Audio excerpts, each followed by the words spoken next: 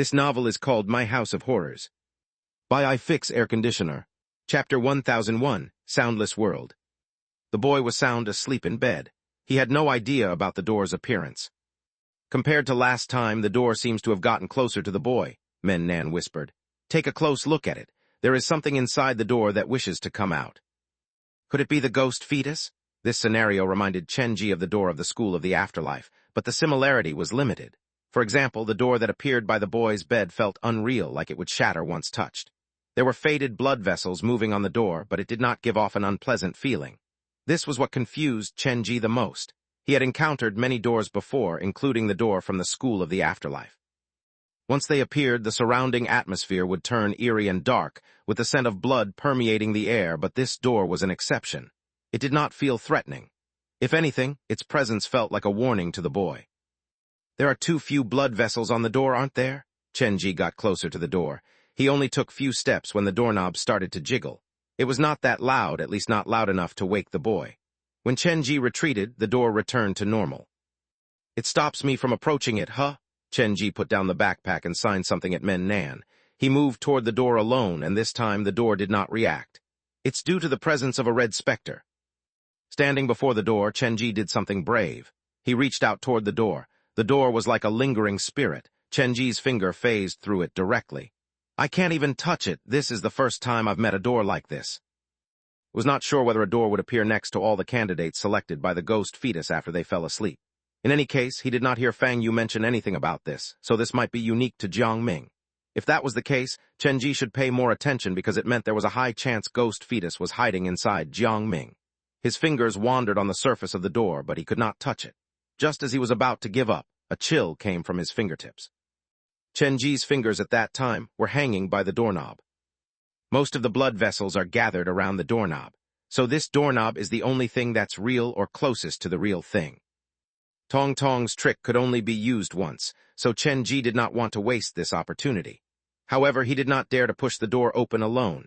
Even though it did not have many blood vessels on it, he was not confident that he could survive behind the door alone. Should I take this risk? The black phone said that I will die if I can't locate the ghost fetus within 9 nights. In other words, this period is when the ghost fetus is the least prepared or weakest. The chance was before his eyes, and Chenji was unwilling to give it up. He slowly retreated. Nan, hand me the bag. You guard outside the door. You're going in there like that? Isn't that a bit too rash? Are you not going to think about it further? The doorknob will vibrate once it senses a red specter, and the rattling will wake up the boy. Once the boy wakes up, the door will disappear, so I only have one chance. Chenji looked at the boy in bed. He's deaf, but he can hear the rattling of the door. The thing that the boy lost is probably behind this door. Taking out the recorder, Chenji hugged it in his chest and then took out the broken ballpoint pen and placed it inside his pocket. After his previous lesson, he had learned not to put everything inside his backpack. After he was ready, Chenji took a deep breath. He stared at the doorknob as he charged toward it. The blood door sensed the presence of a threat, and it started to rattle with agitation. The lashes of the boy in bed flickered. Just as he was about to open his eyes, Chenji broke through the door. Inside the dark bedroom, the boy sat up in bed. He looked around and repeated the word "Daddy" stutteringly into the darkness. What? A horrible stench rushed into his nostrils. Chenji carried his backpack and looked around. This was a very old rental apartment. There were 7 to 8 families living on one floor, and they shared one bathroom and kitchen. The corridor was littered with trash, and dirty water stained the ground. Rotten vegetables floated in the brackish water. What is this place? Chenji looked behind him. He was standing before a rusted metal door. There was a large lock on it, and he could not leave that way. Is this the door that I pushed open? Chenji took out the ballpoint pen. After realizing that he could still communicate with his employees, and he instantly calmed down. The scenario behind the door is made from the door pusher's memories, so this should be where the boy has his deepest memory. Dirty, dilapidated, and old, the place stank. The place that Jiang Ming could not forget was a complete contrast to his current home. Probably because they were staying at a place like this, Jiang Ming's parents agreed for their boy to be adopted. But there is money that goes around, and the boy's father even wrote a letter to threaten for more money. That's disgusting behavior. Jiang Ming's biological parents no longer treated Jiang Ming as their son, but as a tool to earn money. They had no idea what their child was going through. The scenario behind the door is this apartment. What Jiang Ming can never forget should be here somewhere. Chenji carried his bag and moved forward. Not too long later, he saw a wooden sign hanging on the door of the family that took the corner room. The sign read, "If you have an emergency, pull on the rope of the lamp next to this repeatedly." Is this where the boy stayed? If he's deaf, he wouldn't hear the knocking anyway. Chenji pulled on the rope. The lights in the room lit up. He pulled it repeatedly, but no one showed up to open the door. The boy is deaf, but his parents shouldn't be. Chenji looked at the lit room and knocked on the door. His finger touched the door lightly. Chenji did not use much strength, but it echoed so loudly that it even startled Chenji a bit. Why would that happen? Chenji quickly stopped. He started to notice the uniqueness about this place. It was so quiet, there was no sound. Is this what Jiang Ming's world feels like? Those who were born deaf should not have the concept of hearing, but those who lost it later would remember sound. Their mind was not silent. There was just an impenetrable layer that could not be broken between their memory and the real world. It would be a thin layer. In fact, it was probably as thin as the gap between the real world and the ghost world. Still, it was a layer that was strong enough to stop the sound waves from traveling through. After the echoes from the knocking stopped, the scenario changed slightly. The stench grew more intense, and it was laced with the smell of alcohol. Without warning, a man's face suddenly appeared at the stairwell of the second floor. He was like a blob of boneless mud. His arm was joined to the alcohol bottle as if the bottle grew from his flesh. He slid his bulbous body toward Chenji. Chapter 1002, Absurd World Made from Memories. He is a literal representation of as drunk as a pile of mud. Chenji stared at the slowly approaching monster. He pressed on the recorder and called Su Yin's name.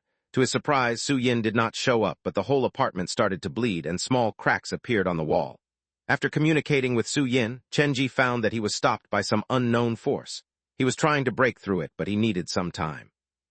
When I entered the door behind the underground morgue, I ran into the same situation, but this place is no match at all for Dr. Gao's underground morgue. Placing the recorder back in his bag, Chenji took out the hammer and stood in the corridor. There is no need to run and hide. The scary-looking hammer grated on the peeling wall. When the monster got close enough, he aimed right at the monster's arm. The bottle that grew out of the arm shattered, the glass shards flew everywhere, and some embedded into the monster's body. Can we communicate? The monster could not feel pain. Even though his arm was broken, he moved faster. After he got close to Chenji, he reached out his other arm to grab Chenji's head, trying to slam into Chenji. Looks like the thing is not sentient. Holding the hammer with both hands, Chenji swung it vertically on the monster's chin. The already malformed head was almost blown off the rest of its body. It was attached to the neck by a thin layer of flesh. The smell of alcohol thickened. After the monster was injured, it became uglier and more aggressive. While Chenji was contemplating how to deal with this monster, he felt a chill coming from behind him. He turned his head slowly. The rental doors on the side had been opened, and several twisted-looking monsters appeared silently behind Chenji. They were very close to him. The original tenants behind the door will not make any sound no matter what happens. They can hear me, but I can't hear them. He thought about it and realized that was exactly what Jiang Ming was experiencing. He was deaf, so no matter what other people said, he could not hear them, but if he made any sound, the people around him would react to him immediately. So, I am taking Jiang Ming's perspective in this world. This was the first time that Chenji had encountered such a strange world behind the door. He felt troubled. The enemies could approach him silently, and they were hard to kill, but if he made the smallest sound, the enemies could hear him. I'll deal with this one before me first.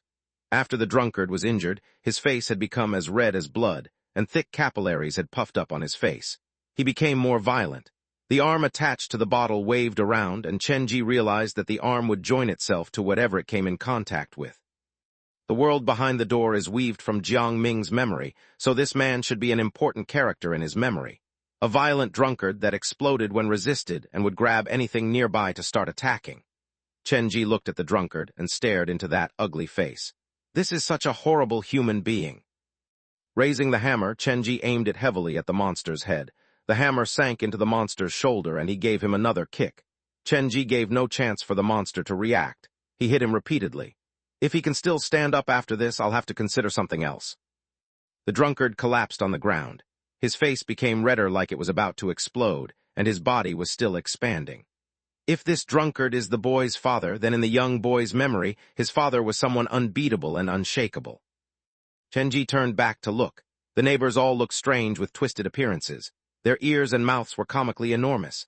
Depending on the boy's memory of them, each of them had a special trait that separated them apart from the rest. One reeked of cheap perfume, while another had short limbs and a round belly. These neighbors were distinct from each other, but their reaction when they saw Chen-ji fight with the drunkard was surprisingly similar. They stood at their doors, peeling their ears to listen and whispering to each other. They would only turn Chen-ji's way when Chen-ji made some noise. If Chen-ji kept quiet, they appeared too lazy to give him any attention. I wonder if these neighbors can be killed. Being stared at by the group of monsters, Chen-ji felt pressure.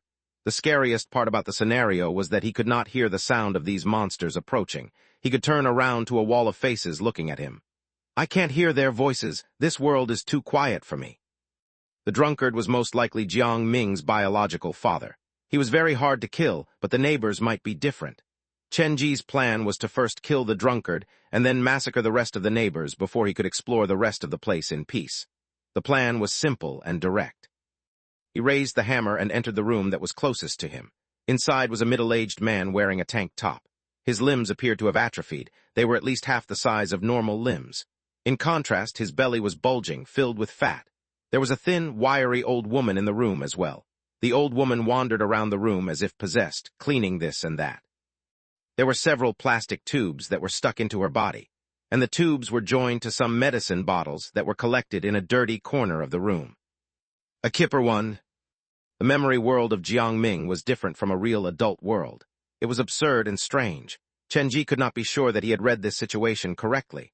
The neighbors were monsters born out of his twisted memory, so Chen-ji did not need to hold back. The hammer slammed heavily. The injured middle-aged man crawled into the room. He grabbed the plastic tubes that were originally placed in the medicine bottles and started to suck. The old woman who bustled in the room shrank before Chen-ji's eyes. After a while, the man stood up again. He waved his short limbs as if taunting Chen-ji. These things can't be killed, or at least, the hammer is not strong enough to kill them. The drunkard had almost fully recovered, and he was becoming more aggressive than before. Chen-ji hammered the man several more times before he leaped over the drunkard and headed to the second floor. After learning from his previous lesson, this time he moved quietly and did not make any noise. I'll hide for now. Chen-ji entered the toilet on the second floor. He sneaked into it and contacted Su-yin through the recorder. After communicating, Chen-ji found out that this world behind the door was very unstable. It required the power of 5 red specters to tear down the boy's memory, and then he would be able to escape. However, Chen-ji would not do that unless necessary because the ruination of the memory might cause irreparable damage to the boy. One kipper is an acronym for Kids in Parents' Pockets, Eroding Retirement Savings. Chapter 1003, I Can Hear Your Voice. Chen-ji calmed down after knowing how to escape. The door is slowly approaching the boy. When a red specter appears, it will make some noise to remind the boy. No matter how you look at it, the door has no malicious intent toward the boy. Scratching his chin, Chen-ji thought, something inside the door wishes to come out, but I didn't see such a creature when I am inside here. Has they gone into hiding? The thing inside the door didn't want to harm Jiang Ming, so it wouldn't be the monsters radiating evil. Perhaps this is the place Jiang Ming lost his hearing. Chen-ji remembered the mission message on the black phone. The ghost fetus mission is a life and death game of hide and seek. Am I supposed to enter the door to find the thing the ghost fetus has hidden? This could be my first direct challenge toward the ghost fetus. That seemed possible. He took out the black phone and wanted to check the mission details again when footsteps came from the second-floor corridor. They were very light footsteps. It sounded like a child walking on their tiptoes. If not for ghost ear, Chen-ji would not have heard it. Someone is passing by? This thought entered Chen-ji's mind and he widened his eyes. Impossible. The monsters formed from memory will not make any sound. I experimented with that earlier. Since he was deaf, Jiang Ming could not hear the world, but he could hear the sound in his own heart. The world behind the door was made from his memories. The only person who could make any noise there, other than outsiders like Chen-ji, was Jiang Ming himself. After Chen-ji opened the cubicle door, he found that there was no one in the toilet. He carried the hammer and the backpack as he left the toilet. He saw a group of children standing in the corridor. The children wore clothes that were much cleaner than the neighbors. They were holding some toys as if in the middle of some interesting game. Is Jiang Ming among them? Chen-ji slowly approached them with the hammer. Before he arrived, the children noticed Chen-ji. The children looked friendly and their clothes were pretty and clean, but their appearance was something else. They had exceptionally large eyes, and their mouths grew wide like they were all trying to mimic the Joker. The leading boy pointed at Chen Ji and then pulled on his ears. The surrounding children started to laugh. From Chen Ji's perspective, he could not hear any sound, and he could not hear the children's laughter, but he could see their ugly expressions. These kids are making fun of me. His eyes narrowed, Chen Ji observed closely. Through the children's moving lips, he got the gist of what they were saying. They were mocking Chen Ji for his stupidity because he was different from them. They said that his deafness was infectious and that those who played with him would become deaf. Looks like Jiang Ming is not among them. A deaf person would not laugh along to these jokes. Chen Ji raised the hammer, but he did not attack the children. It's meaningless to injure these kids. After I leave this world, I will go back to the real life to teach a lesson and have them come to apologize to Jiang Ming. The neighbors were impossible to communicate with, and Chen Ji believed that it was because Jiang Ming was just a child and did not have that much interaction with adults. However, it would be different with people his age. Jiang Ming clearly remembered the mocking and jabs these kids made at him. They seemed to have played together often, so Chen Ji believed that he could find clues on Jiang Ming from these kids. He squatted down and tried to gesture with his hands, attempting to communicate with the kids without making any noise. Chen Ji did not wish to make things so complicated, but if he made any noise, the drunkard would chase after him. Chen Ji did not want to deal with him, so he had to do this. Even after gesturing for a long time, the kids did not give Chen Ji any information. It was as if all they could do was humiliate and mock, gaining their reason for existing from that. Just as Chen Ji prepared to give up, one of the children suggested a game, and Chen Ji volunteered to join. The leading boy was kind enough to gesture at Chen Ji, saying that they wanted to play hide and seek. They would use rock, paper, scissors to decide who the seeker would be. All the children played paper, and only Chen Ji played rock. The children had obviously discussed this beforehand. They wanted to make fun of Chen Ji. They split up and started to hide, leaving Chen Ji alone in the corridor. "These rascals, after I catch you, I will." Chen Ji could not stop himself from grumbling, but he quickly caught himself. He looked around, and thankfully no monster appeared. "I've gotten used to talking. It's so hard to get used to when I need to suddenly keep quiet." Carrying his backpack, Chen Ji was about to move forward when he heard some movement. It sounded like someone had accidentally knocked into a chair. The sound came from the direction where Chen Ji had heard the footsteps earlier. "Jiang Ming." Chen Ji slowly walked down the corridor. He realized that one of the rooms was not locked. Pushing the door lightly open, there was a lot of Shui horsetail embroidery that was unique to Jiujiang in the room. Horsetail embroidery was a culture heritage going obsolete, so Chen Ji did not expect to run into so much of it there. Many colorful fabrics, knitting needles of varying lengths, and colorful threads were left on the table. The whole apartment building had a dim color palette, but this room was sunny and bright. The bamboo chair is not by the table. Someone probably knocked into it earlier. Chen Ji closed the door and looked around. The room was not big. There should be a senior living there because there was a pair of reading glasses among the knitting stuff and a walking stick leaning against the bed. The table was placed in the middle of the room, and there were 2 bamboo chairs around it, so there should be 2 people working there. The bedside table had an old man's black and white picture. Underneath the frame was a eulogy. The tenant should be an old lady. This is her living space and her working space. Chen Ji took a stroll around the room, but he did not see the tenant. This room is bright and colorful, completely different from the other rooms. This place should be special to Jiang Ming. He feels warmth here.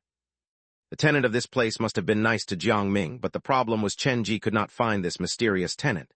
Chen Ji did not want to give up like that. When he conducted a second search, he heard some noise coming from the bedroom closet. Silently getting close to it, Chen Ji yanked the door open. A faded scent of mildew drifted into his nose. Chen Ji saw a boy about 4 or 5 hiding inside the closet. The boy was curled up in the corner. He was different from the others behind the door. The proportions of his face and body were normal. "Jiang Ming?" Chen Ji asked softly. Hearing Chen Ji's voice, the boy's face took on an impossible expression. In this soundless world, someone had called his name. After a temporary pause, Jiang Ming recovered and he nodded heavily. The boy was not born deaf. In his memory, there is the impression of sound, so what happened to him? Chen Ji knelt down beside the closet and started to study the young boy before him. Chapter 1004, Boy Looking for Snail. Clothes and shoes that were 1 size bigger than he needed, a dirtied face, and clear eyes that were filled with shock. The child hid behind the old lady's clothes, showing only half of his face. "You can hear my voice." Chen Ji put down the backpack and reached out lightly toward the boy. "Do not be afraid, I will not hurt you." The boy who hid at the back of the closet behind the clothes looked at Chen Ji cautiously. He stared at Chen Ji's hand like it was a foreign object and hesitated for a long time before giving him his hand. The chilling small hand slipped into Chen Ji's palm. The warmth that he had not felt for a long time caused the boy's eyes to slowly widen. "Have you been here for a long time?" Chen Ji pointed at his feet.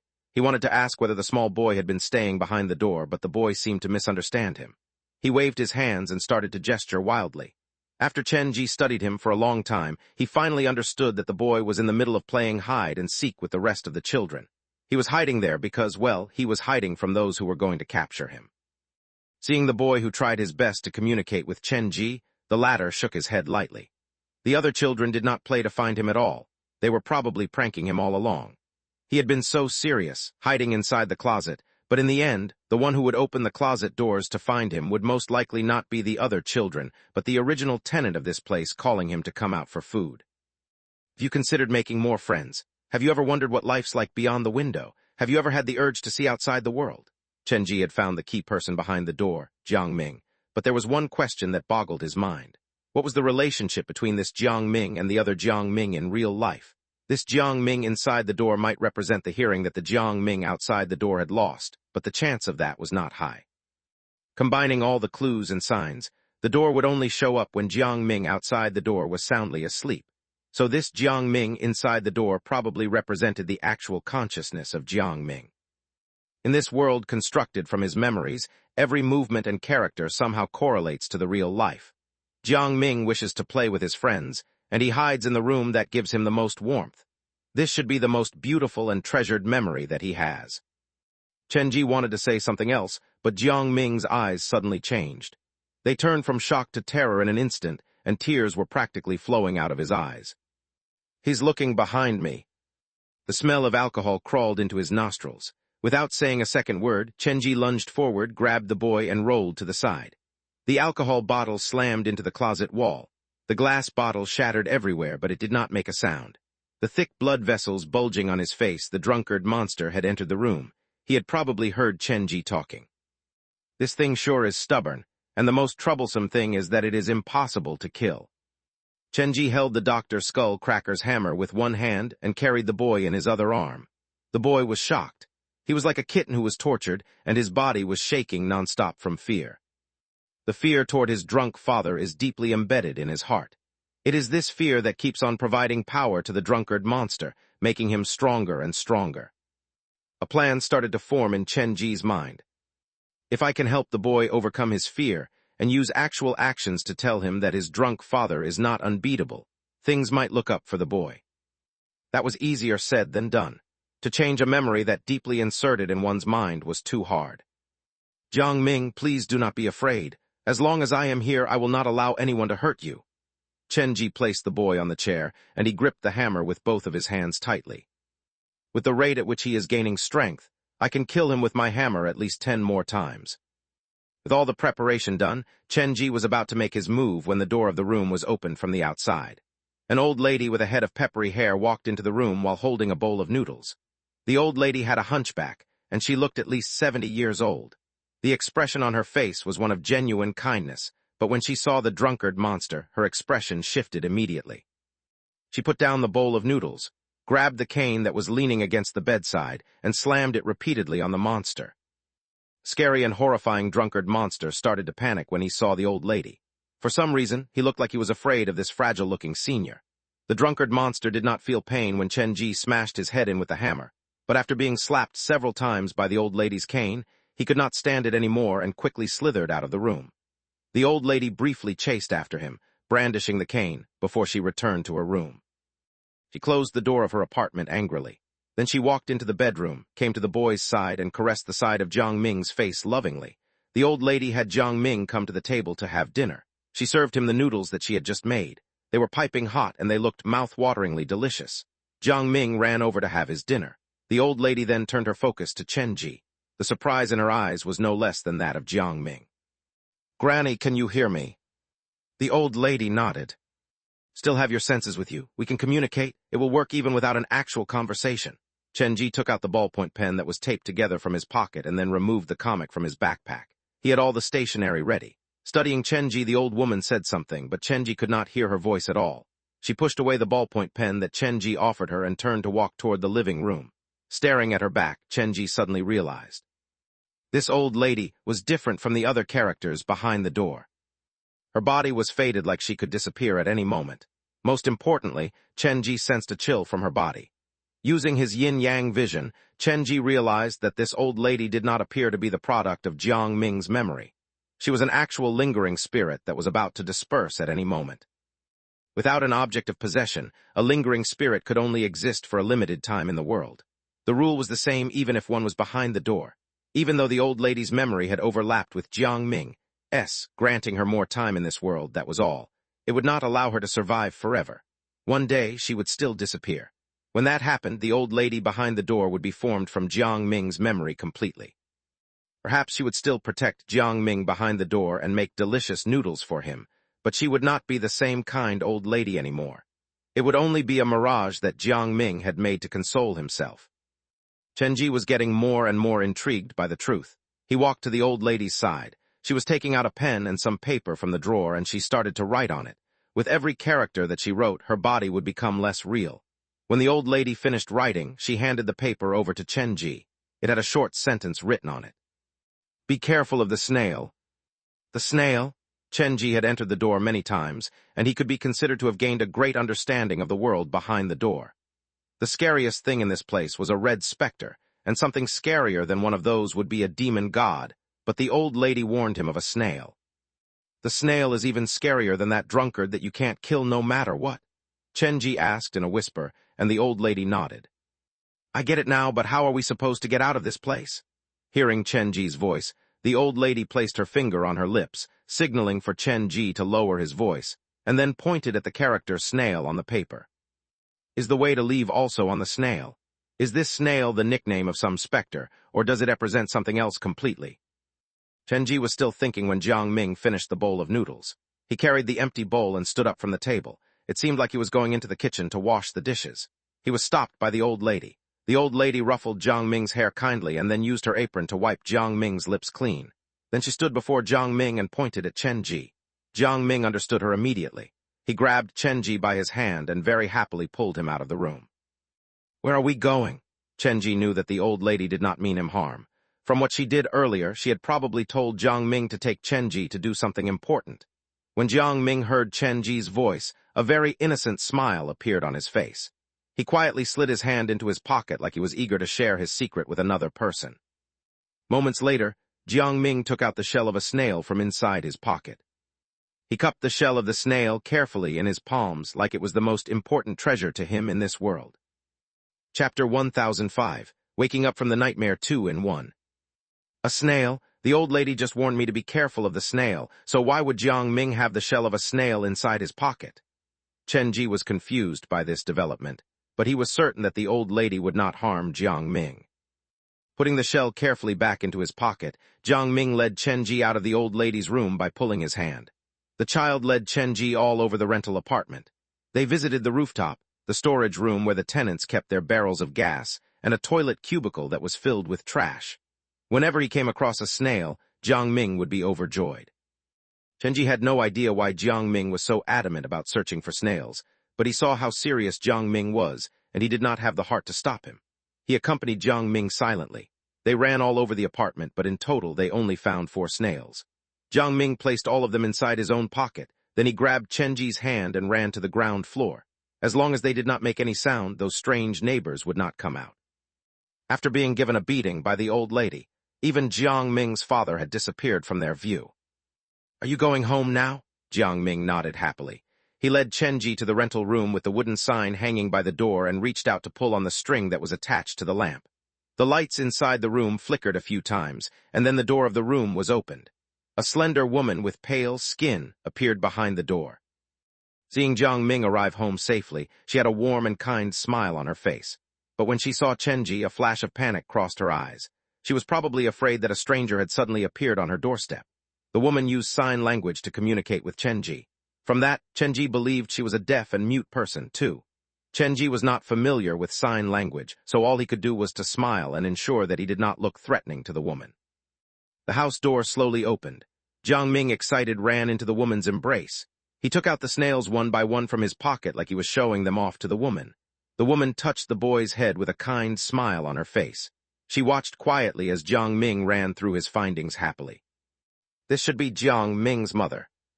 After entering the room, Chenji closed the door.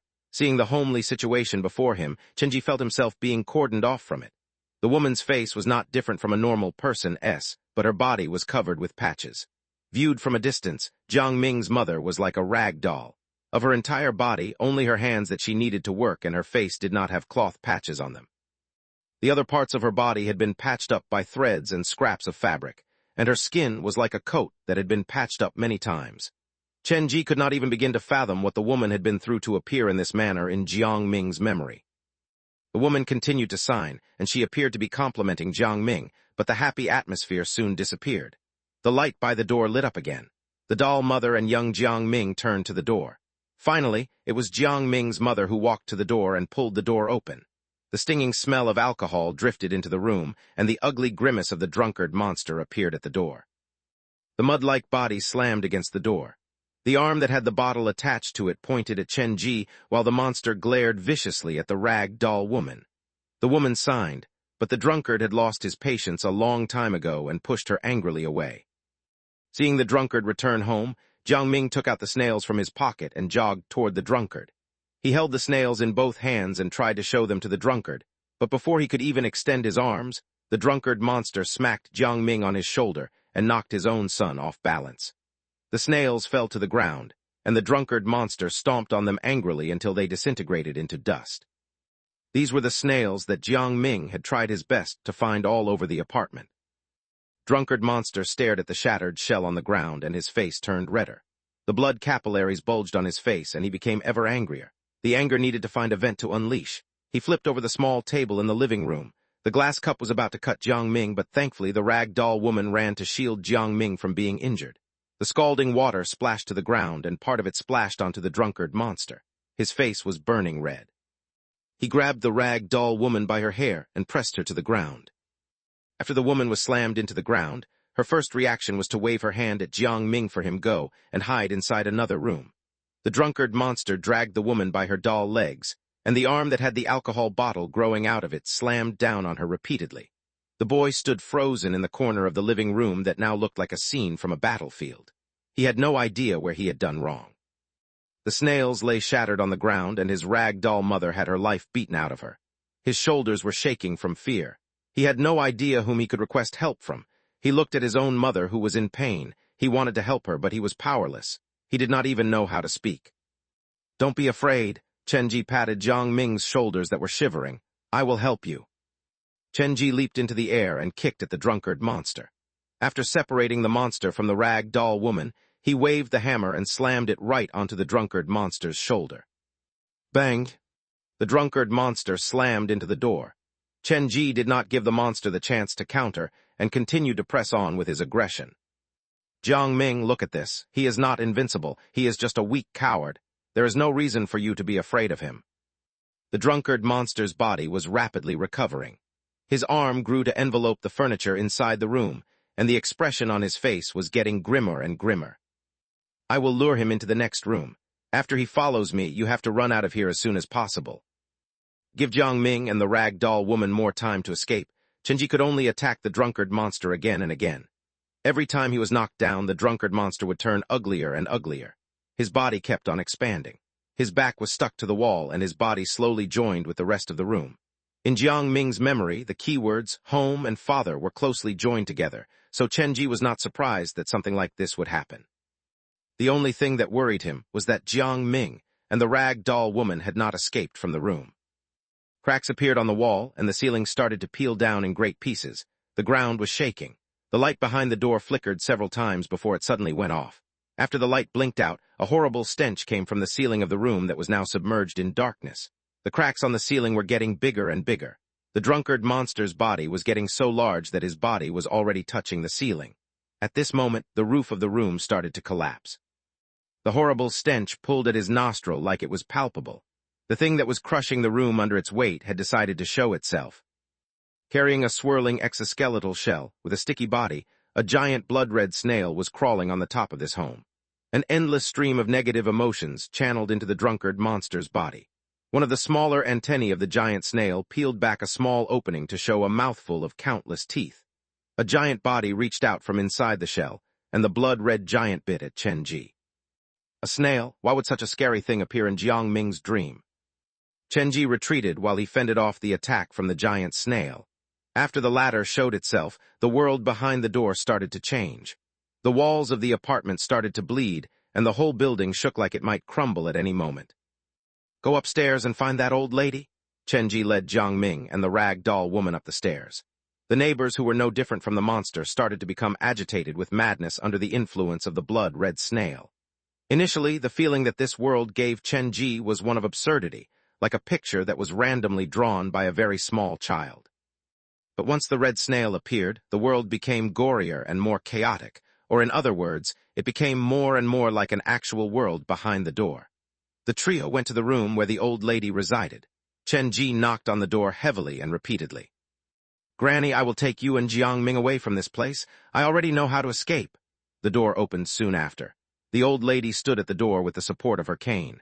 She saw the crazed neighbors and the blood-red snail that was crawling this way.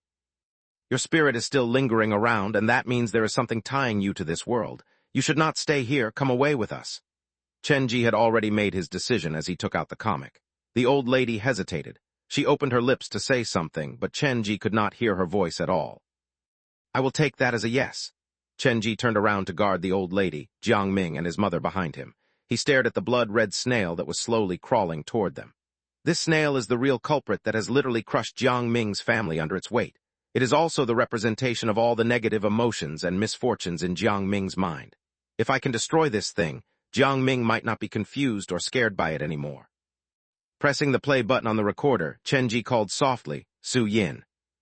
Blood-red trails started to expand with Chen Ji as the center. The blood-red snail sensed the presence of a threat. All the crazed neighbors started to run to gather around it. 5 red specters are enough to destroy this incomplete scenario, so the additional red specters can be used to help maintain the basic structure of this scenario. Flipping through the comic, more and more blood trails appeared on the walls, ground, and ceiling around Chen Ji. They carried incredibly high hostility, and they spread to cover the entire scenario in record time. The blood-red snail had stopped moving. It sensed a threat that it had not faced ever before, but Chen Ji's hand that was still flipping through the comic did not stop. More and more blood vessels appeared. They seemed to pull a curtain over the world behind Jiang Ming's door. Finally, at a tipping point, the threshold was broken through, and the heavy scent of blood rushed forward like a wave of the blood ocean. One red figure after another appeared beside Chen Ji. Their clothes were as red as blood. Without Chen Ji saying anything, the red specters were like sharks that sensed blood in the water. They jumped at the blood-red snail. Being cornered by several red specters, the snail's hardy shell was broken, and then Chen Ji was given a view of something ghastly. At the deepest part of the snail flesh, there was a baby face whose eyes were closed. The face was similar to the face that he had seen inside the Shadow's body in Liwan City. It was how the ghost fetus looked when he was an infant. The ghost fetus? The baby's eyes slowly opened, and pure evil was dancing in his eyes. A shrill laugh echoed throughout the world. The flesh of the giant red snail imploded. The baby's face dissolved into a puddle of dirty blood, and what remained of the giant snail was a wooden toy. Looks like the ghost fetus is not hiding inside Jiang Ming. Even though he had not found the ghost fetus, at least he had managed to decrease one possibility. Chen Ji walked to the carcass of the blood-red snail and picked up the toy off the ground. He had impression of this toy. It was a gift that had been given to him by his father when he was young, but one day it had suddenly disappeared. Was it stolen by the Shadow? After the snail exploded, the world behind Jiang Ming's door started to vibrate violently. The strange-looking neighbors started to disappear one after another, and the basis of this world was shaken to its core. Chen Ji had the other red specters temporarily stabilize this unraveling world while he walked to the old lady and Jiang Ming. It is time to say goodbye to this pain. I will take you away from here.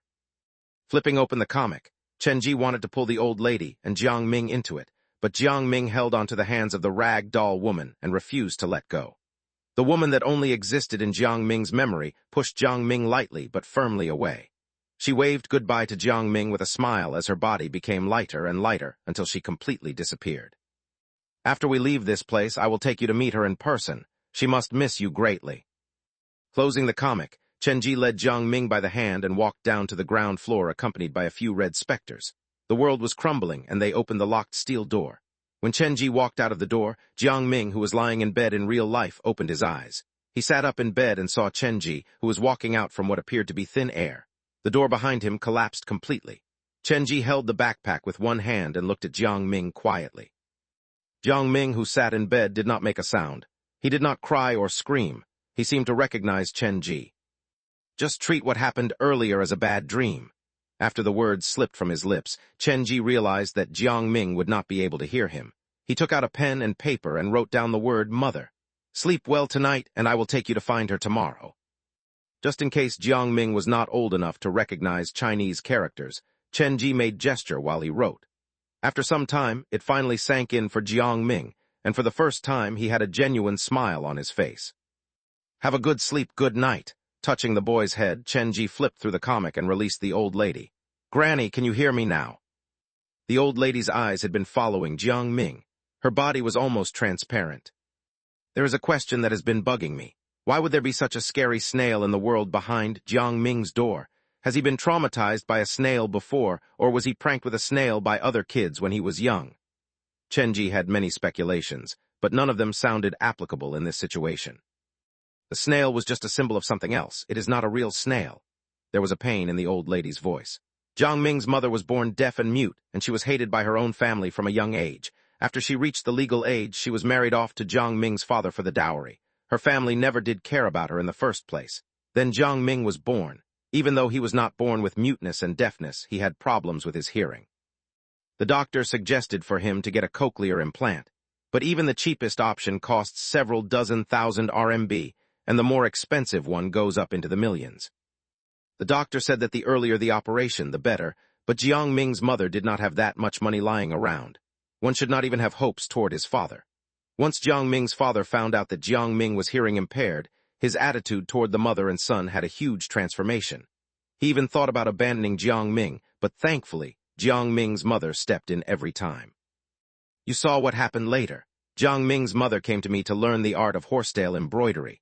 She wanted to collect money to do the cochlear operation for her son. However, the boy's father liked to drink and gamble. He would come back home and steal his wife's hard-earned money, and eventually he openly asked the money from her. If she refused, he would beat her up until she surrendered. Jiang Ming grew up in this kind of environment. Perhaps he was too young to understand what a cochlear implant was, but he knew from his mother and the doctor that the implant looked like a snail, and he probably made the connection in his mind that the snails would represent a hope to gain hearing in his world.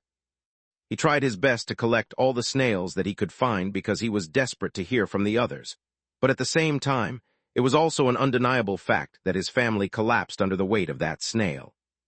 After hearing the old lady's story, Chen-ji finally understood the world in the boy's eyes. There was the cruel truth hidden behind the absurdity. Granny, do you know where the boy's parents currently live? What do you plan to do? I plan to teach the boy's father how to be a man, and I wish to help the boy's mother. Chen-ji took out the wallet from his pocket. If the situation allows it, I also wish to help Jiang Ming gain the ability to hear. You wish to sponsor this boy's surgery? What's wrong with that? I might not dress the part, but I am actually an entrepreneur. Chen-ji then opened the backpack and slid the hammer inside it. Chapter 1006, Someone has been to my house. There is no need to prove yourself. A cochlear implant surgery will cost quite a lot for anyone. The old lady smiled genially. She did not seem to believe Chen-ji. From his appearance, Chen-ji definitely did not look like an entrepreneur. An old backpack, normal clothes, and clothes that came from the night market at that. The most valuable thing that he had on him was probably the Dr. Skull Cracker's hammer that had the blood-red groove. Don't worry, Chen-ji flipped through the comic. Granny, why don't you come with me for now? If you wish to see Jiang Ming in the future, I will bring you to come see him. Even though the boy still has the hearing impairment, he seems to be able to hear the voices from the other world. I cannot guarantee that he will retain that ability after the surgery, so before that, I'd prefer if you come to accompany him more often. Okay, thank you, young man. The old lady entered the comic. At the same time, the black phone in Chen-ji's pocket vibrated. Chen-ji took out the phone, and there were 2 unread messages. You have completed 1/9 of the 4-star trial mission, Ghost Fetus. The Ghost Fetus hearing is seriously impaired. Red specters favored, you do not have much time left. Congratulations, red specters, favored for collecting the blessings of 100 different specters and spirits. You gain the special title, Votive Master. Votive Master, real salvation is not victory after a massacre, but being able to offer peace in the heart and the energy of life within the torrents of despair. When one has this title, completing a specter's or spirit's wishes will tremendously increase their affection toward you.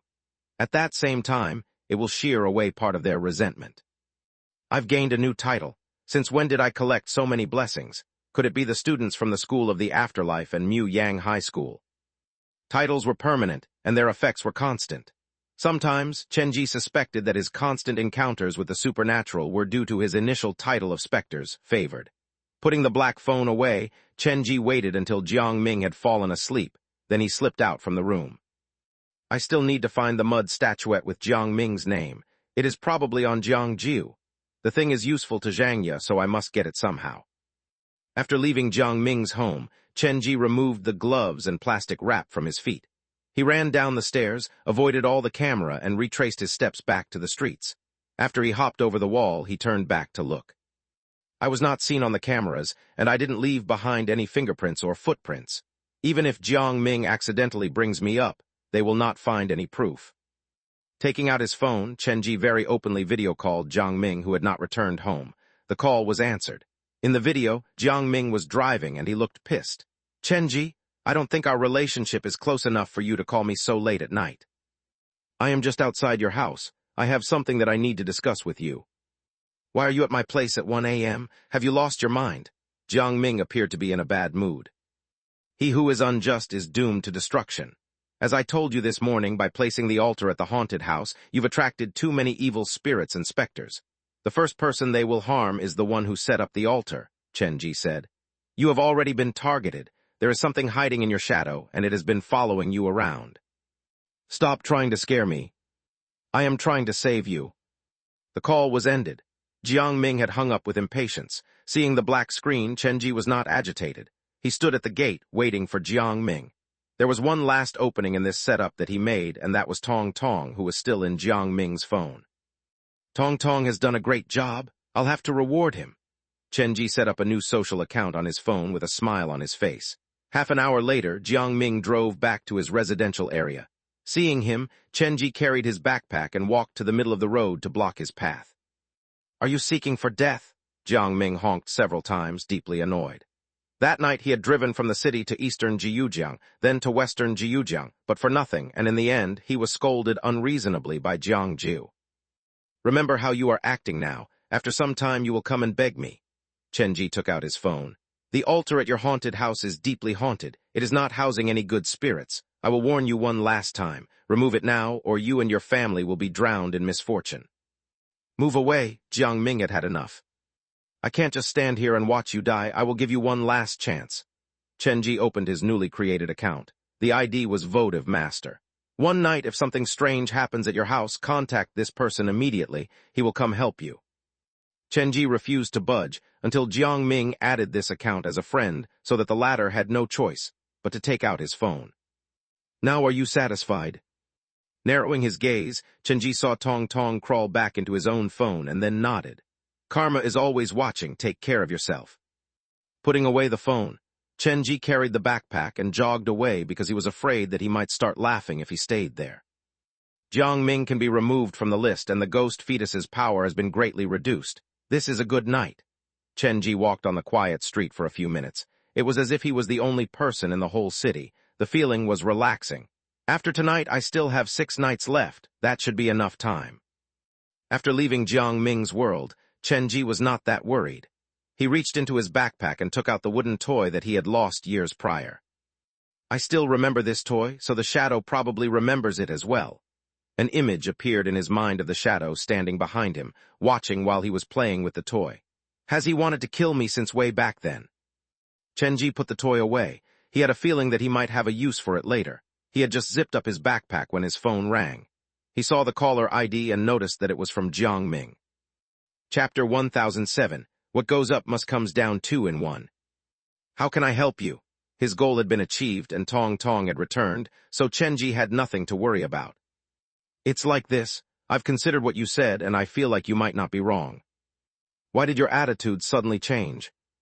When I reached home and saw my son, he was reacting very strangely. He gestured for a long time before I understood him. Jiang Ming lowered his voice. Someone has been to my home. See, I told you, check under your bed, in the closet, and in the bathroom. Perhaps the person hasn't left. Chen Ji sounded serious, but his lips were curled upward. I have already taken a quick look around. There's no one in the house and nothing is missing. Jiang Ming disliked talking to Chen Ji, but he had no other choice now but to ask for his opinion. It is not a good sign that you have nothing missing, because that can only mean that the person came looking to claim a life. Chen Ji paused for a while like he was seriously considering this. Life, Jiang Ming seemed to remember something. He sank into silence and did not speak. Sometimes children can see things that we adults are not able to. That is all I will say on that topic. If you really run into any difficulty that you cannot solve, I suggest you go and contact that votive master. Be nice and ask him for help. He might be able to point you in the right direction. Chen Ji hung up the call. He hailed a cab and returned to New Century Park. Entering the underground scenario, Chen Ji summoned the group of doctors.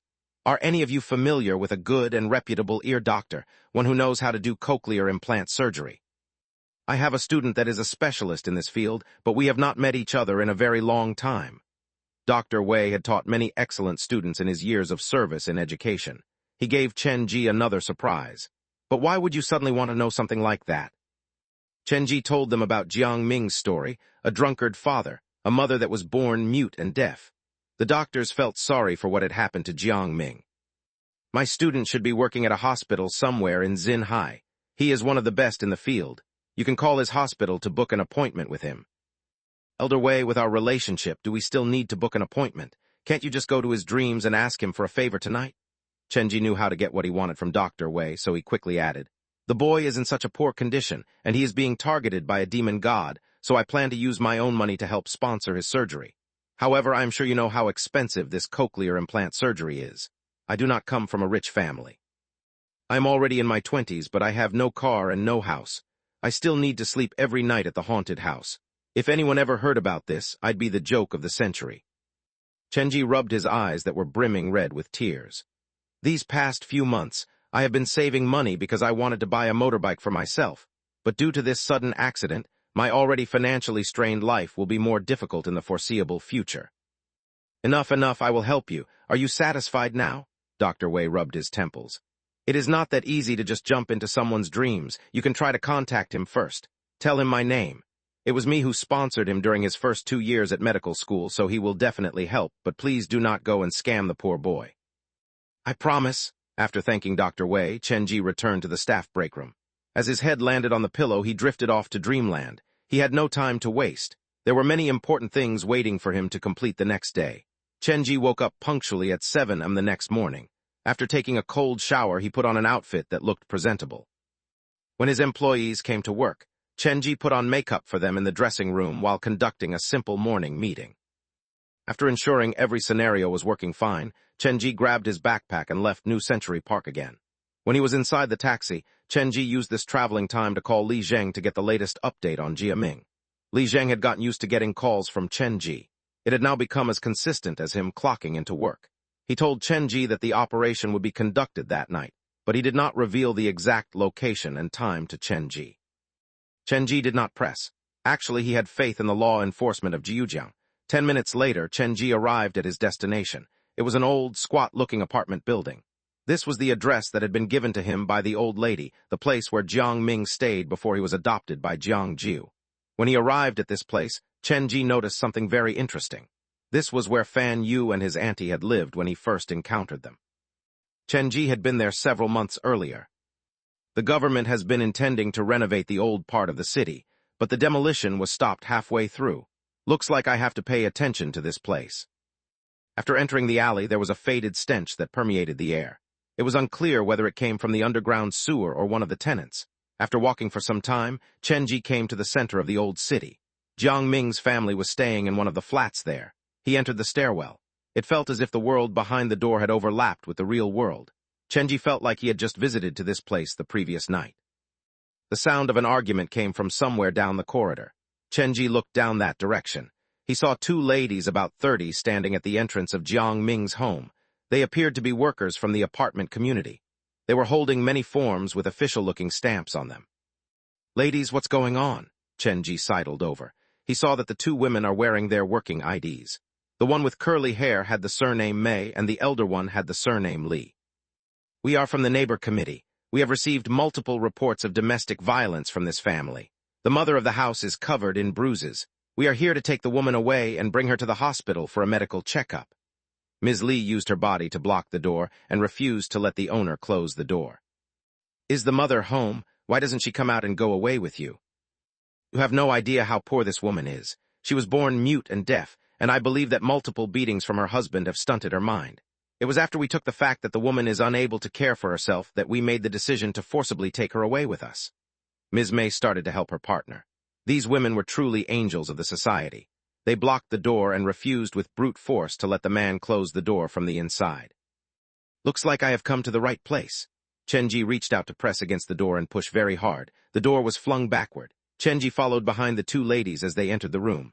The smell of alcohol hung in the air, empty bottles littered the room, and there were glass shards that needed to be cleaned up sitting on the ground. The tables and chairs were toppled over. The cushions of the couch were left on the ground. Something awful had just happened here earlier.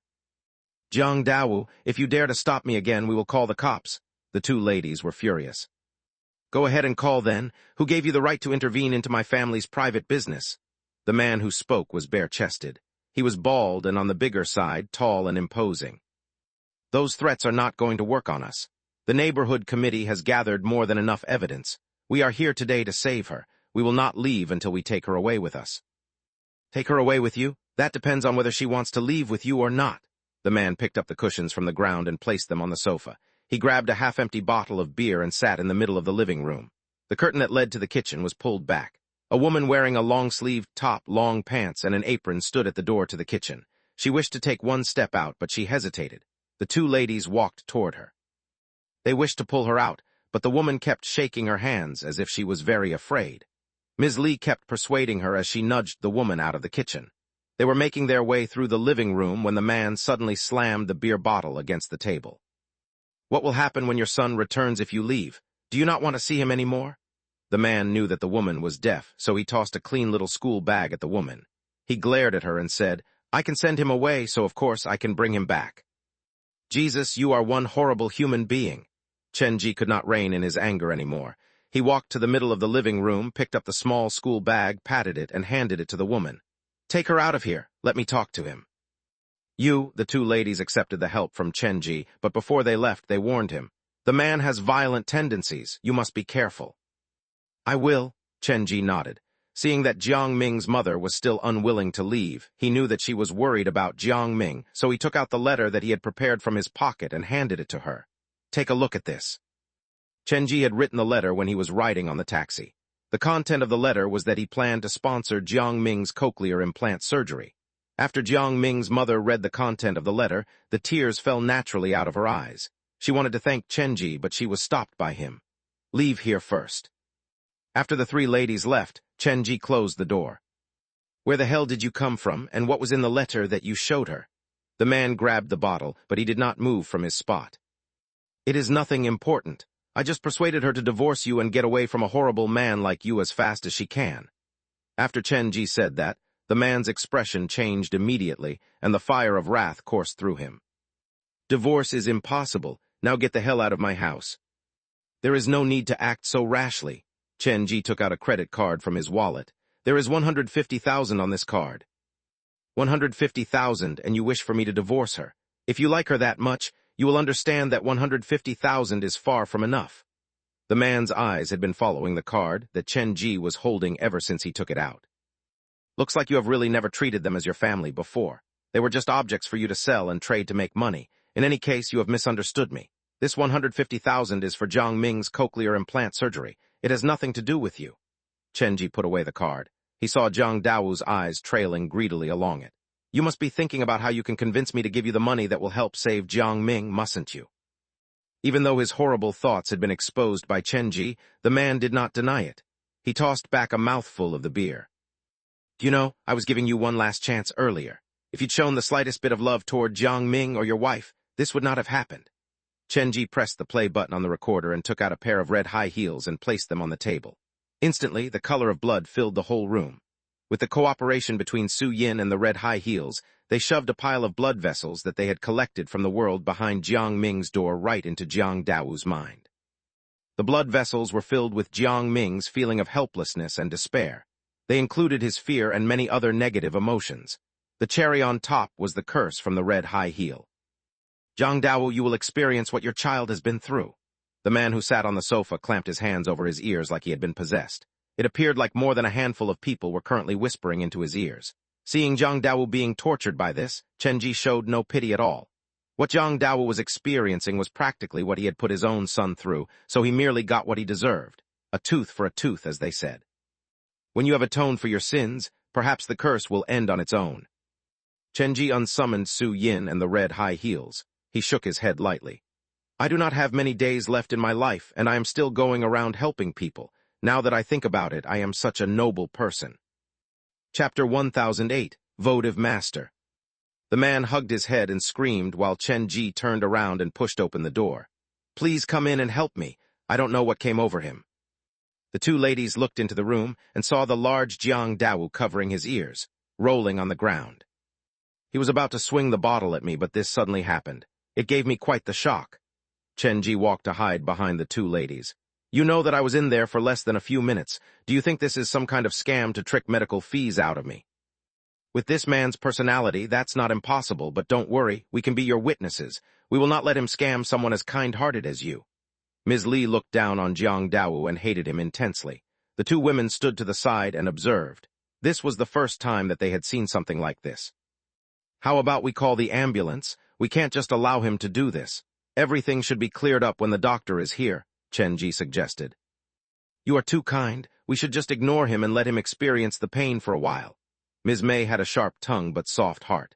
After a while, she still called the emergency number. The ambulance carried Jiang Dao away. Jiang Ming's mother sidled up to Chen Ji with the letter. She kept gesturing something like she was trying to say something. Don't worry. Chen Ji knew that the woman would not hear him even if he spoke, so he asked for help from the ladies next to him. Ms. Li, actually, I knew about this family's situation before I came. Can we find a private place to talk? Sure. The two ladies led Chen Ji and Jiang Ming's mother back to the neighborhood watch's headquarters. They found some stationery and placed them on the table. Please calm down. I will help you refresh your memory first. Chen Ji picked up the pencil from the table and started to write. That was the only way the two could communicate with each other. I know you are familiar with the art of horsetail embroidery. You can survive independently with this art. In fact, you used to make money using this skill. Do you still remember who taught you this skill? Seeing the words on the paper, Jiang Ming's mother was shocked. She held the pencil, but she did not know what to write. You should remember the old lady living on the second floor above your flat. I am her relative. Before the old lady passed away, she worried about Jiang Ming the most. She had a soft place in her heart for that little guy. What Chen Ji wrote was the truth. Now that the old lady was inside his comic, she would live in his haunted house in the future, and thus, she was naturally his family. The mention of the old lady caused the mother's emotions to get more agitated again. This was the second time that she teared up after meeting Chen Ji. The time of misfortune has passed. After this, you will enjoy a happy life with Jiang Ming. Chen Ji turned to the two ladies. The earlier the cochlear implant surgery is done, the better. I have prepared 150,000 and I will find the doctor as soon as possible. But I will be a bit busy the next few days and I might need help from the neighborhood committee. Just say the word and we are ready to help. The neighbor and the women's committee know about her family's situation. We will help as much as we can. Understood. At the end of the day, we only want the best for them. Chen Ji had no idea how much money was on his card. He had not taken account of his haunted house's income from the past few months, but it would not be less than 200,000. After a few days, the mission for the ghost fetus would be over. If everything was successful, he would earn more money, but if there was a problem, it would not matter how much money sat in his card. Chen Ji was not a stingy person, but he wished to spend money on the right thing. Wait a moment. Chen Ji took out his phone and called the number for a hospital in Xinhai. After explaining the situation, he made an online appointment with the doctor recommended by Dr. Wei. The doctor's name was Fang Zhiming. After getting Dr. Fang's number, Chen Ji sat in the neighborhood's committee's headquarters and made the call several times, but no one answered. Just as he was about to give up, the call was finally pulled through. Is this Dr. Fang? The other side of the phone was unusually quiet. He could not hear any sound. After a long time, a middle-aged man's voice finally replied. I am sorry, but I am temporarily not available for any appointments. It's Wei Jiukin who told me to find you. Chen Ji dropped Dr. Wei's name immediately. Who? When you were studying at Jiujiang Medical University. I'm asking who you are. My teacher passed many years ago. I was there to give him the send-off. You'd better not joke about something like this. Dr. Fang was angered, but from this, it showed that he still had a great deal of respect for Wei Jiukin. Actually, Dr. Wei was my relative. He admired you a lot and often mentioned you to me. Chen Ji said something that only Dr. Wei and Fang Zhaiming would know, and only then did the latter start to believe Chen Ji. I think I get what is going on already, but for now, I am unable to help the boy do the operation. Fang Zhaiming sounded increasingly tired. Lately, I have been spacing out at work, and some time ago there was a medical incident. Currently, I am in no position to conduct surgery. I still need some time to recuperate. What happened to you? Chen Ji could hear the lethargy in Fang Zhaiming's voice like it drained him even to speak. Actually, it was nothing serious. Previously, the hospital was renovating an old sector. I found a letter in the old storeroom. I opened it out of curiosity, and the letter told to go to some abandoned hospital in the middle of the night. If I refused, I would have hell to pay. Never mind, why am I telling you this? It's fine. Perhaps I can give you a good suggestion. Even if I can't help you, it is better to share this with others than to have it cooped up inside you. Chen Ji's interest was piqued. The letter was probably some prank from a patient. I did not think too much of it, but later I kept having this recurring nightmare. I dreamed about this smiling person. Fang Zhaiming sighed. The man stood under my building every night at the same position, staring at my window. A smiling person. Instantly the term non-smiler appeared in Chen Ji's mind. Initially, I thought it was because of work pressure getting to me. But one night, I woke up in the middle of the night and saw the curtain fluttering. I climbed out of bed, attempting to close the window, and when I was by the window, I saw that there was this man with his giant grin standing under my building, just like the scenario from my dream. Are you being followed by some strange admirer? I have no clue, but that man only appeared once and never showed up after that. But my work and life have both been seriously affected. My mind keeps wandering to this issue. Fang Zhaiming was in a bad spot. You are my beloved teacher's relative, but in my condition I really cannot help you. However, I can recommend other good doctors to you. Bring the boy over as soon as you can. The earlier the cochlear implant surgery is done, the better. Dr. Fang, I will bring the boy over as soon as I can, but other than that, I have run into the situation that you mentioned earlier. Chen Ji lowered his voice. Certain things cannot be explained so openly. Trust me this time. I will recommend a contact of mine. He is a good friend of Dr. Wei's. If you feel like you have reached your breaking point, you need to contact him. My teacher's friend. When you communicate with him, you have to remember one thing. Do not hide anything from him. Only by telling him everything you know will he be able to help you. Chen Ji sent the man his other social account. I do not know that man's real name, but Dr. Wei called him the votive master. Chapter 1009, Wu Jinpeng. If it was Chen Ji who asked for more details, Fang Zhaiming might clam up due to certain reasons, but if the person was Dr. Wei's friend, the situation might be different. Fang Zhaiming had true respect for Dr. Wei. When he was truly cornered, he would choose to believe in Dr. Wei's friend.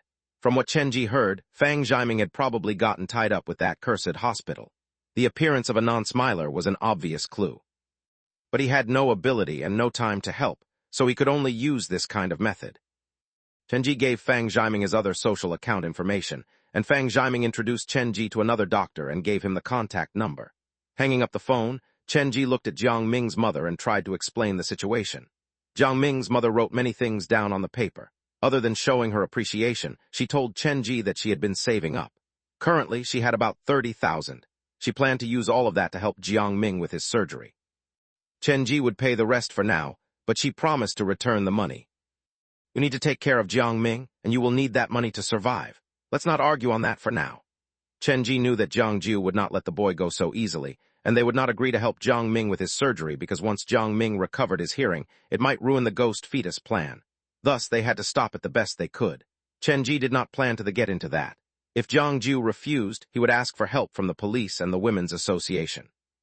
In 7 days' time, we will go to Xinhai City together. If you can't contact me, go straight to the haunted house at New Century Park. Someone will hand you the money. Chen Ji had already set up his plan. He would first deal with the ghost fetus and then focus all of his energy on the cursed hospital. Of course, the premise was that he had to be able to kill the ghost fetus. The traces of the cursed hospital can be seen everywhere. I feel like if I don't go to them, they will come for me. After all, I have received the invitation to join the cursed game. After dealing with the issue on this side, Chenji left after leaving behind his contact number. Later tonight, I will go to Fang Yu's home and see if a door appears after she falls asleep. If everything is successful, I can eliminate 3 people from the roster, and 6 children will be left. 6 nights, 6 children. Chenji was not as worried as before. This probably had to do with his personality. After the initial panic, he became unusually calm. Walking out of the dirty alley, Chenji took out his phone and looked through his contact list to find the number of Wu Sheng's father. After the teacher at Pei Zhai Academy gave Chenji his number, he had not called it yet. The call rang for a long time, and just as Chenji was about to hang up, the call was connected. Hello, who is this? There were many different sounds in the background. Wu Sheng's father appeared to be on some busy street, and there was a lot of bustle around him. My name is Chenji. My relative's child is in the same situation as your son. We plan to send our child to your son's school, but the tuition is very expensive, so I wanted to ask for your opinion to get your perspective on this. No problem, I am at work now. We will meet up at the gate of Pei Zhai Academy around 5 p.m. The man's voice was hoarse and stood out. Thank you. What? At 5 p.m., school was over at Pei Zhai Academy. The children walked out from their classrooms accompanied by their teachers. After a while, Chenji spotted Wu Sheng. The boy, who seemed to lack interest in everything, kept turning his head around with anxiety on his face like he was looking for someone. Don't wander about. I'm sure your father will be here soon. Before the teacher finished, a man's voice came from the distance. Wu Sheng. Unlike the other parents who came in cars or motorcycles, the man was riding a rather old-looking bicycle. A bag was slung over his shoulder, and he had a short ponytail. The unkempt beard did not make him appear disheveled, but strangely enough gave him a sense of maturity. Son, I'm here. I'm sorry coming through. Even though he was riding a bicycle whose paint was peeling, the man was very confident and made it feel like he had come in a lavish car. When the man came over, the anxiety in Wu Sheng's eyes decreased significantly, and he returned to his usual self. Teacher, has my son improved today? He did well today. Be careful on the road. Her job completed, the teacher turned back into the school. That's not bad. The teacher said you have improved today. We should celebrate. How does 2 dishes for dinner sound? The man carried Wu Sheng in his arm and then placed the boy on the back of the bicycle. Then he looked around. Son, wait for Daddy a moment. I promised to meet with a friend today. He took out his phone and was about to call when Chenji walked over. You are Wu Sheng's father, right? When he got closer, Chenji realized that even though the man before him was a bit carefree with his appearance, he had a good presence and was quite handsome. Chenji. Yes, that's me. I have some questions that I hope to ask you. We're blocking up the traffic. Let's chat while we move. The man pushed his bicycle and continued to move forward. Chenji pushed the bicycle that he had rented from the public service and followed along. If they walked, it would take too long and they might finish the chat on the journey, but Chenji's real purpose was to get to Wu Sheng's room and stay until midnight. Brother, how should I address you? My name is Wu Jin Pengwan, but you can call me Brother Peng. The man had a good personality and was kind to others. He was another extreme from Wu Sheng and formed a great contrast. You mentioned earlier that your family's child has the same condition as Wu Sheng, right? Where is he now? Am I right in assuming it's a boy? Perhaps we should introduce him to Wu Sheng. They might have a shared language. Brother Peng, my boy's situation is worse than Wu Sheng's. Not only does he refuse to speak, he has this tendency to paint pictures that scares adults. Chenji pulled down his face. Little brother, listen to me. When Wu Sheng was younger, his condition was worse than now. He did not know how to speak, and he had nightmares every night. He would throw things about like he was possessed. Possessed? Chenji showed the appropriate shocked look. That is the same as the child of my relative. This is such a coincidence. What the really? Yes, and it is very serious, and that's why I wish to transfer him here. Even though the tuition is a bit expensive, I saw how professional the staff are, and the environment is better than most places. Chenji sighed. I come from a normal family, but for the children, it does not matter if life becomes a bit more difficult for us adults. Little brother, it's not easy on you either, huh? Wu Jinpeng looked at Chenji and felt like he had found a kindred spirit. Don't worry about it too much. I am sure the boys will get better with time. Brother Peng, I really have many things that I wish to ask you. If it's not too much trouble, do you mind if we go to your place so that we can talk about this further? Why not? That's no problem at all, Wu Jinpeng agreed easily. The three rode the bicycles and came to the area near a small apartment in western Jiujiang. One Wu Jinpeng can also mean Golden Rock. Chapter 1010, Potential New Employee. Wu Jinpeng lived at an old apartment. The house was at least 30 years old. The family of three squeezed inside a small room of 20 cubic meters. The toilet was adjacent to the kitchen, and the rooms were separated by curtains. The place is a bit cramped. I hope you don't mind it. I plan to move to a bigger place next month. As Wu Jinpeng opened the door, a big yellow dog rushed over, wagging its tail. It was friendly with Wu Jinpeng and Wu Sheng, but snarled warningly when it saw Chen Ji. Down, boy, sorry about that. All Huang is a stray. He has been chased away by many people, so he isn't keen on strangers. Once you get close to him, though, you'll see how friendly and warm he is. Wu Jinpeng grabbed All Huang by the fur on his head as he invited Chen Ji into the room. The cement floor was not tiled, and a lot of paraphernalia filled the room, but the place was neatly organized. As small as the place was, it did not feel dirty or disorganized. Zio-kun, we have a guest. Please pour us 2 glasses of tea, Wu Jinpeng shouted into the room. Moments later, the curtain was pulled open to reveal a dullish young man walking out with an electric fan. Fan? I know, you prepare the tea and I'll fix the fan. Wu Jinpeng tried to take the fan away from the young man, but the young man slid away from him, refusing to let go of the fan. Fan?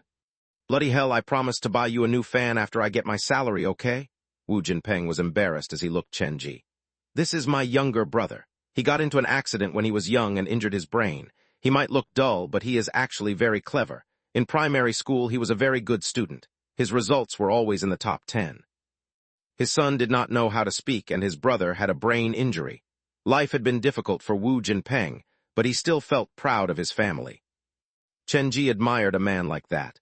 Brother Peng, I ordered something on the way here. Later we can chat over dinner. I have many questions for you. You should not have done that. You're my guest. I should have treated you, not the other way round. It's me who has questions for you. Treating you is the least I can do. The delivery soon arrived. Other than food, Chen Ji had ordered some alcohol. The family sat on the blanket in the middle of the room. As simple as it was very close and warm. Wu Sheng and Wu Jinpeng's brother appeared like they had not had such a feast in a long time, and they wolfed everything. Seeing how happy they were, Wu Jinpeng's eyes softened. He picked up a bottle of beer and took a generous gulp. Brother Peng, is that a family picture on the cupboard? Chen Ji pointed at the picture above the cupboard. It was a picture of 3 people. A young Wu Jinpeng stood in the middle. On his left was his younger brother, and on his right stood a pregnant woman. Yes, the woman is Wu Sheng's mother. She left after giving birth to Wu Sheng. She was one hell of a woman, but I was incapable of convincing her to stay. Wu Jinpeng chuckled as he took another sip. Brother, you have treated us very nicely tonight. Should you have any questions, please feel free to ask. If I know anything, I will try my best to answer. Brother Peng, since you are being so open, I will not hide the truth from you. Chen Ji clinked his bottle against Wu Jinpeng's and whispered, Actually, my relative's boy is a bit different from normal. He has some unique symptoms. I have been holding this in for a long time, and I don't quite know how to talk about it. Take your time, there's no need to rush. It's not that, I'm just afraid that you might not believe me. Chen Ji sidled closer to the Wu Jinpeng. One night I came home late from work, and I saw a door standing next to his bed. When he said that, Chen Ji's eyes stared at Wu Jinpeng. When Wu Jinpeng heard that, his body shivered slightly. At the time, I was shocked. Why would there be a door that suddenly appeared in the room? Chen Ji's brows were screwed together, acting the part of a scared family member. I wanted to get closer, but before I could do that, the child woke up. When he did, the door disappeared. Initially, I thought that I was too tired from work, but the next night the door appeared again. Have you tried to enter that door before? Wu Jinpeng's follow-up question helped Chen Ji confirm that the man knew about the door. Normally, when a person heard a story as strange as that, they would first question its validity, and the question would be related to the door. They would not ask directly whether he had entered the door or not. The fact that Wu Jinpeng had asked that meant that he not only knew about the door, but had quite possibly entered the door before. The 2 men held the bottles and looked at each other for a while. Chen Ji took a big swig to calm his nerves and shook his head. I have not. Good, Wu Jinpeng sighed in relief. He took the bottle, but before his lips reached the bottle, he heard Chen Ji ask, What about you? The bottle froze in midair. It took Wu Jinpeng a while to recover. He stood up to close the door and window. Brother, come over here. Wu Jinpeng waved at Chen Ji. They pulled open the curtain and came to the other room. There was a single bed in the room and a bare mattress on the ground. Normally, Wu Sheng sleeps in this bed. My younger brother, Wu Kun, and I sleep in the living room, and the curtain separates the room. A few days ago, Wu Sheng kept turning in bed at night like he had trouble sleeping. Initially, I did not think much of it, but at midnight one night, Wu Sheng started to roll and turn around, so I looked over and saw a black shadow behind the curtain. Wu Jinpeng gestured wildly, agitated. It was just like the movies. I quietly approached, and when I pulled open the curtain, I saw Wu Sheng staring at me with his eyes open. I did this for several nights before I got a clear glimpse of the shadow. It was like what you said. It was a door standing in the dark. Whenever I switch on the light or Wu Sheng wakes up, the door disappears. Anyone would be afraid if this happened. The day before yesterday, I planned to open the door, but I can't push it open no matter what, and that was quite maddening. Wu Jinpeng sat on the bed. I haven't told anyone about this because I'm afraid they might think I'm crazy.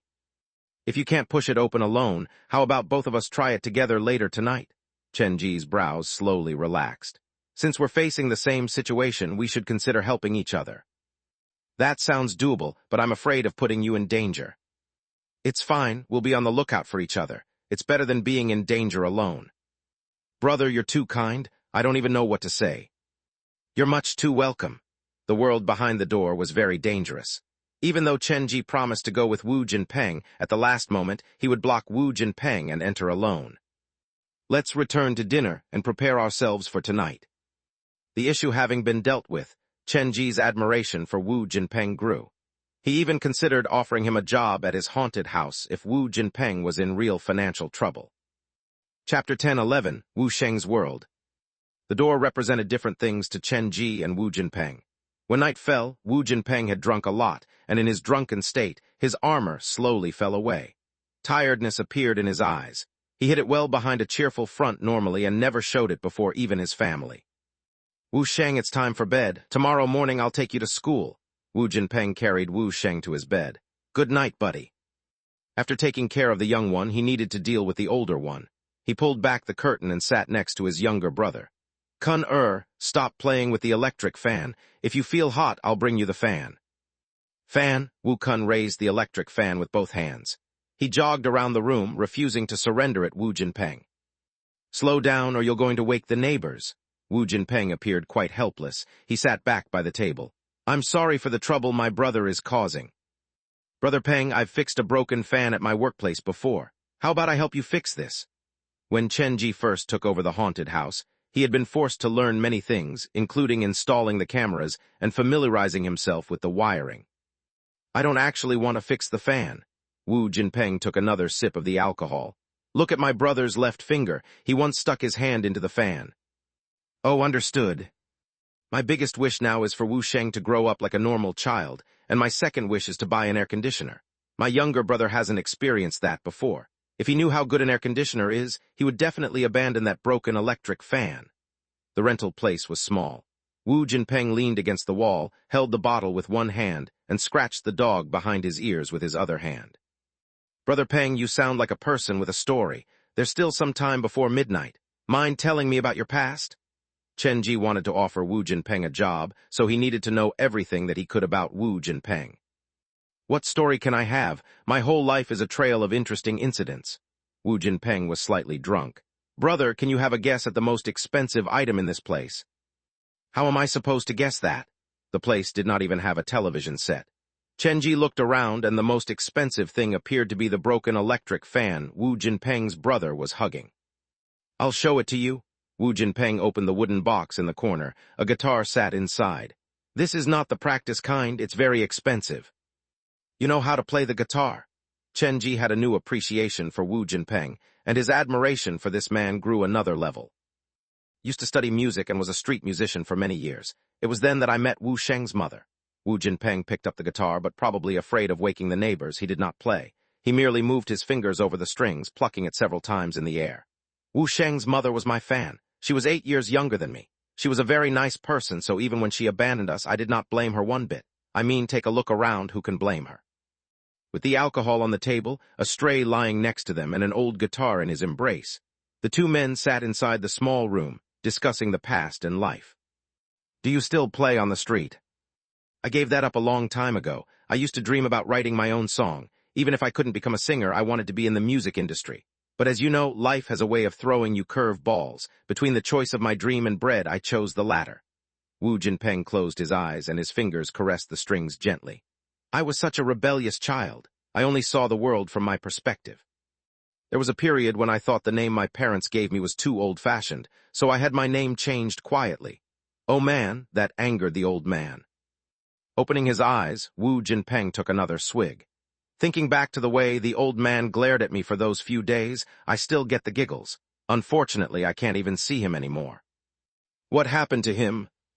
During the year Wu Sheng was born, my parents went to Xinhai to have their medical checkup, but they got caught in a car accident.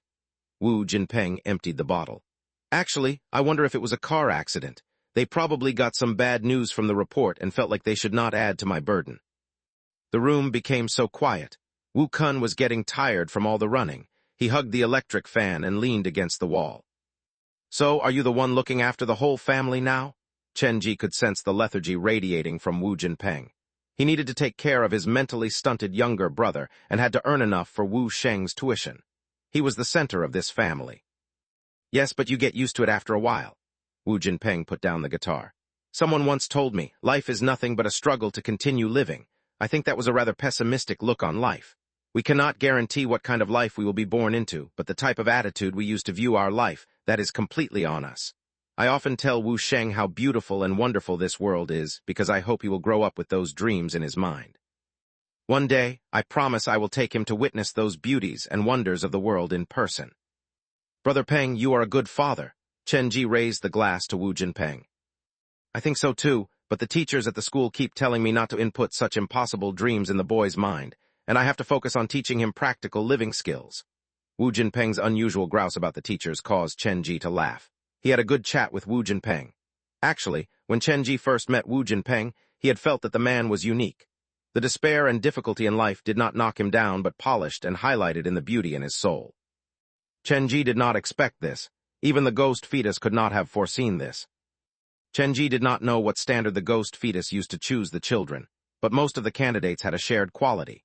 They were lacking something in life, and they were extremely depressed or isolated.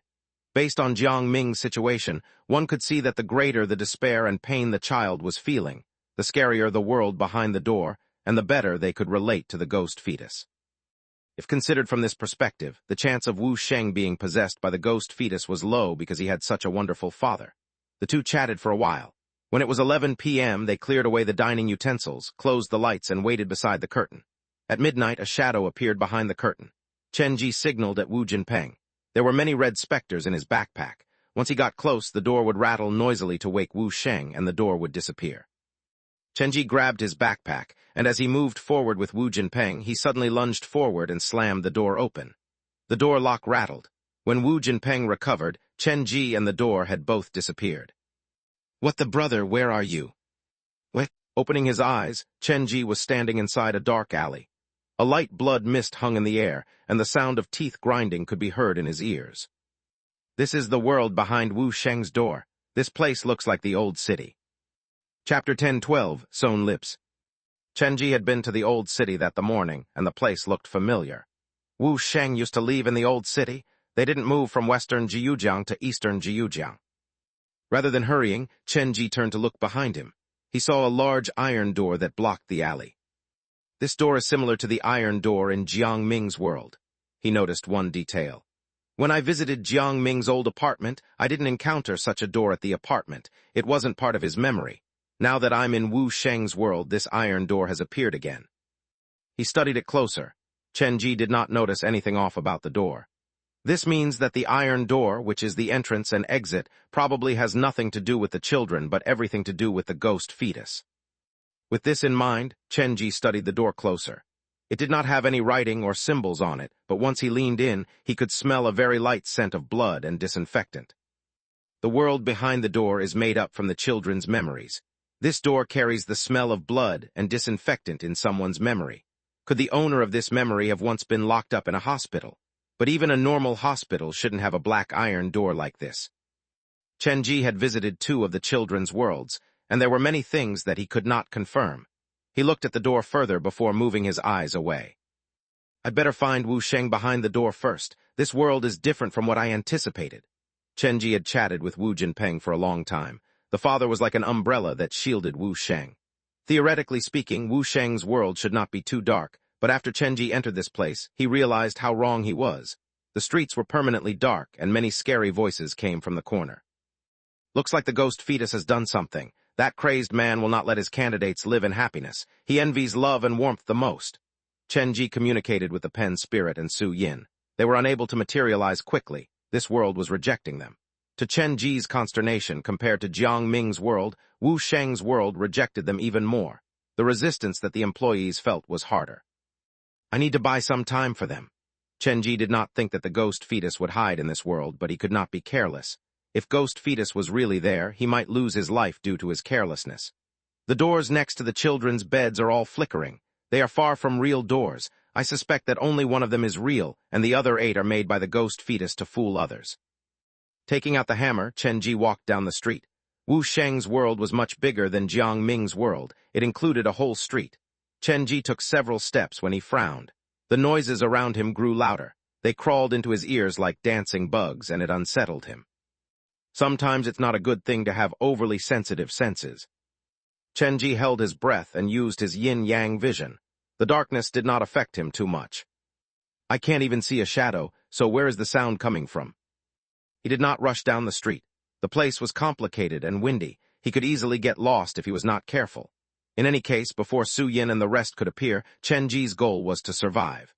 Pushing open the door of one of the nearest buildings, Chenji realized that the noises in his ears grew louder, and one of them became clear enough to be identified as crying. The crying is coming from this place. Chenji looked into the house. The houses in the old city were not big.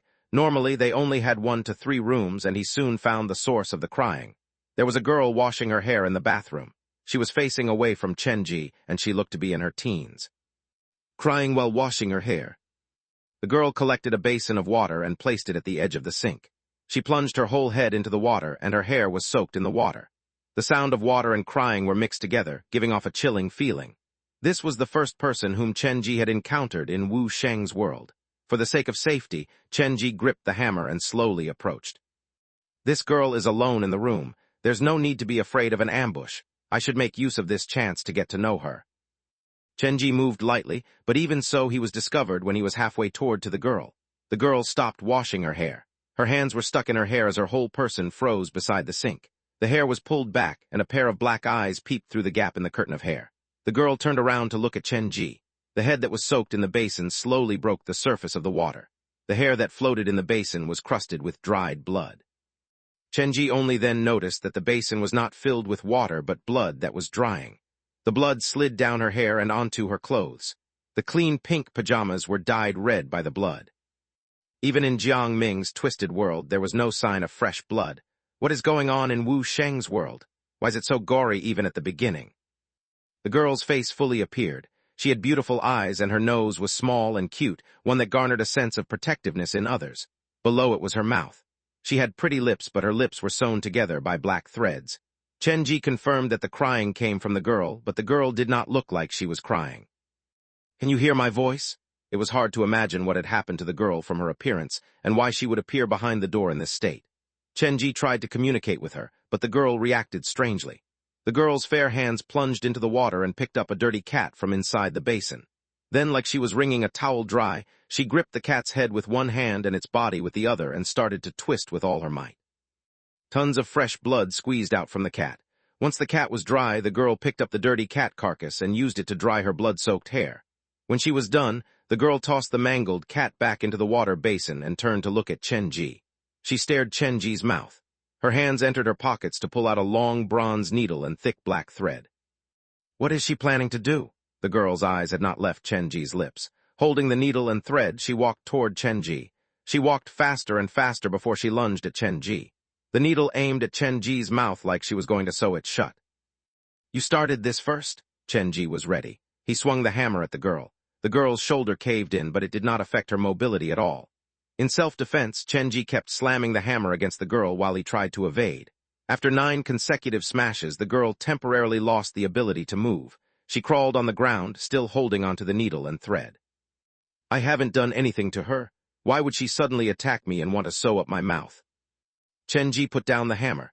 He looked at the girl on the ground and the mangled cat in the water basin, and a possibility occurred to him.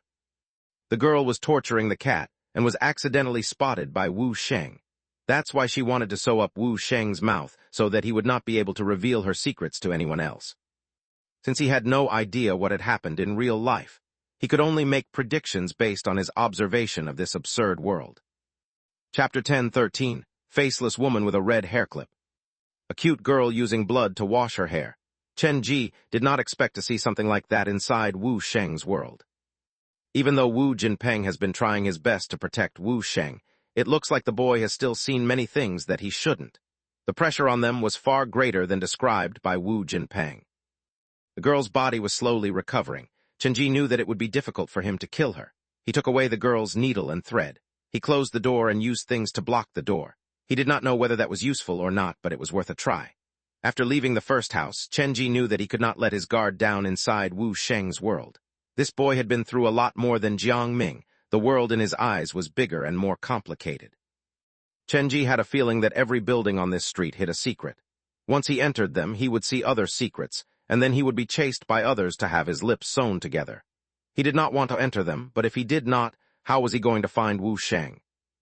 Calm yourself. When Su Yin can appear, I can explore the place further. For now, I should keep a low profile.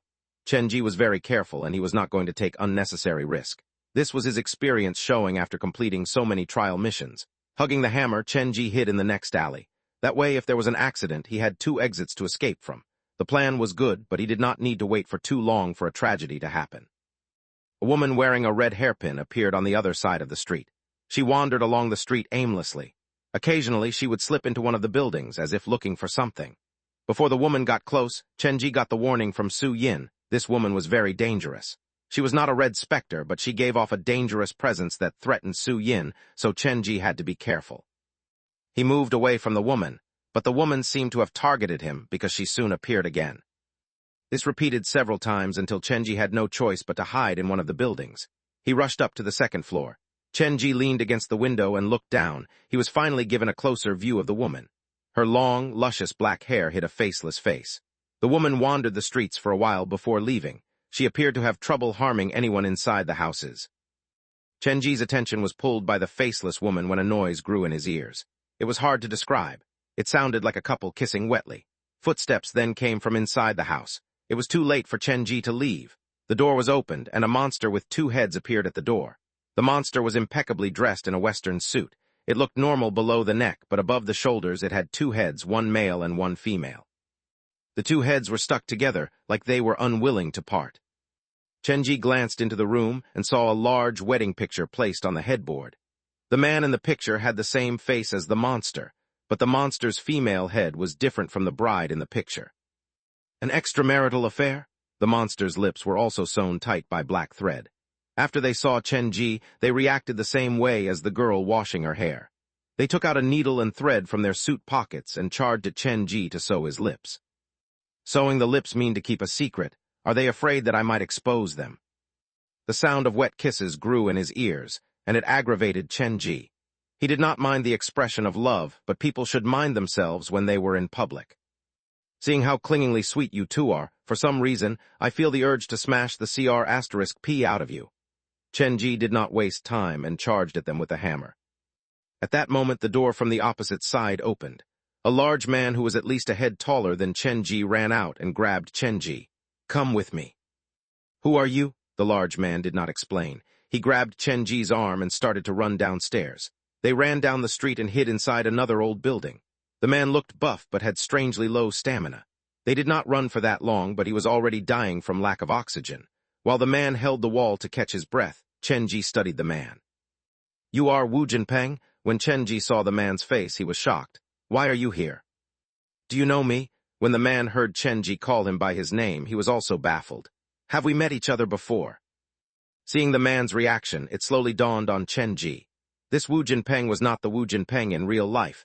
It was one from Wu Sheng's memory. That explained why this Wu Jinpeng was much larger and taller than the real Wu Jinpeng. In Wu Sheng's eyes, his father was large, protective, kind, and wonderful. Jiang Ming's father had also made an appearance in his world. But in comparison, while they were both first-time fathers, in the eyes of their children, the character of a father could not have been more different. Brother, what is going on in this world? Why does everyone want to sew up my lips? Chen Ji had been in the world behind Wu Sheng's door for some time already, and Wu Jinpeng was the first normal person that he had met, and probably the only normal person that he would meet. I don't know what happened to them. I went to sleep very early last night, and when I woke up the sky was dark and the monsters were everywhere. Wu Jinpeng looked afraid. Other than monsters, have you seen anyone else? No, only monsters. If you stay anywhere too long, they will come after you to sew your lips, bite your body, suck your blood, and crush you. Wu Jinpeng's large body was filled with wounds, and the fear in his eyes could not be hidden. Only monsters? Has even your family turned into monsters? Chen Ji was confused. This was Wu Sheng's world, but he still had not seen Wu Sheng. When Chen Ji said that, Wu Jinpeng was stunned slightly.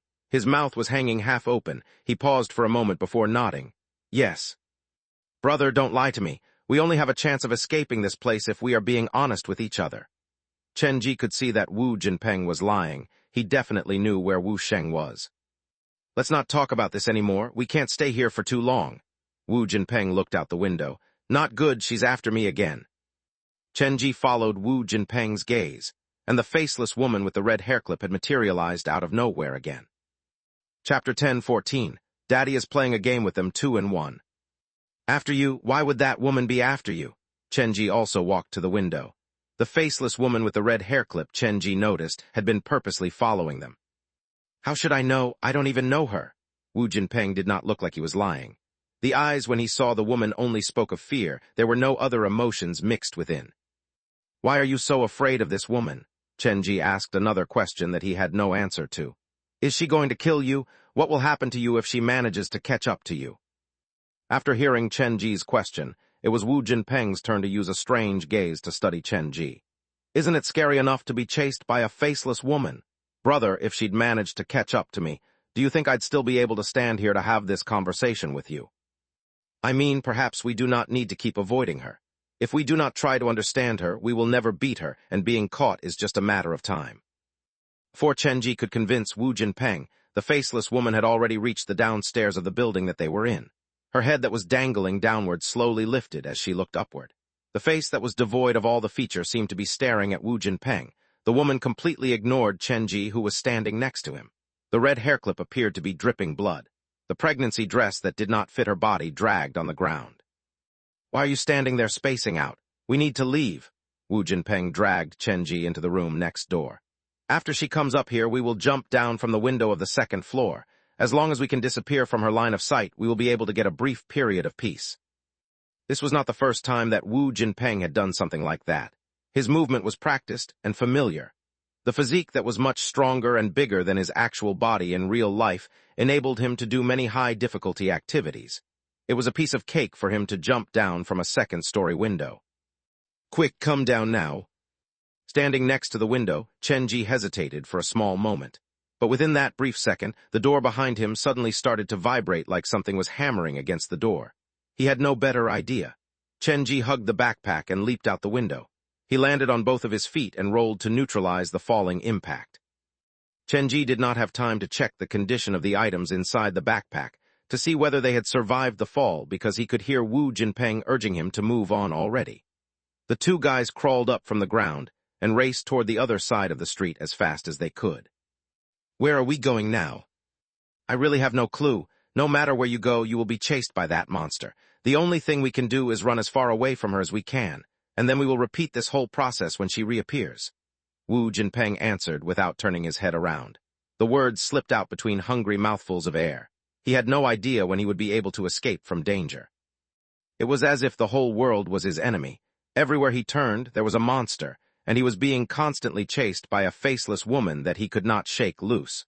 Taking a break had become something of a luxury. Chen Ji studied Wu Jinpeng, who had not stopped running since they met each other. Slowly but surely, Chen Ji could see this man's encounter overlapping with what had happened to the Wu Jinpeng in real life. The man should have been through this period of helplessness and hopelessness before. Every day, he woke up in panic, but with the burden of responsibility pressing on his shoulders, he was forced by life to keep on moving forward.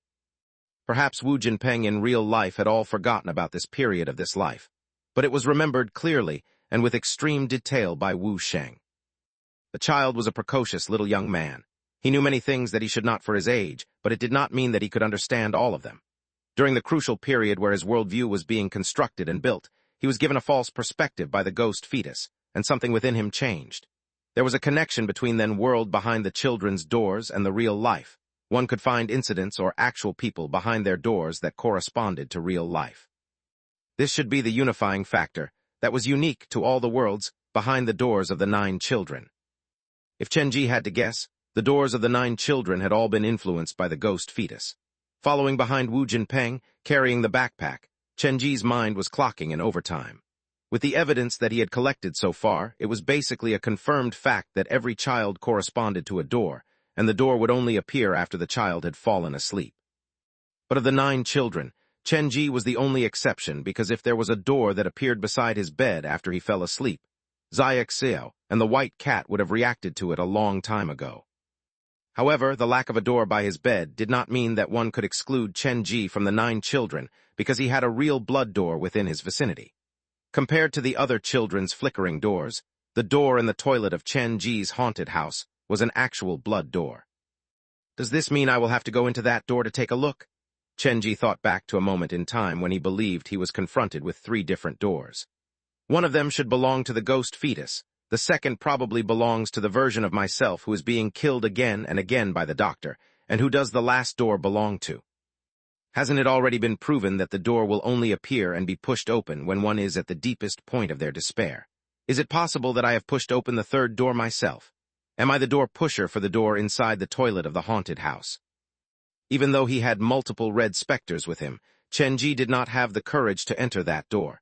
He still remembered what Dr. Gao had told him at the underground morgue. It has to be hiding something extremely scary to be able to scare Dr. Gao.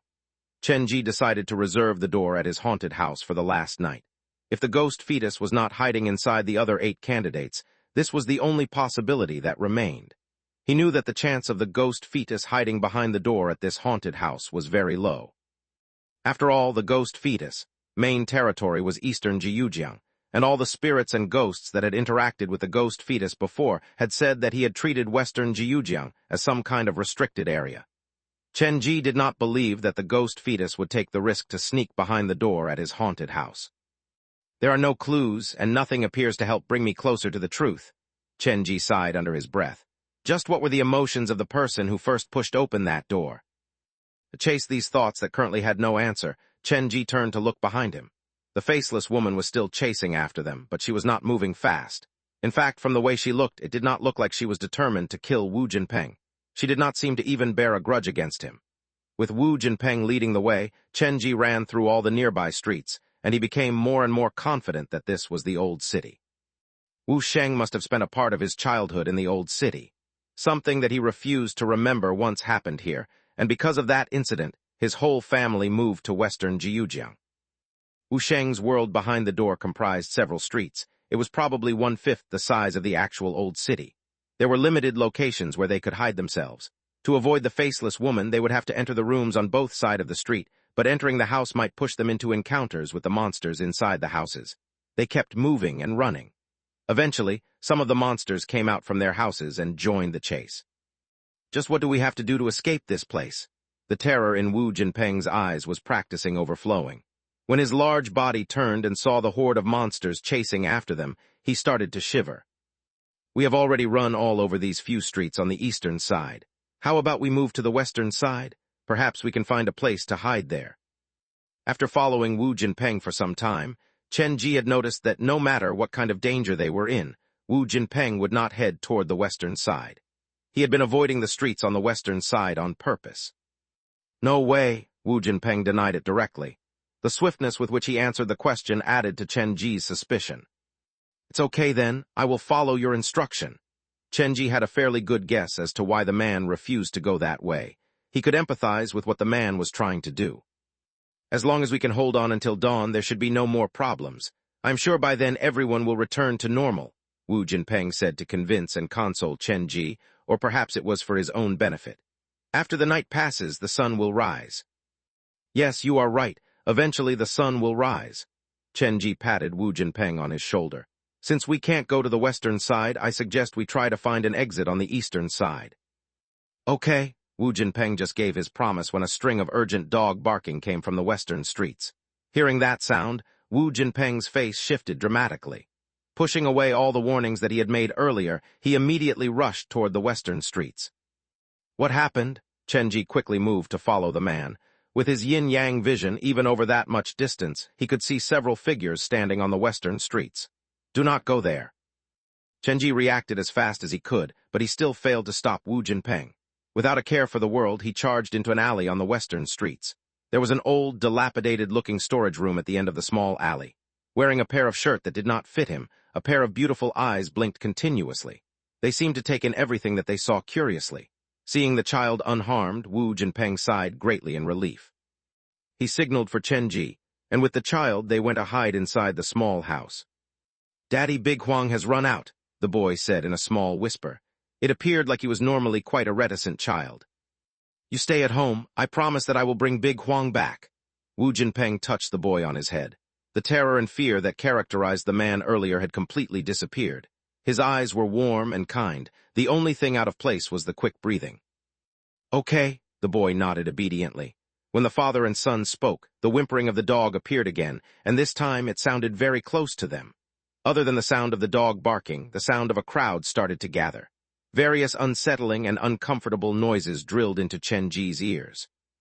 Where does this stray come from? What if it bites someone? Is no one going to look after it? My family still has a small child. What if he is harmed by the stray? Who will be responsible? Get the hell away, you blasted dog. I do not have time for you. Beat it. My mom said that all strays carry disease with them. We need to chase it away. Initially, Chenji thought that only he could hear these voices, but when he turned around, he realized that both Wu Jinpeng and the boy were able to hear them as well, because Wu Jinpeng had used his hands to cover both of the boy's ears.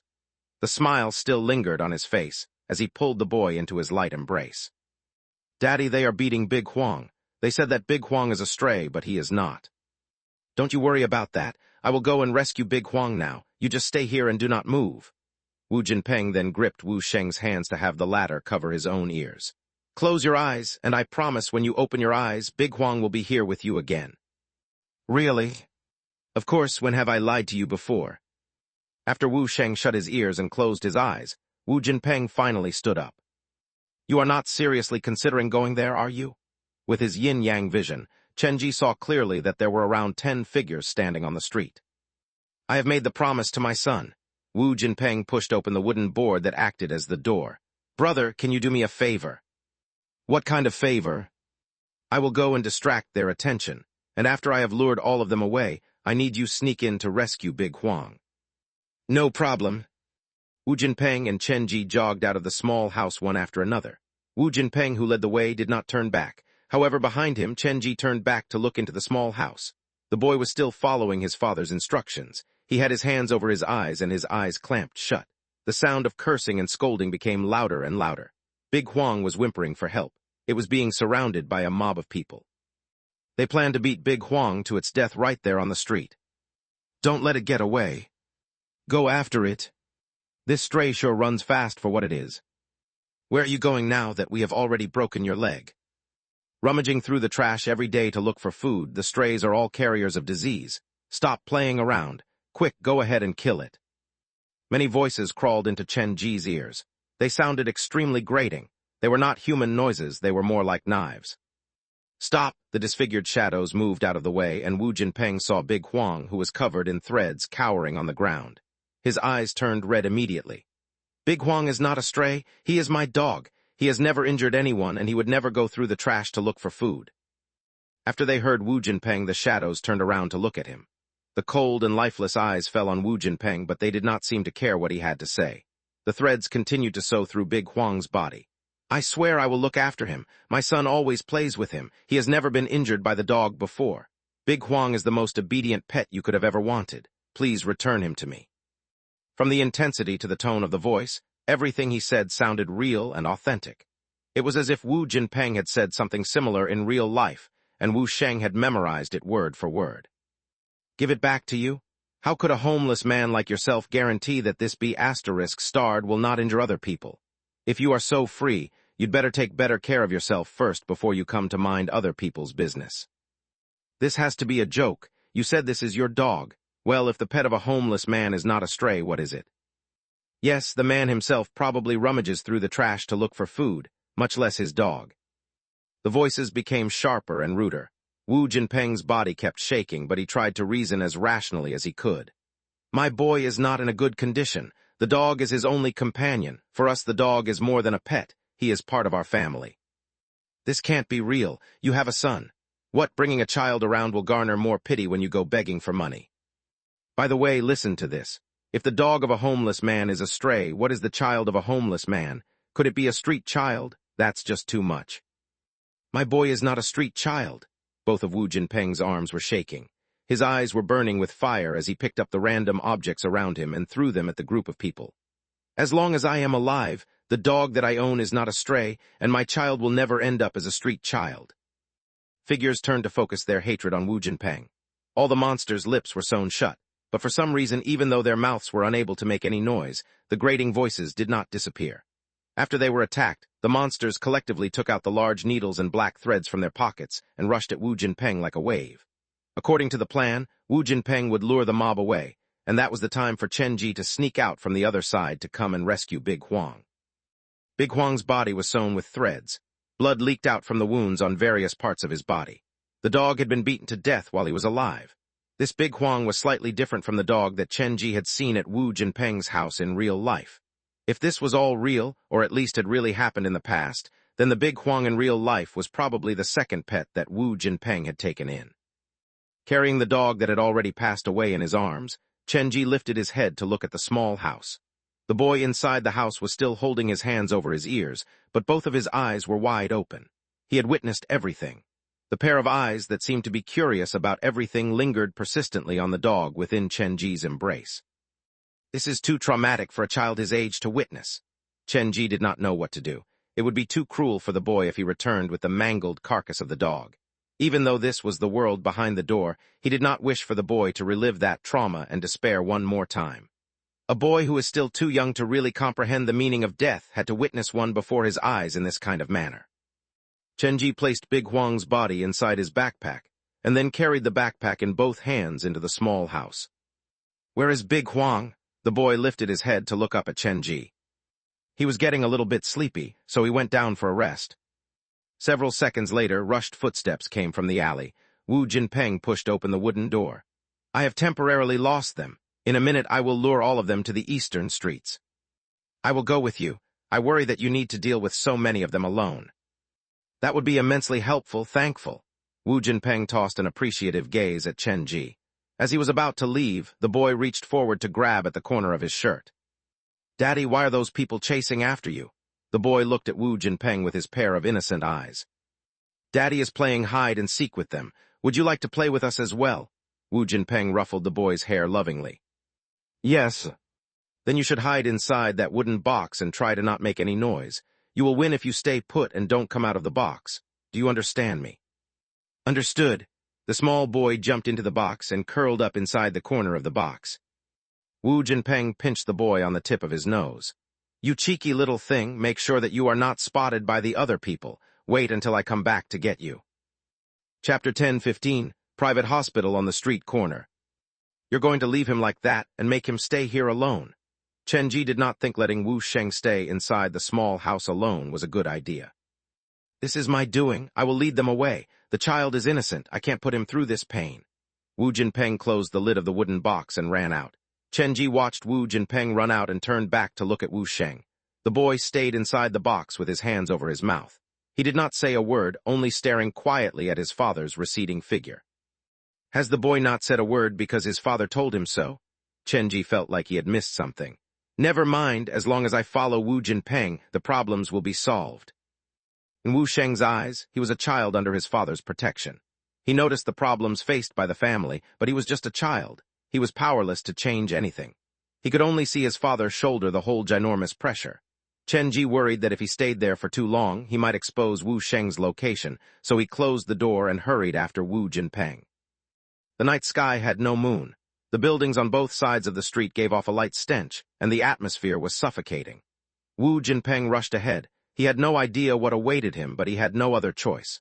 To prevent his dog from being treated as a stray to protect his son from the monsters, he could only keep moving forward. Other than the neighbors, the monsters who had their lips sewn should represent the various difficulties that this family has faced. There were more monsters chasing behind Wu Jinpeng. They were dressed differently. There were well-dressed office workers and the homeless in tattered shirts. There were thieves with knives and others who were dressed normally like passers-by that you would meet on the road. Under the influence of Ghost Fetus, the condescension, bullying, and derision was maliciously amplified. Chen Ji did not dare to imagine what would have happened to Wu Sheng if Wu Jinpeng did not exist in this world. If such a small child had been forced to face so many scary monsters alone, Chen Ji suspected that Wu Sheng would have submerged fully into this despairing world and become the Ghost Fetus, top candidate. Thankfully, he has such a great father. Wu Jinpeng is the only light in this dark world. Racing down the dark, endless street, being chased with monsters with sewn lips, with no exit in sight, Wu Jinpeng still tried his best to come up with a solution. I suppose this is the resilience of human nature. The children selected by the Ghost Fetus had been lured into despair for them to open the fake doors, but the worlds behind those doors were different from real life. As despairing as the children were, there would be some source of light. In Jiang Ming's world, the light was his mother and the old lady, and in Wu Sheng's world there was Wu Jinpeng. In their memories, there was always a temporary sanctuary. Running behind Wu Jinpeng, Chen Ji gained a new understanding of certain things. When he first got the black phone, he discovered the door in his haunted house. At the time, he had only feared the door. It was normal for humans to be afraid of the unknown. But as his understanding grew, Chen Ji's perspective of the door changed. The doors were pushed open by people in despair. The other side of the door was not salvation, but an abyss of deeper despair. The doors were sinful. Chen Ji initially refused to get close to the door, but after being forced by the Ghost Stories Society when his life was threatened, he had been left with no other choice. After multiple interactions, he had realized that the doors themselves did not represent fear, and they could not be equated to despair.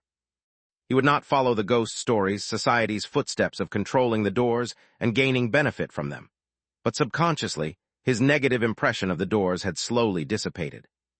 During the School of the Afterlife, Chen Ji had met the painter behind the door. That madman wanted to create a heaven behind the door, constructing a place of heaven in a land of hell. Ultimately, the painter failed, but what he did once again shook Chen Ji's impression of the doors and the worlds behind it. However, the thing that really changed Chen Ji's mind was the incident at Jiang Yuan Apartments. When he saw his young self being pushed off the roof by the man in the doctor's outfit, when he heard the words that he had once said, his perspective of the door really started to change. Perhaps the worlds behind the doors for the children were not so different from real life. There might be light in the worlds behind the doors. Chen Ji watched Wu Jinpeng and the various monsters who chased after him. The light in the child's world is being chased by many monsters. If there's light behind a real door, they get chased by something darker and scarier. What would the light look like inside an actual door? His parents' image crossed his mind. Chen Ji was suddenly reminded of something that happened a long time ago. He took out the wooden toy that had been stolen by the Ghost Fetus from his backpack. My father gave me this when I was in bed. He wished me happy birthday. But that morning he had already presented me with the present and wished me happy birthday. There was no reason for him to repeat it, and he did not exactly give me the present. He merely placed it next to the bed. More details came to Chen Ji. Was the present originally meant for the shadow? Looking at the bloodied toy in his hand, Chen Ji slowed down. Was this the shadow's birthday present? The second happy birthday was meant for the shadow. Could it be that he'd already noticed something by then, but neither me nor the shadow had noticed it? Don't just stand there, run! Wu Jinpeng was running out of air, but seeing that Chen Ji had slowed down, he still returned to pull on his sleeves. Do not stop, I know where we can shake them off. Wu Jinpeng led Chen Ji to an alley on Western Street. There was a private hospital there. It was not that big, and the decor was old-fashioned. But as small as it was, it had everything it needed to serve the public. The hospital has a back door. I ran through this place to shake them off last time. Those things do not dare come in here. Doesn't that mean that there is something scarier than them inside this hospital? We'll go in first. Without saying anything else, Wu Jinpeng led Chen Ji into the hospital. After the monsters saw that, they really stopped in the alley. After entering the hospital, the many different voices in Chen Ji's ears disappeared, and what was left was the sound of children crying. Chapter 10:16, Do You Still Hate Me? The children's crying came from all directions, making it impossible to locate the source. Brother Peng, don't you think this crying is a bit familiar? With his ghost ear, Chenji held his breath and listened closely. After a while, he discovered with some shock that one of the children's crying was similar to Wu Sheng. But isn't he hiding back in the small house? Chenji did not get it. He turned to Wu Jinpeng. The large man's body was shaking. He was pushed by the monsters to his limit. Be it physically or mentally, he was about to collapse. His chest rising and falling violently, Wu Jinpeng leaned against the hospital wall. His eyes were bloodshot and they were horribly swollen. "Are you okay?" When they were running earlier, Chenji did not notice this. He subconsciously thought that Wu Jinpeng was as fit as he was in reality, but that was of course not the case. "Come, we'll go to the back door." Scared of staying any longer after entering the hospital, Wu Jinpeng acted rather strangely. It was as if something had happened to him the last time he was there, and he was seriously traumatized by it. If not for the lack of choice, he probably would not have returned there. The crying grew louder, and the voice that sounded like Wu Sheng's was slowly overwhelmed by other voices. Chenji noted that as he followed behind Wu Jinpeng silently. The hospital was small, but it had all the necessary medical rooms. From the appearance, the place looked normal. It was a common small city hospital. There was nothing scary about it. Walking down the deserted corridor, Wu Jinpeng led Chenji to the corner of the stair. By then, the crying had reached a level that was uncomfortable to one's ears. "Do you see the window at the corner up the stairs? If you jump through it, you'll end up on the western street. That way we can shake the monsters loose." However, Wu Jinpeng did not move. His eyes were filled with terror. This made Chenji realize that things were not that simple. "Brother, pay attention to me. When we go up the stairs, no matter what you hear or see, do not stop. Rush all the way to the window, understood?" Wu Jinpeng warned. "If the backpack is weighing you down, I can carry it for you. After we get to the stairs, we have to run as fast as we can to the window." "It's all right, I've been known as a fast runner since I was small." Wu Jinpeng and Chenji stood before the stairs. They were ready. After exchanging a look, they moved together toward the window. Footsteps echoed on the stairs. When he took the first step, Chenji still had not felt anything, but as he continued to move forward, the children's crying was like a waterfall crashing into his eyes. His brain was swamped by the crying, dazing him in the process. "Do not stop." Obviously, Wu Jinpeng had experienced this before. At this crucial moment, the man still cared about Chenji and shouted to warn him. The crying grew louder, and the ground under his feet wobbled like he was not stepping on concrete steps. Chenji lowered his head to look and saw many small hands reaching out from the ground to grab his feet. The empty stairwell was suddenly crawling with faceless babies. As experienced as Chenji was with the supernatural, he hesitated for a moment. He instinctually avoided the babies and chose the empty spaces to place his feet. The sound of a door opening came from the second floor. When Chenji looked up, a red wave rushed out from the second floor, rushing at Chenji and Wu Jinpeng. "Jump out the window, do not stop." Chenji was the first to reach the window. By the time he pushed the window open, the blood wave had reached them. At that moment, he could jump out, but if he did, Wu Jinpeng would definitely be swept away by the wave. "Grab my hand." When Chenji said that, the wave was cresting. Soon it swallowed both Chenji and Wu Jinpeng. The blood rushed into this nose and blocked his breathing. Pain erupted all over his body. Chenji forced his eyes open, and at the last moment, Wu Jinpeng grabbed at Chenji's backpack. The blood surged endlessly from the second floor. Other than the sound of children crying, there was a second voice that appeared. It was the whispering of a woman. "Run while you can, don't mind me." Wu Jinpeng was swept by the wave until he could barely stand. He knew that this was probably his end. "There is still chance, think of your son." When Chenji turned around to speak, a woman with a red hairclip appeared at the corner of the second floor. She wore a loose-fitted pregnancy gown, and her faceless face was staring at Wu Jinpeng. The woman's whispers became clearer. Like a curse or a venomous snake, they crawled into the two men's heads. "Jinpeng, don't you recognize me anymore? Am I a bad mother? Do you hate me? The boy didn't even know how to cry when he was born, but is that my fault? If he was a normal child, I would never do that, but you heard the doctor. The boy was too special. We won't be able to take care of him. If he is given the chance to grow, he will only become a monster that everyone hates. If he was a normal child, I would really stay to take care of him with you. But he is not a normal child. I can't do this anymore. My life has just started. I do not want such a baggage to ruin my life. Wu Jinpeng, why don't you come with me? We should run away together. Don't think I'm being selfish. We have been through so much. Is what I am asking too much? Even if he grows up, do you think he will really find happiness? Do you want him to end up like your little brother? You know that you will one day grow old, and then who will take care of your brother? Who will take care of this child? Instead of trapping yourself with all these responsibilities, why not come with me and live for yourself for once? The man in my eyes is a bird that flies freely in the air, so come fly with me. The woman's empty face was slowly changing. She waded through the blood and suddenly appeared before Wu Jinpeng. The pale hands broke through the blood as they moved to caress Wu Jinpeng's face. Bliss, happiness, desire, freedom, I am everything you seek, so why do you refuse to give me your hand? The woman leaned lightly next to Wu Jinpeng and had Wu Jinpeng lean his head on her. I have never asked for anything from you. This is the first time. Promise me that we will leave together. Wu Jinpeng turned to the woman, and the featureless face became blurrier and blurrier. His eyes slowly lost their shine, and he stopped struggling as if he was being hypnotized by the woman's words. The hands that grabbed Chen Ji's backpack slowly loosened. Wu Jinpeng's body was slowly swallowed by the blood.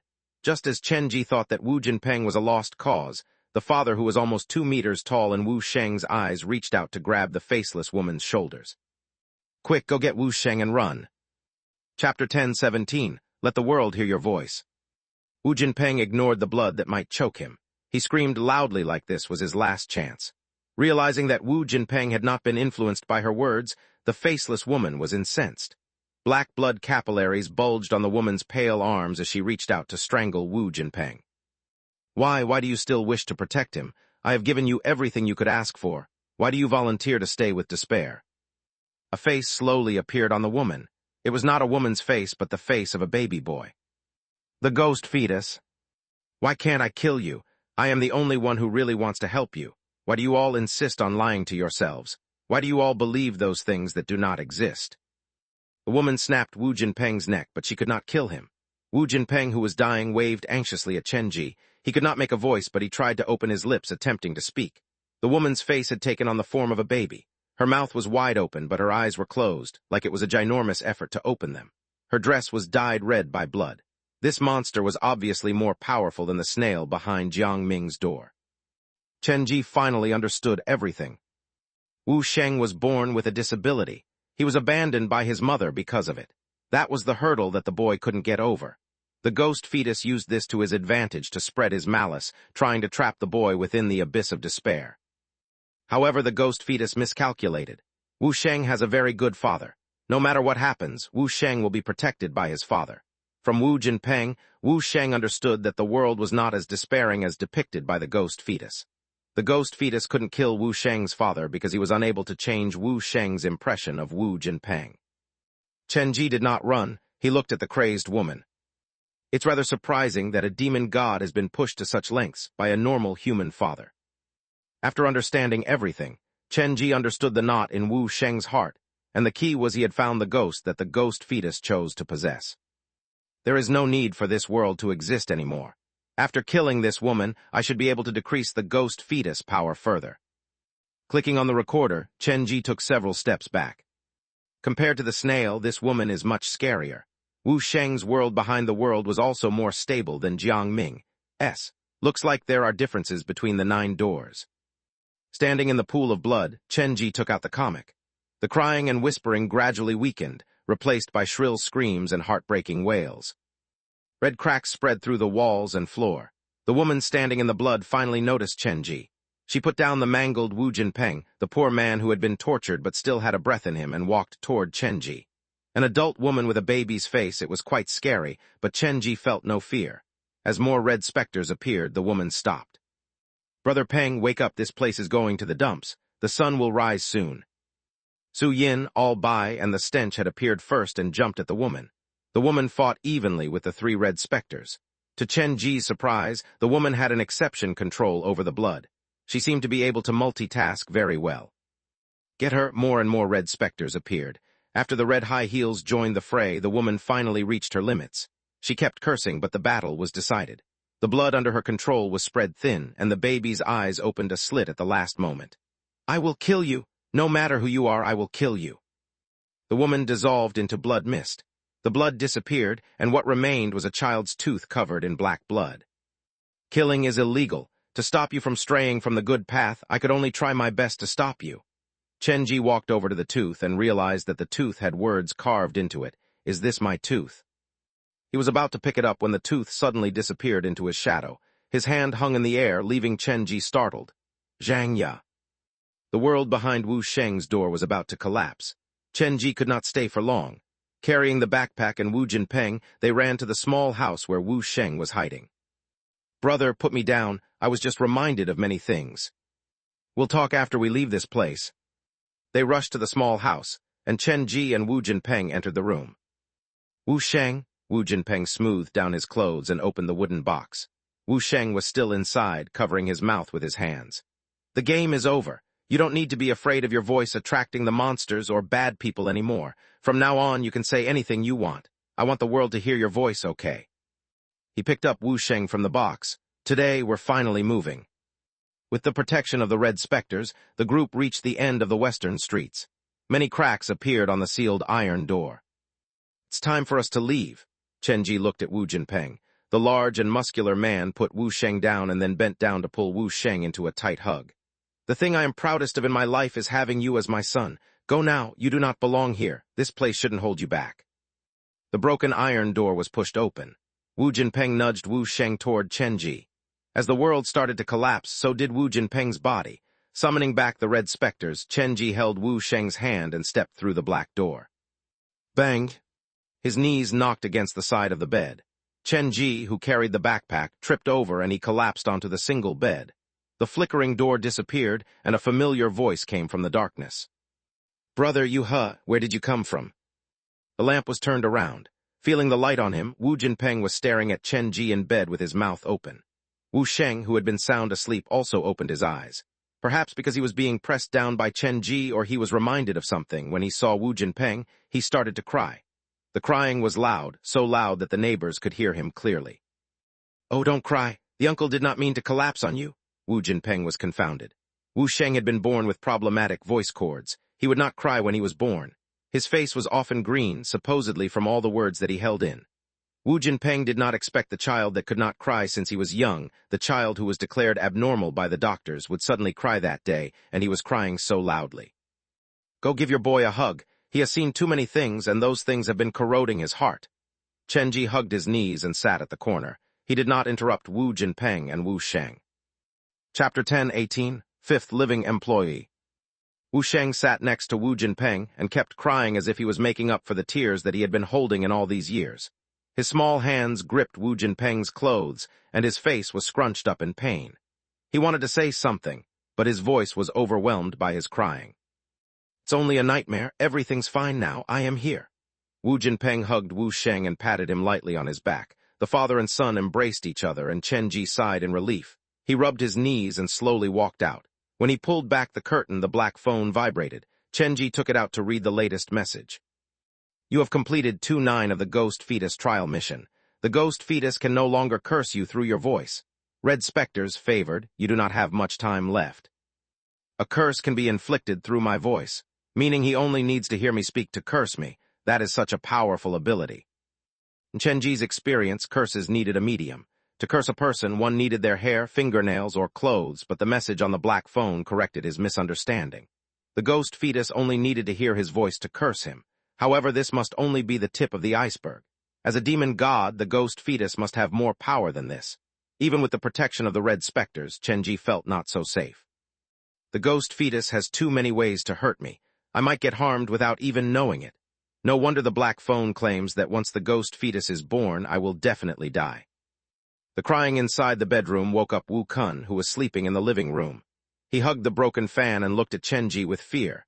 Initially, Chen Ji did not mind it, but the man did not stop staring at him, to the point Chen Ji felt quite unsettled. Why are you looking at me like this? Do you see something on me? Hearing Chen Ji's voice, Wu Jinpeng's brother grabbed the thin blanket to cover his head. He was at the verge of tears. Wu Kun was 8 years younger than Wu Jinpeng.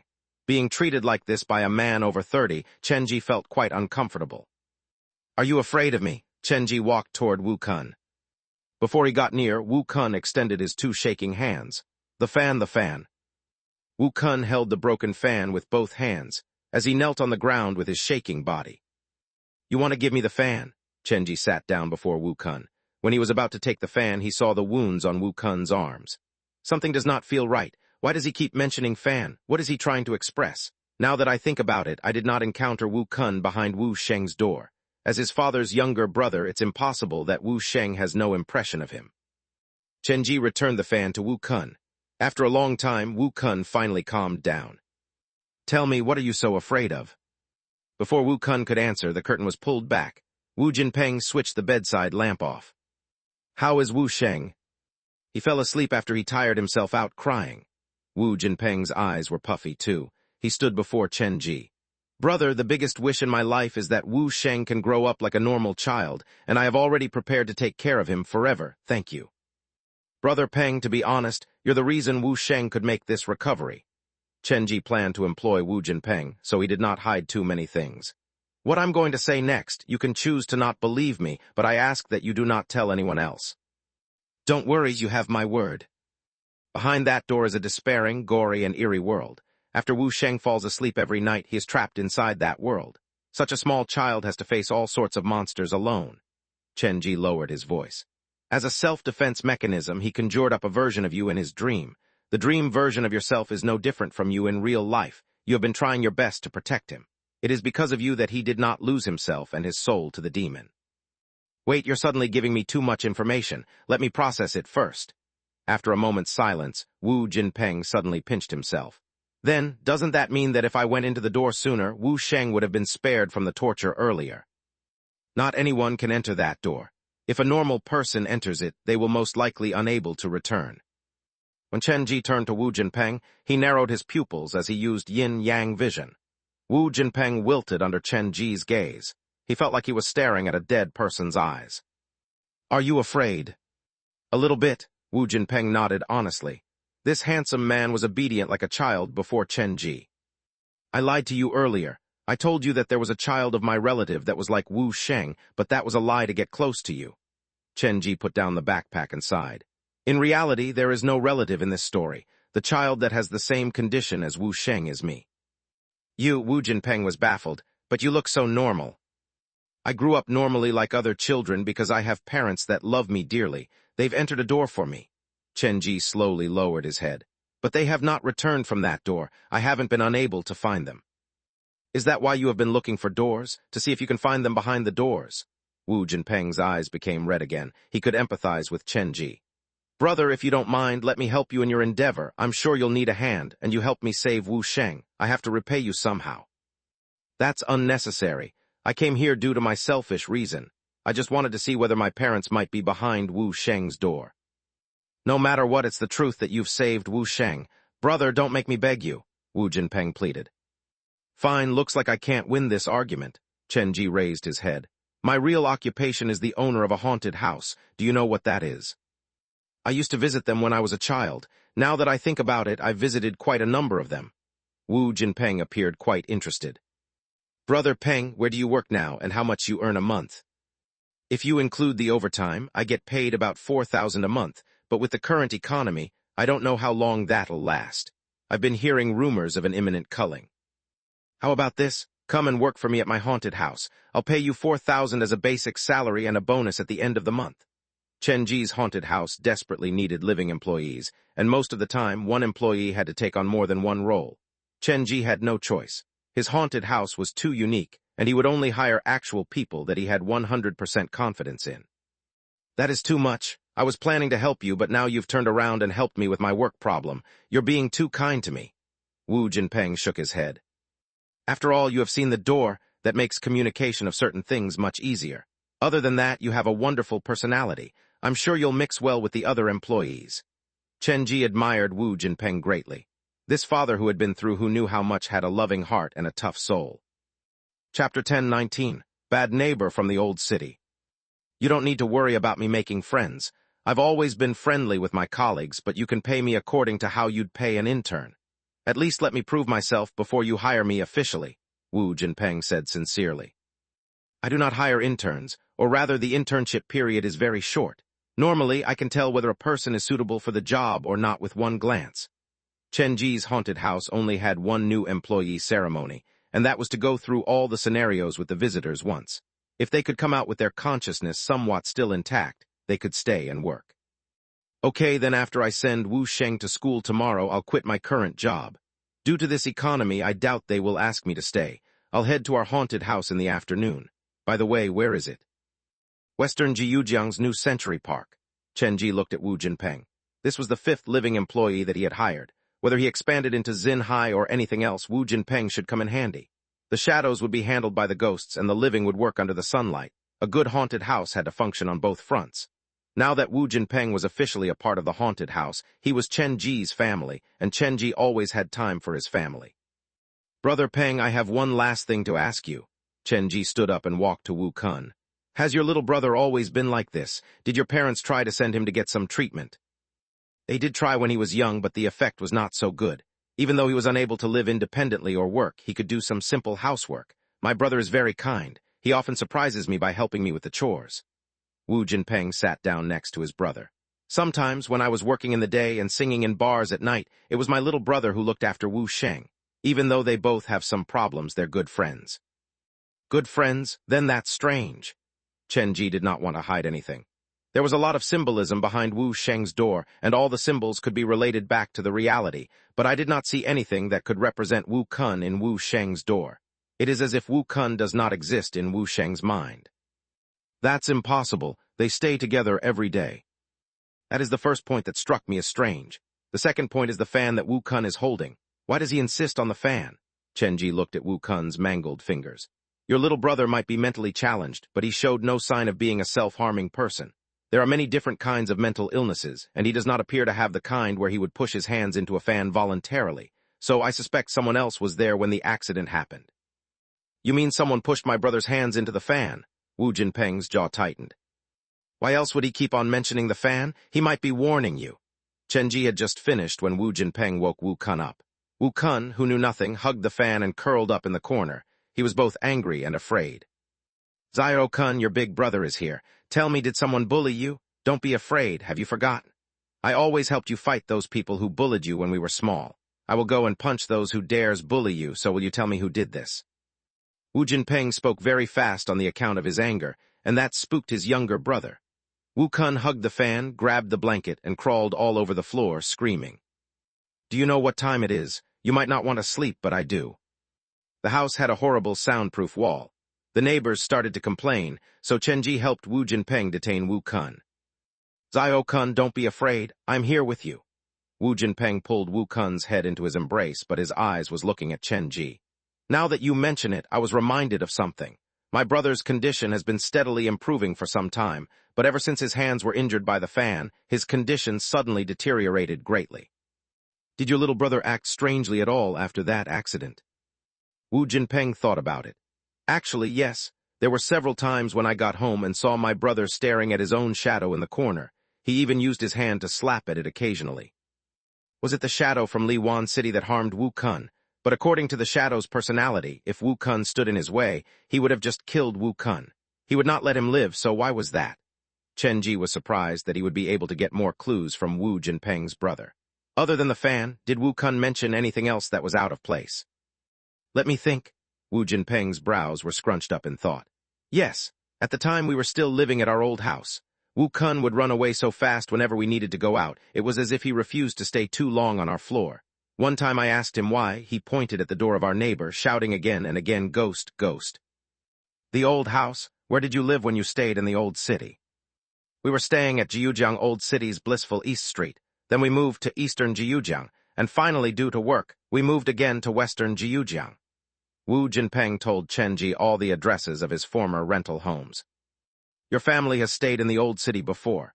Jiang Ming has stayed in the old city. Fan Yu has spent his childhood in the old city. Something must be wrong with the old city.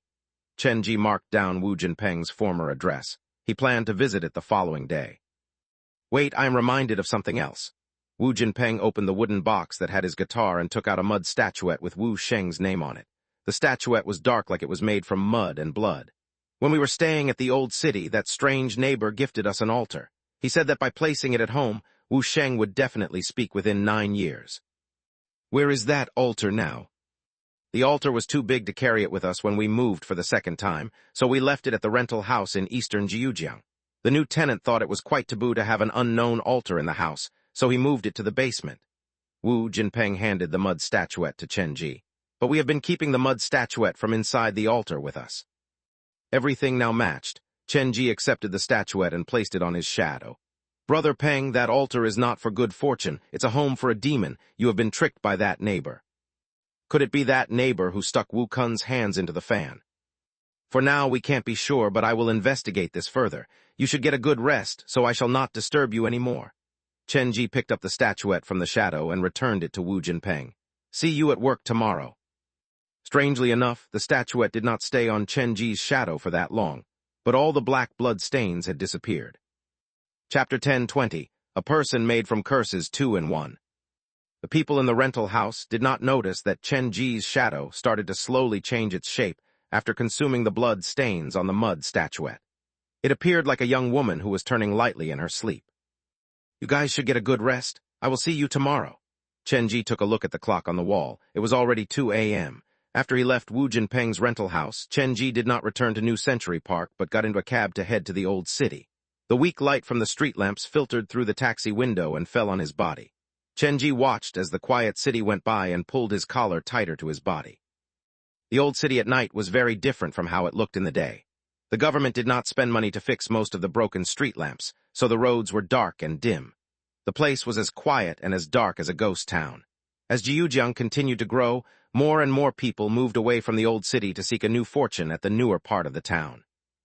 Passing through the dark streets, Chenji took only about 10 minutes to find Wu Jinpeng's previous rental home.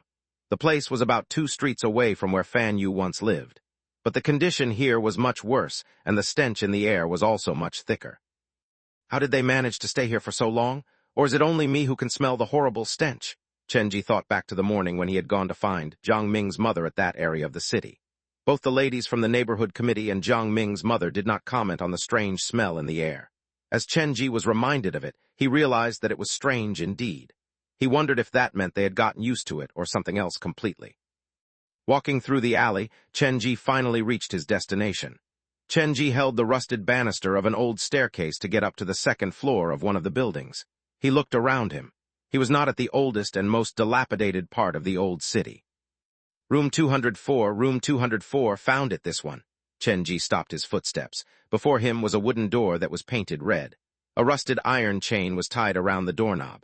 After Wu Jinpeng's family moved away, has no one rented this room? Flipping through the comic, Chenji summoned out Men Nan. Brother Nan, I need your help. I need you to go into this room and scout out the place for me, but be careful of the room next door. Do not go in there no matter what. Room 205, which was the innermost room on the 2nd floor, was the room that Wu Kun said was haunted. It was also the tenant of that room who had given Wu Jinpeng the altar and the mud statuette, masquerading them as a blessing and gift.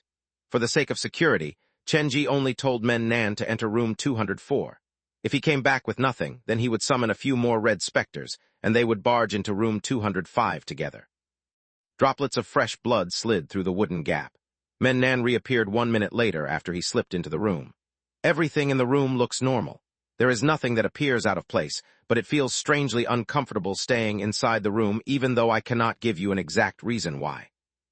Then I need you to take Su Yin, along with this pair of red high heels, into room 205. The 3 red specters entered room 205. Several seconds later, a strange sound came out from inside the room. It sounded like a knife-piercing balloons that were filled with water. And then Chenji heard bones being dislocated and shirts being torn. What is going on? Blood vessels crawled on the door, and a thick stench of blood started to spread all over the place.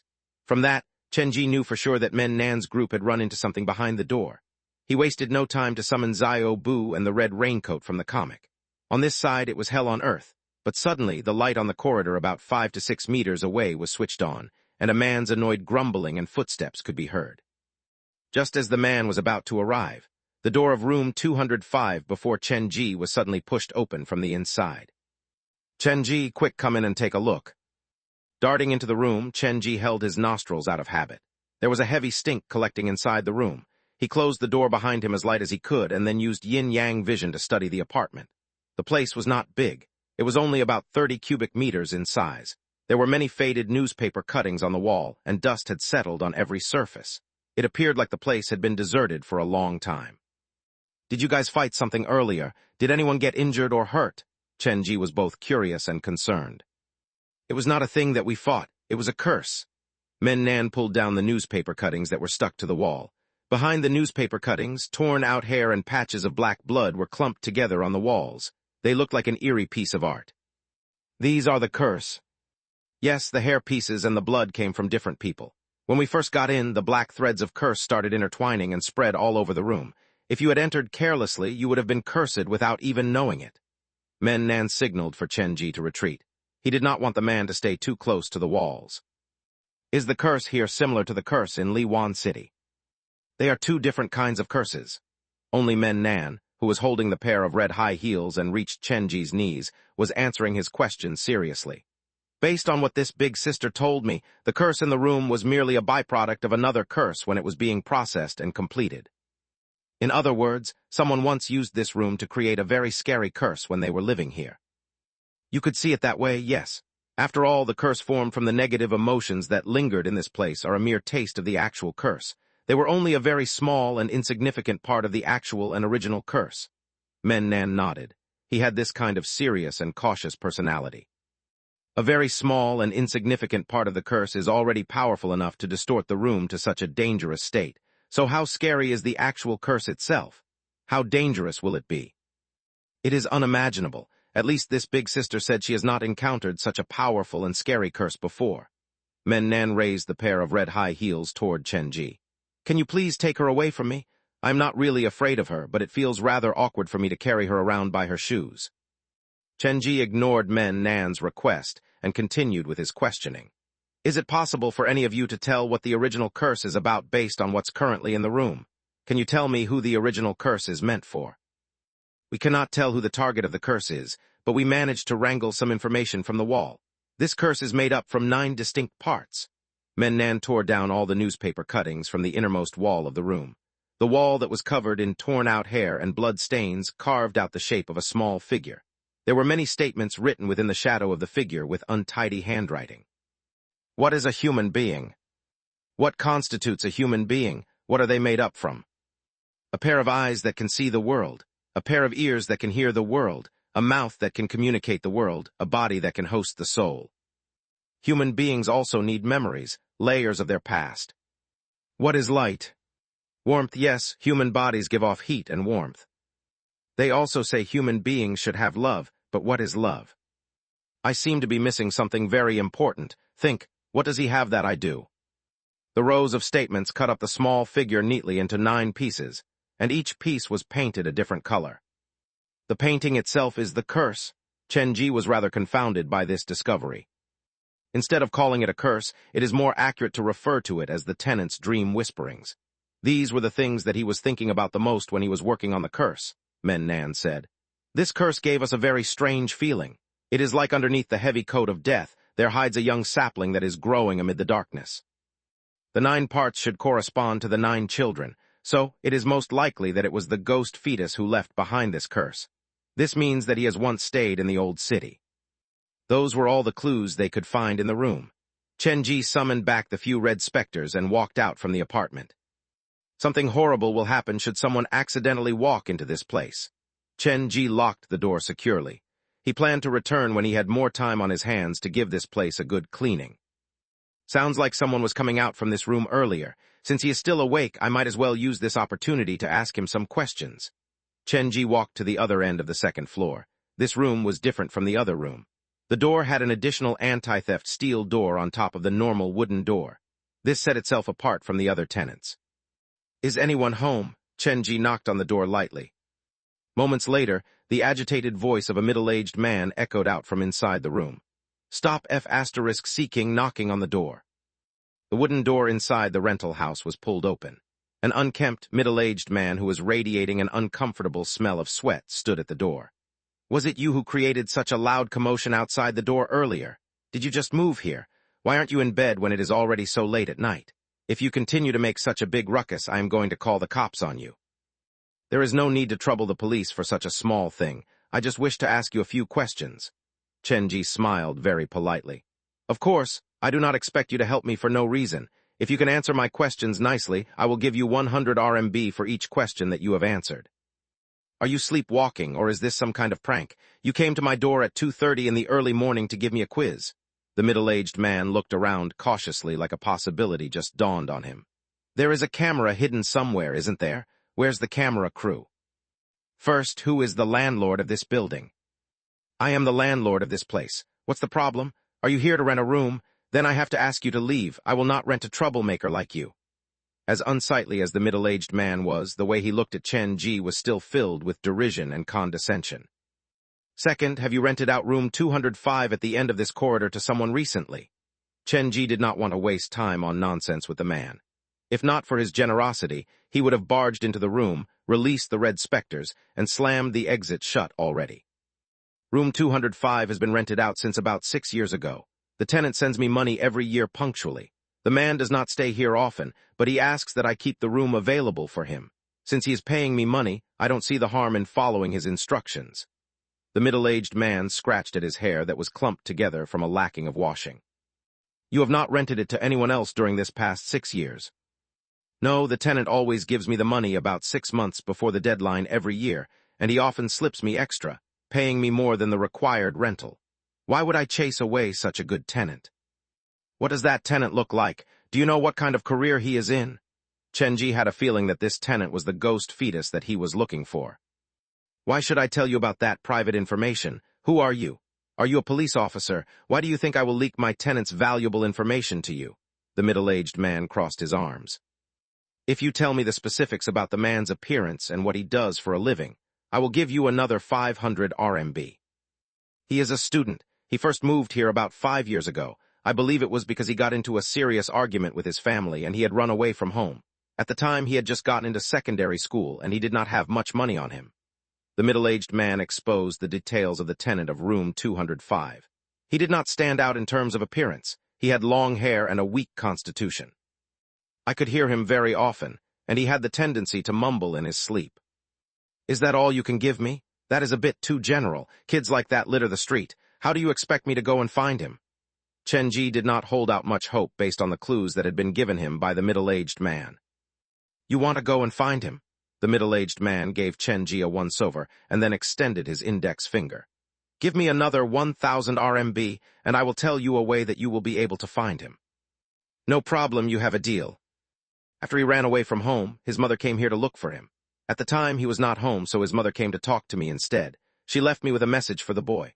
When he came back, I was to inform him that his mother had come, and she wanted him to go to the Eastern Jiujiang's AI hospital to find her. She seemed to be the head nurse for that hospital.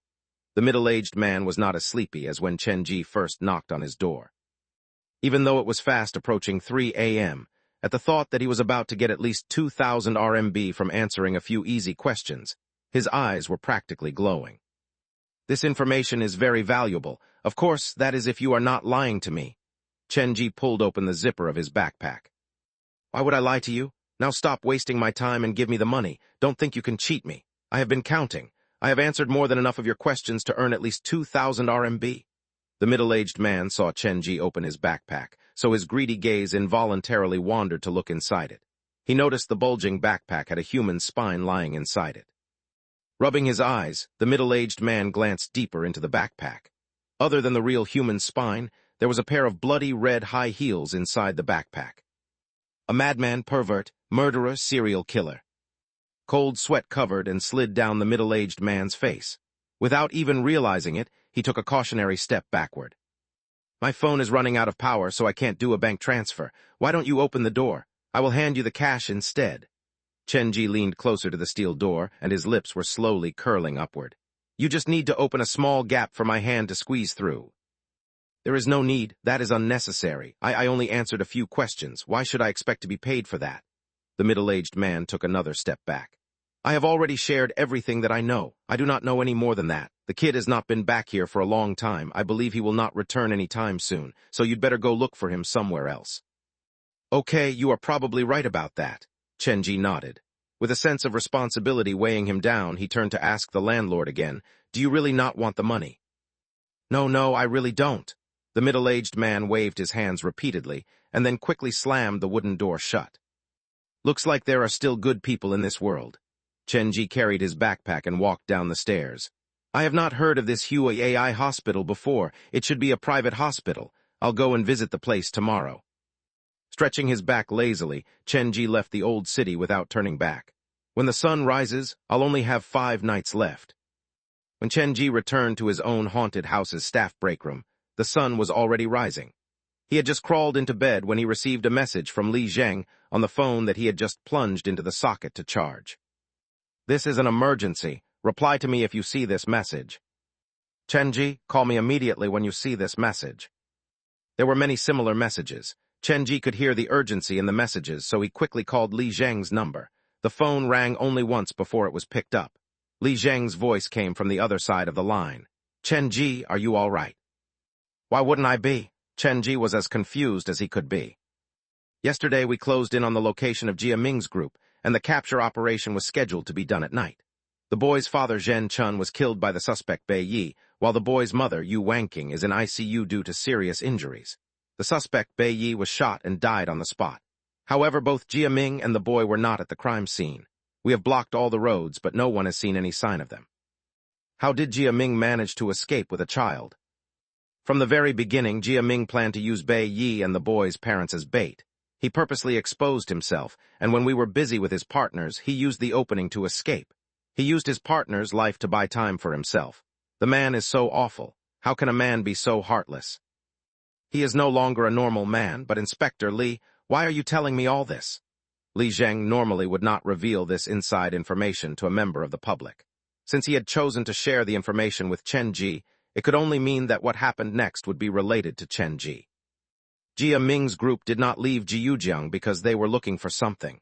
For now, we do not know what that is, but we found a lot of information that's related to you at their hiding place. I suspect that their next target might be you. They are trying to come for me? Then that is really so scary. Chenji almost let slip the words, "would be perfect." Chapter 10:21, Road to Hell. Bei Yi mentioned your name before he died, and New Century Park was written on some of the notes found at the crime scene.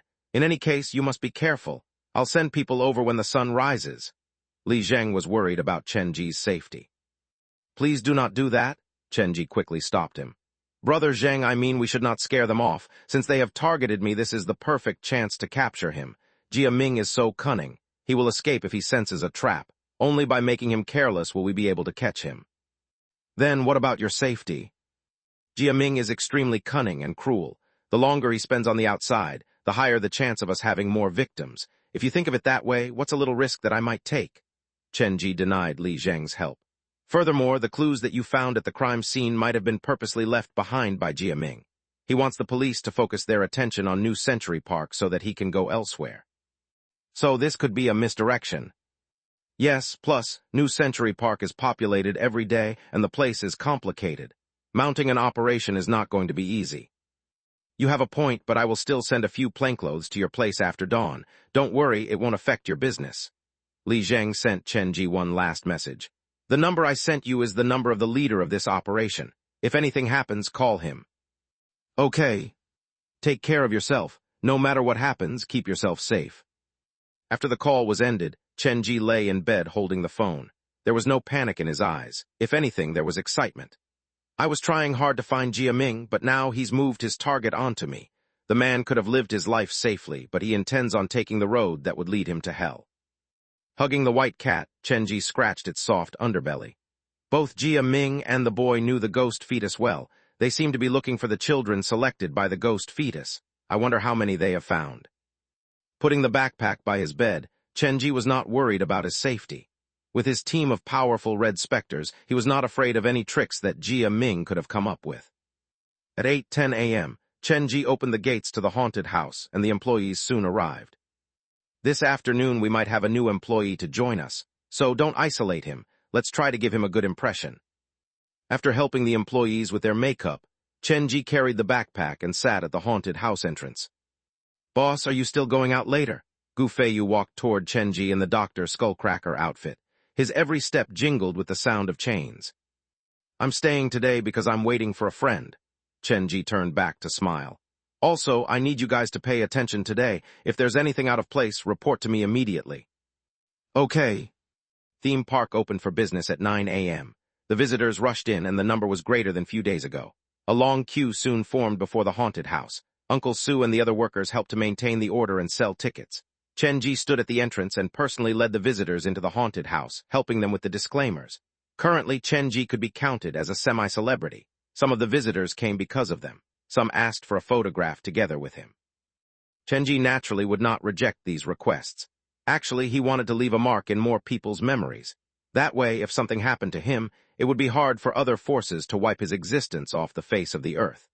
After sending several batches of visitors into the haunted house, Chen Ji still had not seen Jia Ming or been notified of any special visitors. The police should have placed great pressure on Jia Ming, which is why he used his partner's life to buy some time for himself. He knows that the web is closing around him, so it's only a matter of time until he makes a desperate move. Chen Ji arranged the disclaimers on the table. I have no idea what they are searching for, but I am sure it has something to do with the ghost fetus. Those guys used so much time to study me and the haunted house, so that thing might be hidden here somewhere. After giving it some thought, Chen Ji carried the backpack and went to the toilet. This toilet was for employees only. The visitors used the toilet that was outside the haunted house. Men Nan, Chen Ji flipped through the comic to summon Men Nan. Today you will stay guard here. What, you think I'm a toilet attendant? Men Nan argued with Chen Ji. The door that is blocked by the wooden boards leads to the blood world, and someone has been eyeing it recently. Many people knew of the door at Chen Ji's haunted house, so he did not hide that from Men Nan. You have a door here too, the way Men Nan looked at Chen Ji changed. Was it you who pushed it open? I don't know, Chen Ji shrugged. I can't remember. How can you forget something like that? Men Nan gazed at Chen Ji. But you do not look like a door pusher. You are too cunning to be one. The person eyeing this door is quite cunning as well. You might not be able to handle them alone. Chen Ji shoved the pair of red high heels into Men Nan's hand. If you're in danger, ask this big sister to help you. She's very powerful. Hey, come back here. Good luck. Chen Ji closed the door and returned to the entrance. The whole morning passed and there was nothing. Chen Ji did not see Jia Ming. Was it right earlier when I said that this was all just misdirection? Chen Ji sat on the chair to think. Jia Ming has seen me in Liwan City before. He knows that I have many specters and red specters by my side. As long as he has not lost his mind, he won't come at night. He only has a chance of succeeding in the day, but what exactly is the man looking for? After lunch, Chen Ji continued to wait at the haunted house. He originally planned to go to Eastern Jiujiang Hua AI Hospital, but that plan was ruined due to Jia Ming. The sun was right above his head. It was the hottest time of the day, but the queue before the haunted house was still very long. Chen Ji patiently moved the visitors into the haunted house. He did not carry much hope of seeing Jia Ming when he suddenly heard a familiar voice. Leader Chen? That was the first time that Chen Ji had been called that. He turned to the voice and saw Wu Jinpeng waving at him amid the crowd. The handsome uncle was a man of experience. He did not refer to Chen Ji as closely as brother in a public place. He was afraid that might ruin Chen Ji's image among his other employees, but he did not know how to address him, so he used the term Leader Chen. Brother Peng, you've arrived earlier than expected. Did everything go well? Yes, it went swimmingly. Wu Jinpeng was tall with a ponytail. He had the presence of an artistic person about him, so he stood out among the crowd. Chapter 10:22, Wu Jinpeng's debut. That's wonderful. In a bit, I will have you get used to the working environment here. Chen Ji trusted Wu Jinpeng fully and planned to initiate the new employee welcoming ceremony soon. We are understaffed now, so I can't give you a tour. You'll have to follow one of the batches to experience the haunted house. There's no pressure. Just think of it as your own visit and treat yourself as a normal visitor. Understood, Wu Jinpeng nodded. It looked like he valued this new job greatly. He had even taken a shower and changed before he came. Then we'll start with a half-star scenario. Chen Ji arranged for Wu Jinpeng to enter the Ming Hun scenario with 2 other visitors. Half an hour later, a pale-looking Wu Jinpeng ran out of the haunted house with the 2 other visitors. How do you feel? I feel like the haunted houses that I've visited before were child's play. Wu Jinpeng was still shaking. He was about to say something more when Chen Ji patted him on the shoulder. Your timing is perfect. They are about to visit the 1-star scenario, Murder by Midnight. You can go along with them. But I just got out. How are you going to see the rainbow without weathering the rain? Such a big challenge in your life didn't crush you. Don't tell me a little haunted house visit will break your spirit. Chen Ji led them to the 2nd floor. Believe in yourself, Brother Peng. Wait a minute, I have some questions. Wu Jinpeng pulled on Chen Ji's clothes. How many scenarios do we have? Do I need to visit all of them today? We have around 10 scenarios. The higher the star rating, the scarier the scenario. Ming Hun was just the appetizer. At this point, Chen Ji thought of something. Actually, it's rather impossible to visit all of them in one day. Okay then. Because you might faint in the middle, but you might not. In any case, we have the best doctors here. If we make use of the time carefully, there's a chance that you can visit all the scenario today.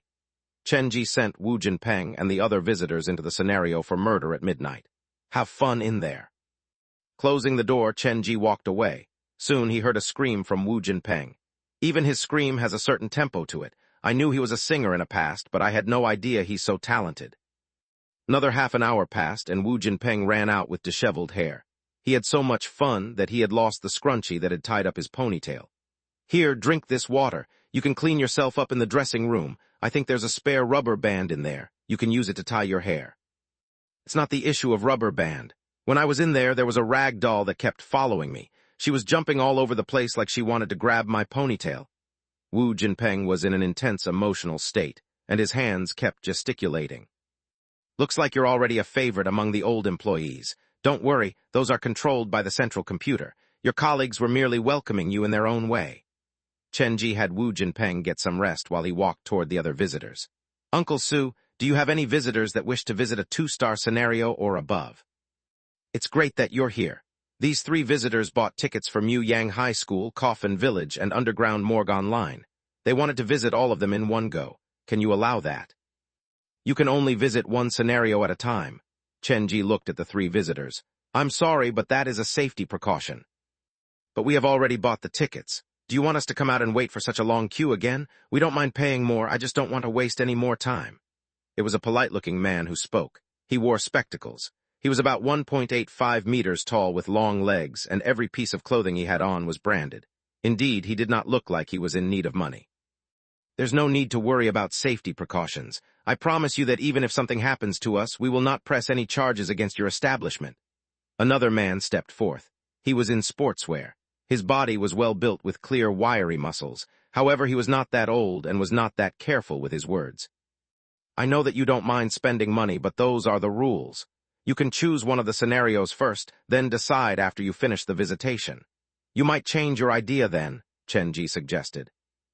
Awen Zio Jai, we could consider that. After all, we've been waiting for so long already. The last to speak was the only girl among the trio. She was in her mid-20s. She looked cute and innocent but had a stabilizing presence about her. She attracted the guys' attention easily. Why don't you start with Mu Yang High School?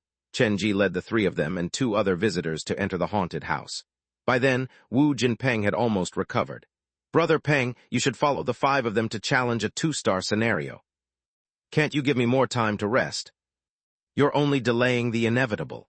Chenji put away the disclaimers and led the group to the underground entrance. Before we start, I have to warn you all again. Please stay in the scenario that you're supposed to visit. Do not wander off into other scenarios. Opening the iron door that led underground, a chilly breeze cut at them. Wu Jinpeng, who stood next to Chenji, shivered. You have an underground scenario too. The fun is only beginning. Chenji watched them walk down the stairs. He did not close the door but stared at the woman's back. He was sure that he had just met that woman, but she gave him a familiar feeling. The way the other 2 guys looked at her was filled with love, but she was not interested in them at all.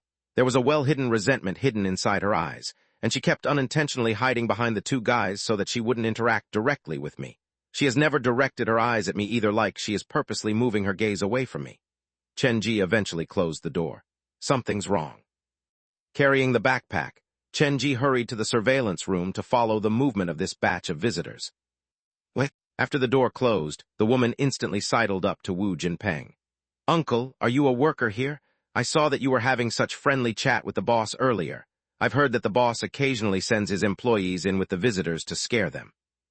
I'll come clean. I'm a worker here, but this is my first day. I don't know anything. Wu Jinpeng surrendered easily. In fact, I might hide behind you later. I'm sorry. This must have given you a bad impression of the workers here. You're quite an interesting man. I am Shen Mengbing. What's yours? My name is Wu Jinpeng. That's such a country bumpkin name. The woman had a wonderful smile. She wanted to chat some more with Wu Jinpeng, but the 2 guys walked over and they expertly squeezed Wu Jinpeng to the side. Chapter 10:23. It's wrong to peek at people's diaries. My name is Zhao Wen. He is Ling Feiji. The bespectacled man gave Wu Jinpeng a once-over. He saw that Wu Jinpeng was dressed in night market clothes, and he could practically smell the scent of poverty from him. "Nice to meet you. I am the haunted house's newest employee. The boss told me to join you guys to experience the scenario first before I am given any tasks." Wu Jinpeng grasped the whole situation instantly. The two men liked the woman, but the woman did not like them. "Uncle, are you really the worker here? You don't look like one." The two other visitors came over. They also looked quite young. "We are from Jiujiang Medical University. We hear from our seniors that the workers here are the scariest they have ever met. It's as if they come out of hell itself." Hearing the comments from the two students, Wu Jinpeng's forehead started to sweat. He seemed to have joined an inappropriate group. "I still have not met the other employees, so I cannot confirm what you've said." "Uncle, you look like a nice person. You wouldn't lie to us, right?" The two medical students were familiar with Chen Ji's ways. They were given information about Chen Ji's haunted house almost daily, so they were practically old customers already. "Do I look like a liar to you?" Wu Jinpeng wanted to explain himself, but the more he tried, the more the others eyed him with suspicion. "Stop wasting time, we'll head in first." Ling Feiji was older than the two students, but he appeared more juvenile than the latter. He was like a flower that had grown in the greenhouse. He looked tough on the outside, but weak on the inside. The few walked down the corridor into Muyang High School. Wu Jinpeng and the two students walked ahead while the three lagged behind. They kept glancing around. It did not seem like they were there to visit, but to look for something. The blank test papers fluttered in the air, creating a rustle as they dragged against the ground. When Wu Jinpeng first entered the basement, it did not feel that scary, but the deeper they went, the faster his heart beat, and his palms started to sweat. "Uncle, you're too tense. Your muscles are pulled so taut that you're limping." One of the students noticed this and smiled with sympathy. "I know that you're acting, but do you need to try so hard?" "I'm sorry, this is my first day at work." Wu Jinpeng did not wish to act like that, but he was really not that brave. "Should we wait for the others? I don't think we should split up." Wu Jinpeng turned around to look and saw the three standing before a classroom, stopping where they were. They did not look like they were moving forward.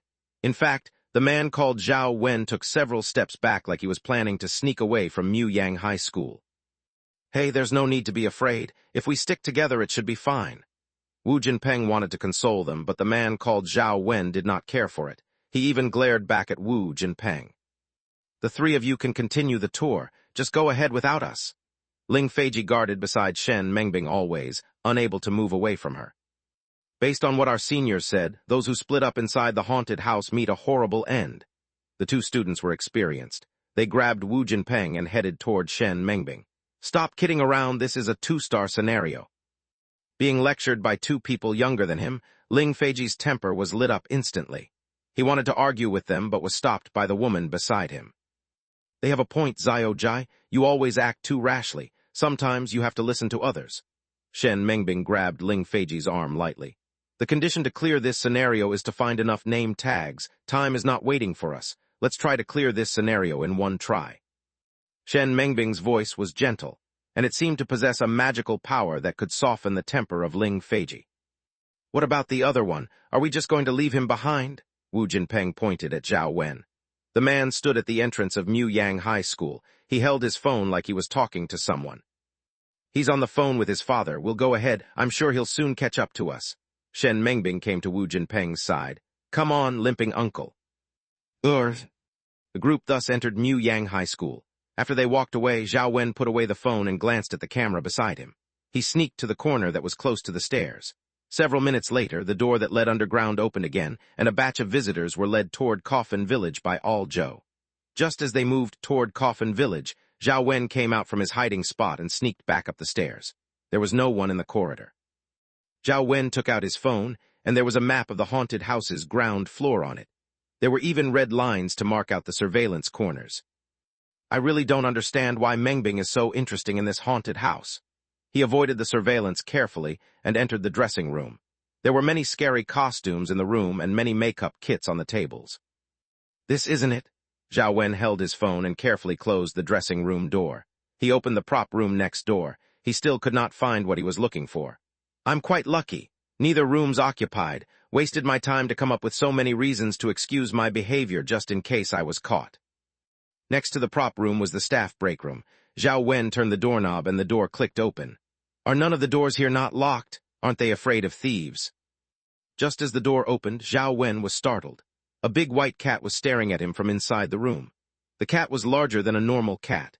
It had snowy white fur, and it was lying in bed, staring at Zhao Wen with its heterochromatic eyes. Phew, that scared me. Zhao Wen entered the room. He looked around and started to rummage through the place. The cat kept a steady eye on him until Zhao Wen started to feel quite uncomfortable. Why do I feel like this cat is smiling at me? Does a cat know how to smile? Zhao Wen moved faster. He opened the closet. It was filled with several cheap, unbranded clothes. He looked under the bed. There was a bunch of abandoned props. They seemed to provide structural integrity to the bed. This break room is too empty. Won't the employees here complain about that? Zhao Wen looked around before his eyes landed on the study table. The table's drawer isn't locked either. I doubt there's anything important inside. Pulling open the drawer, Zhao Wen saw an almost empty lighter and a thick stack of draft papers. Moving the papers away, he found a diary with a blood-red cover underneath them. Meow. When the diary was discovered, the white cat, who had not nudged an inch, suddenly jumped to hide under the bed. What the hell, that scared me. Zhao Wen picked up the diary and placed it on the table. He opened it to the first page. X year, X month, X day, I dragged her hair and tied her inside the stairwell. I leaned close to her face, listening to her weakening heartbeat. Before her last breath left her, I seemed to hear her utter my name from deep inside her throat. Zhang Ye. Zhao Wen looked at the red diary and his pupils were vibrating. He wanted to stop reading, but he seemed to have lost control of his hands as they continued to flip through the pages. The content of the diary was too gory. Each page was filled with cruelty and pain. The owner of this diary was a real monster. Chapter 1024, Too Careless. Is this the haunted house's owner's diary, a record of his murders? Zhao Wen did consider the possibility that the diary was a prop, but the content was too real. Just reading it caused his heart to race like he was there in person when the crime was committed. Even if the content was fake, to be able to come up with the things inside it, the author was seriously unhinged. Taking a deep breath, Zhao Wen was about to put the diary away, but something scarier happened. He seemed to have lost control of his body. His hands flipped through the pages and his eyes refused to move away from the writing on the pages. The diary appeared to have sucked his soul into it. His temperature dropped. In Zhao Wen's eyes, the handwriting in the diary slowly turned into red symbols, and he could hear the sounds that the murder victims heard. Pairs of arms reached out from the beyond to grab at him. His teeth started to chatter, and his ears were pulsing with the sound of his heartbeat. Zhao Wen's hand finally reached a blank page. Just when he thought everything was over, drops of blood emerged on the diary. They were like blooms of blood flowers that grew directly from hell. The red seeped into the empty pages, and the following entry appeared. X year, X month, X day. Someone read my story, and now I am going to make him part of my diary. The arms on him started to pull. Zhao Wen felt as if his body was about to be torn into pieces. He wanted to scream, but he could not make a sound. He could only watch as his body was dragged into the diary. But when he tried to turn around, he was frozen in fear because he saw that his body was still standing away from the table. Meow, a cat meowed inside the room. It seemed to break the spell. Zhao Wen's eyes were bulging as he looked around the room. He recovered. Both of his hands pressed on the table and his whole body was shaking. He snapped the diary shut. His arms were still shaking. What was that? His legs weakened. Zhao Wen considered it for a long time before he decided to take the diary with him. It's time to move to the next room. Pushing on his glasses, Zhao Wen leaned on the door to listen. After ensuring that there was no sound coming from outside, he pushed open the door and left. He kept his body against the wall and entered the toilet. Looking around, Zhao Wen's eyes soon focused on that one cubicle door. The door was sealed up by wooden boards, and it had the painting of a grimacing devil on this. Is this the door? Zhao Wen slowly approached the cubicle door. He tried to move the wooden boards, but he realized that they were pinned in firmly, and the door would not even budge. The thing Mengbing wants is behind the door, but the door is sealed. How am I supposed to get behind it? He squatted down and tried to look through the small hole. The other side of the door was completely red. Blood, he looked through the hole again with uncertainty. This time, a rolling eyeball was looking back at him. What the hell? Zhao Wen collapsed to the ground. Before he could react, a giant sound came from behind him. Bang! The door of the toilet was slammed close. Chen Ji walked into the room, dragging the hammer. Looks like you guys are indeed looking for this door. Who are you? Don't come any closer. Zhao Wen saw the hammer that Chen Ji was holding. His instincts told him that it was not a normal prop. This is a haunted house. Even if you scream until your throat is hoarse, people will only think you're having a good time. Chen Ji waved, and Men Nan appeared behind him. Knock him out and then drag him underground. Tell Zhang Yi to experiment on him to try and see if he can erase those bad memories. Okay, Men Nan tied up Zhao when harshly as if he was venting his discontent toward Chen Ji on the poor man. Chen Ji stood to the side and watched the proceedings quietly. He was contemplating something else. Why would these people look for the door at my haunted house? Currently, the people who want me dead are the ghost fetus, the cursed hospital, and Jia Ming. Who are these three visitors working for? The ghost fetus was a demon god, and he was not born yet. The cursed hospital was a 4-star scenario. It probably would not control its patients to go to Chen Ji's place in broad daylight, so the only option left was Jia Ming. Even though Jia Ming is male, the real danger is the spirit possessing him. The thing might have been pressured enough to leave Jia Ming's body to possess another person. Chen Ji had faced too many troublesome foes. It meant that he would not be trapped in a mental box when he was figuring things out. Chen Ji, this is just a normal human being. There is no trace of anything supernatural on him. The only thing that he is guilty of is being stupid. Men Nan looked at the diary, hidden inside Zhao Wen's pocket, and added, incredibly stupid. Take him to Zhang Yi. Chen Ji picked up Zhang Yi's bedtime story. When he first got this reward, he did not think much of it. He really treated it as a bedtime storybook and would flip through it when he was free. But after Zhao Wen accidentally stumbled across it, Chen Ji realized how scary it was. It was not only dangerous toward normal people. Even red specters like Men Nan and the red high heels did not want to get close to it. None of you warned me about this book. That sure is helpful of you. Chen Ji slipped the diary into his backpack's inner compartment. He had no idea what the book was useful for, but he had a feeling that he would use it in the future. Carrying the backpack, Chen Ji entered the specter's dressing room and changed. Then he contacted Tong Tong and headed toward Shen Mengbing and Ling Feiji. Inside Mu Yang High School, Wu Jinpeng gradually noticed that something was off with Shen Mengbing and Ling Feiji. They were different from normal visitors, especially that Shen Mengbing. It was as if she could not feel fear. Even though she would occasionally scream, she would revert to her usual self in just 2 seconds. To confuse Wu Jinpeng further, the two would go and open any door that they came across, but after opening the doors, they would not enter them, instead hurrying toward the next one. This is the first time I've met a visitor like this. Could they be? Wu Jinpeng narrowed his eyes. Real expert visitors. He and the 2 students followed behind, so they did not see the paleness on Shen Mengbing's face. At that moment, Shen Mengbing's face was dark, and she gritted her teeth in an ugly grimace. She grumbled under her breath. I was too careless. I didn't expect a horde of real ghosts in only a 2-star scenario. Doesn't this mean that 3- and 4-star scenarios will start to have red specters? Using red specters to scare visitors, that was something unimaginable for Shen Mengbing, but she had run into an actual example. And the online reviews of this haunted house said it's not scary at all. What the F***CK? This has to be a trap. Chapter 10:25. Stop Crying or Meet the Hammer 2 in 1. The more Shen Mengbing thought about it, the more nervous she became. Everywhere she turned, there was danger staring back at her. This place is too big. We won't be able to check everything in one day. Ling Feiji was frightened quite a bit as well. He felt like he had almost reached his limit already, but before Shen Mengbing, he had to put on a brave front. Take it slow and pay attention to each door. Shen Mengbing adjusted her breathing, and her expression slowly returned to normal. Mengbing, are you sure the thing that you are looking for is here? Why can't we tell anyone else about this? Ling Feiji stealthily went to grab Shen Mengbing by her hand. How about we come back here at night? Without anyone else, our work should be much easier. Shen Mengbing flung Ling Feiji's hand away. She kept telling herself internally, there is no need to be afraid. I can leave when an actual red specter shows up. Before then, everything is fine. Hey, your friend still hasn't returned. He's been gone for quite some time. Could something have happened to him? The 2 medical students also noticed how strange Shen Mengbing and Ling Feiji were acting, and they subconsciously put some distance between them. There is no need to worry about him. I believe he will be back to join us soon, Shen Mengbing answered without even turning her head. Hearing the reply from Shen Mengbing, the medical student's suspicion toward her deepened.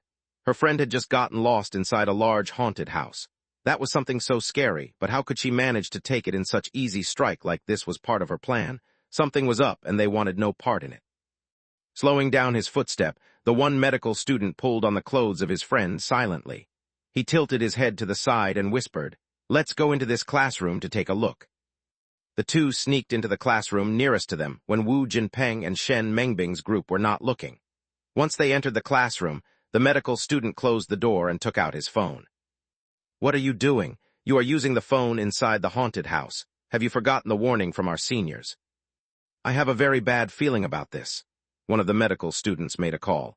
The uncle with the ponytail said that he is an employee here, but he acted so cute and innocent. His whole act is intended to disarm and make you lower your guard. Indeed, it is quite funny how he is acting. He is visiting his own workplace, but he got so scared and is now limping. You still have not realized the deep water that we are in. Think of the place that we are currently in. This is a hell that has caused many of our seniors to lose their minds. You really think this place would have such a sunny and bright employee? The medical student looked at his friend with deep disappointment, the expression on his face saying, "How could you have not figured that out sooner?" But didn't he say this is his first day? Perhaps he is just getting used to the environment. That might be so, but did you realize that after he said that, our full attention was drawn to him? What do you mean by that? We have been cautious around the uncle, but we have completely ignored the 3 other visitors. Did you not realize how much stranger those 3 are acting? One of them disappeared after we entered the scenario. Where do you think he could have gone? You mean to say they are all actors? That is very likely. The 2 medical students looked at each other, and they could see the fear reflected in each other's eyes. But the 2 of us have no history with the haunted house boss. We are just very normal visitors. There is no reason for him to treat like this, is there? The seniors who fainted all had thoughts similar to that. The medical student made a call. Let me ask He-san. He is most familiar with this place. We will see what he has to say. What are you 2 doing in here? Before the call was connected, Wu Jinpeng pushed open the door of the classroom. He had chosen to go and find the 2 students. Actually, it was because it was too scary for him to stay out there alone. Nothing. The 2 medical students were flustered, so flustered in fact that they almost dropped the phone. As if destiny was playing trick on them, the call was connected at that moment. Were you 2 on the phone? No, actually it's like this. I wanted my friend to sign the attendance for us. After all, we did skip school to visit this place. The medical student used his body to block the phone from view and silently ended the call. At the same time, he gave his partner a look. His lips moved slowly as he whispered, "See, I told you." I have no objection to wanting to come to a theme park to relax, but it does not feel right to skip school. You students should pay more attention to your study. Wu Jinpeng walked toward the 2 medical students. Also, are you 2 okay? Why are you sweating so much? Before the 2 students could return, Ling Feiji's heart-wrenching scream suddenly came from the deepest part of the corridor. What happened? Wu Jinpeng looked out from the classroom. The corridor was too dark to see Ling Feiji and Shen Mengbing. Let's hurry after them. They might need our help. I can bet that nothing will happen to them. We'd better take care of ourselves. The 2 students stood fixed where they were, and the way they looked Wu Jinpeng was not as friendly as before. But the scream did not sound fake. I'm afraid something really happened to them. Wu Jinpeng stood at the edge of the classroom door. Seeing that the 2 students refused to budge, he finally gritted his teeth and burst down the corridor to head deeper into Muyang High School. Even though this is my first day at work, I am an employee here now. I cannot shrink back when the visitors might be in danger. Watching Wu Jinpeng run away, the 2 medical students confirmed their speculation even further. At that moment, one of the medical students' phones started to vibrate. He glanced at the caller ID and chose to pick it up. He-san, we do not have much time. The situation is very dire. Now listen to us. We are now currently at New Century Park's haunted house. The medical student dragged the other student to hide under the table and told He-san everything they had seen and experienced so far. Moments later, He-san's rather hoarse voice came through the line. Based on my understanding of Boss Chen, since this is the first day for that employee, he must have arranged another experienced actor to follow him. I get it now. This must be some kind of test for the new employee, and you 2 are most likely his test subjects. We are the test subjects. Yes, it is not easy to become a haunted house actor. One must be talented and have a sharp observation skill, but the most important thing of all is that one must possess an exceptional mastery of acting. You 2 have been completely fooled by that uncle. What He-san said caused the 2 medical students to draw in a cold breath. You mean he has been acting ever since he joined us at the start of this scenario? Jesus Christ, just how twisted must one be to put on such a convincing and wicked disguise? Just remember this. The evilest spirit is often hiding underneath the most harmless-looking appearance. He-san hung up after he gave his advice, leaving behind 2 figures that were shaking underneath the classroom table. Deep within Muyang High School's male dorm, Ling Feiji was hugging a dead body wrapped in tape. His pupils were dilated as his body lay supine on the ground. When he first entered the male dorm, everything had been fine. But as he walked deeper into the dorm, he turned his head around and realized that Shen Mengbing had suddenly disappeared without a trace. He pushed open the nearest door and a hanging mannequin. He called Shen Mengbing's name again and again. But instead of getting an answer from the girl, he caught the attention of the hanging mannequin. He was followed by the mannequin as he went deeper into the dorm.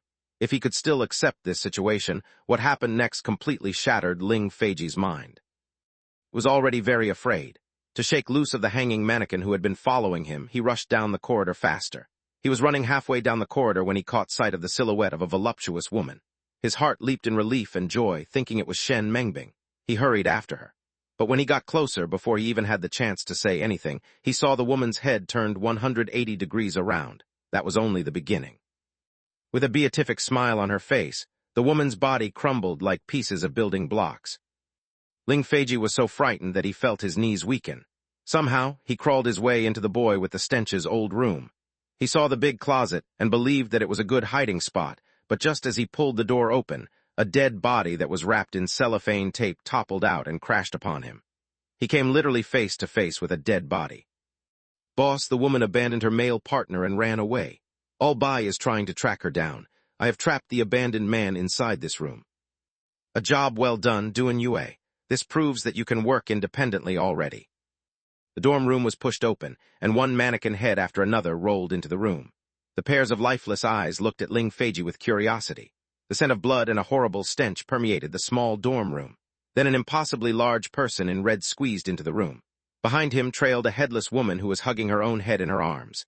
Being surrounded by this group of people, Ling Feiji's tears that he had been trying to hold in started to fall. He felt like he was about to suffocate and die. But the specters merely surrounded him. None of them touched him, much less harmed him. Soon, the echo of footsteps approached, and the dorm room door was opened again. The mannequin heads rolled to the side while the stench and the headless woman cleared a path for a young man carrying a backpack to walk into the room. "Ling Feiji, is it?" Chenji knelt down before Ling Feiji. "What is your relationship with that woman? How did she contact you, and what did she tell you?" Ling Feiji, who was lying on the ground, looked at Chenji. The mental defense in his heart had completely shattered. Once he opened his mouth, he started to blubber with tears. "I only asked you a few simple questions. Why did you start crying?" Chenji frowned deeply as he took out Dr. Skullcracker's hammer from his backpack. "You are in your mid-20s, but you are still crying like a child. Stop crying right now, or else I will figure out a way to make you unable to keep crying." Seeing the hammer that Chenji had taken out from his backpack, Ling Feiji cried even harder. He was not just crying anymore, he was weeping openly until his whole body was shaking. To prevent causing lasting physical or mental damage to Ling Feiji, Chenji had no choice but to order the boy with the stench to knock the man out. "Take him to the underground morgue to find Zhang Yi. The rest of you, follow him to go and find the woman." After leaving the male dorm, Chenji managed to contact most of the employees through the phone spirit, Tong Tong. He mobilized everyone to go search for that woman, Shen Mengbing. This meant that the visitors who were visiting the underground scenarios became unlucky sacrificial victims. Baleful specters and lingering spirits wandered the place freely. Normally, it was the visitors who went looking for ghosts, but this time, the ghosts had grouped up together to go searching for a visitor. About 10 minutes later, Chenji received a message from Tong Tong. All Bai and the students from the School of the Afterlife had blocked Shen Mengbing inside the entrance of a classroom in School of the Afterlife. With so many scenarios to pick from, she chose to hide in a 4-star scenario. She sure has a sharp intuition. Dragging the Dr. Skullcracker's hammer, with 2 red specters trailing behind him, Chenji did not hide his presence and appeared before Shen Mengbing in all his glory. "What are you planning to do?" Shen Mengbing, who appeared weak and soft, cowered at the back row inside the classroom. She was cornered with nowhere to run. Shadows flickered at the front door, back door, and even the windows. "Why is it always the thief who calls out theft first? I'm sure you know what I plan to do." Chenji summoned Su Yin, and the red specters in the room increased to a staggering number of 5. "Should I call you Shen Mengbing or Jia Ming? Which do you prefer?" When Shen Mengbing heard the name Jia Ming, her hands that shielded her eyes slowly lowered. The panic and nervousness on her face faded away. She leaned against the hard wall behind her and slowly raised her hands above her head. "How did you discover it was me?" Further argument would be pointless, so Shen Mengbing made the smartest choice. "Why would you care, and why should I tell you?" Chenji had the 4 red specters surround Shen Mengbing in the middle. This was a rare treatment for anyone. "I'll give you a choice. Are you going to come out on your own, or do you want me to force you out? Chapter 10:26. You didn't expect this day to come. Or we can sit down and talk. There is no conflict of interest between us. We are both victims of the ghost fetus. Shen Mengbing's voice was still so soft and melodious, but her tone had completely changed from before. How come that sounds so familiar? Chen Ji thought about it and realized that he had said the very same thing quite often in the past. Looks like you are not willing to come out without any persuasion. Guys, why don't you go and help him? A few red specters walked toward Shen Mengbing, and the pressure on her was unimaginable. Bead-like sweat slid down Shen Mengbing's beautiful face. There was a deep sense of helplessness in her eyes. This was person who had gained the favor of more than a handful of red specters, but chose to use their power to open a haunted house. She simply could not wrap her head around Chenji's thinking. If I had the same number of red specters, no, just give me one red specter who will side with me, then I would not have been so cornered. Shen Mengbing gripped her hands tightly, but in the end, she chose to surrender. I can tell you very important information, but in exchange, I hope you can let me go. I do not think you have understood the predicament that you are in. I do not need you to volunteer any information to me. In a minute, I will have my friends drag you forcibly out from this woman's body. Then I will have them curse your body. Finally, I will have the many spirits who I house here munch on your spirit bit by bit. I will have you watch yourself being consumed bite by bite. But don't you worry, I will not let your spirit dissipate so easily. I will give you time to recover so that we can repeat this process as much as we like, Chenji said with a smile, but a serious glow lit up his eyes, proving how serious he was. Are you a devil in human skin? Shen Mengbing's face was pale from the neck up. There was no trace of blood at all. My haunted house is filled with ghosts with unusual talents. Some of them are experts in curses, others can manipulate people's memories. You will be a perfect lab rat for them to try out their powers. Chenji shrugged. I am sure you did not expect such a day to come when you were torturing others, did you? The ghost fetus is coming alive soon, and you are the key player. The condition of his birth is that you must die. I know many secrets about the ghost fetus, and I can help you. Shen Mengbing changed tact, and her attitude became so much kinder. I will believe anything that comes out of your mouth, as long as you first leave that innocent woman's body. No problem, but after I leave the human body, I will soon disperse into nothingness. Shen Mengbing looked troubled. Don't worry, as long as I am around, I will not let you die so easily. Hearing Chenji say that, Shen Mengbing's expression seemed to turn paler. She slowly slid to the ground and closed her eyes. A chilly wind blew inside the classroom, and the woman's shadow slowly stood up on its own. Using yin-yang vision, Chenji could see a clump of sticky blood-red threads in the middle of the woman's shadow. The threads were rife with curses and venom, and they slowly took on the shape of a man. The shadow did not look like Jia Ming. He was much taller than Jia Ming. How to possess a person's body and slowly take over their mind is something I have learned from the ghost fetus. After all, he started as someone's shadow. The man was a unique kind of specter. His body was made up of curses and blood vessels. He could be considered a half-red specter. I am Jiang Long. I was once a victim. The ghost fetus made my whole family crazy and forced me to do his bidding. After I did his dirty work, he turned me into this. I dream day after day of killing him. That is such a coincidence. I have been dreaming of killing him as well. Chenji took out his comic. But stop wasting time. Why did you come to my haunted house? And don't you think about lying? Being honest will benefit everyone. The ghost fetus wants to be reborn. He has taken a very important from each of the 9 children. He is currently still asleep in one of the children. When he wakes up, whether he succeeds or not, we will all have to die. The man's voice was shaking. When the term ghost fetus was mentioned, the fear that he felt was visceral. It was a fear that was ingrained in his mind, one that would not be wiped away no matter what. Don't tell me things that I already know. Chenji dragged the hammer and took one more step forward. You know more details about the 9 children, don't you? Chenji had been suspecting that for a long time. Without the aid from external forces, being pursued by the police, Jia Ming's group managed to find an altar on their own. That was unimaginable unless they had some inside information. Other than the ghost fetus himself, no one knows the exact details about these children, but I know a way that can be used to identify these children. The man did not hide the facts. I have a child with me from Liwan City. His name is Zhen Zhen. He is a failed product that was cultivated by the shadow. There is a spirit lingering in him that is very similar to the ghost fetus. In other words, he comes from the same origin as the ghost fetus. So occasionally he has some strange dreams, and the dreams are a reflection of the weave of the intertwining destiny of the 9 children. Chapter 10:27. Touch the police, change your life. Chen Ji was playing hide-and-seek with the ghost fetus with the whole city as the playground. The ghost fetus was hiding, and he was seeking. This annoyed him slightly. But Zhen Zhen's appearance gave Chen Ji hope. However, the premise was that Jiang Long was not lying to him. "Where is the boy now?" "I've hidden him away. The police and another group of people from Jiujiang are looking for him." The blood vessels pulsed on Jiang Long's body. It looked disgusting. Another group of people? Chen Ji's interest was piqued. He had no idea that other people other than himself were interested in the ghost fetus. "We met their people in Liwan City." The man's lips were frozen in a smile, and he wore a patient's outfit under his jacket. "The non-smiler." "Yes, but I have no idea whether he is doing this independently or the cursed hospital at Xin Hai is behind it." Jiang Long's voice slowly became calm. He seemed to have accepted that he had fallen into Chen Ji's hands and had given up struggling. "You also know about the cursed hospital." Chen Ji narrowed his eyes. "You're not lying to me, are you, purposely trying to distract my attention with that hospital?" "Why would I lie to you? Today I came here because I am already cornered. Otherwise, I wouldn't take such a risk."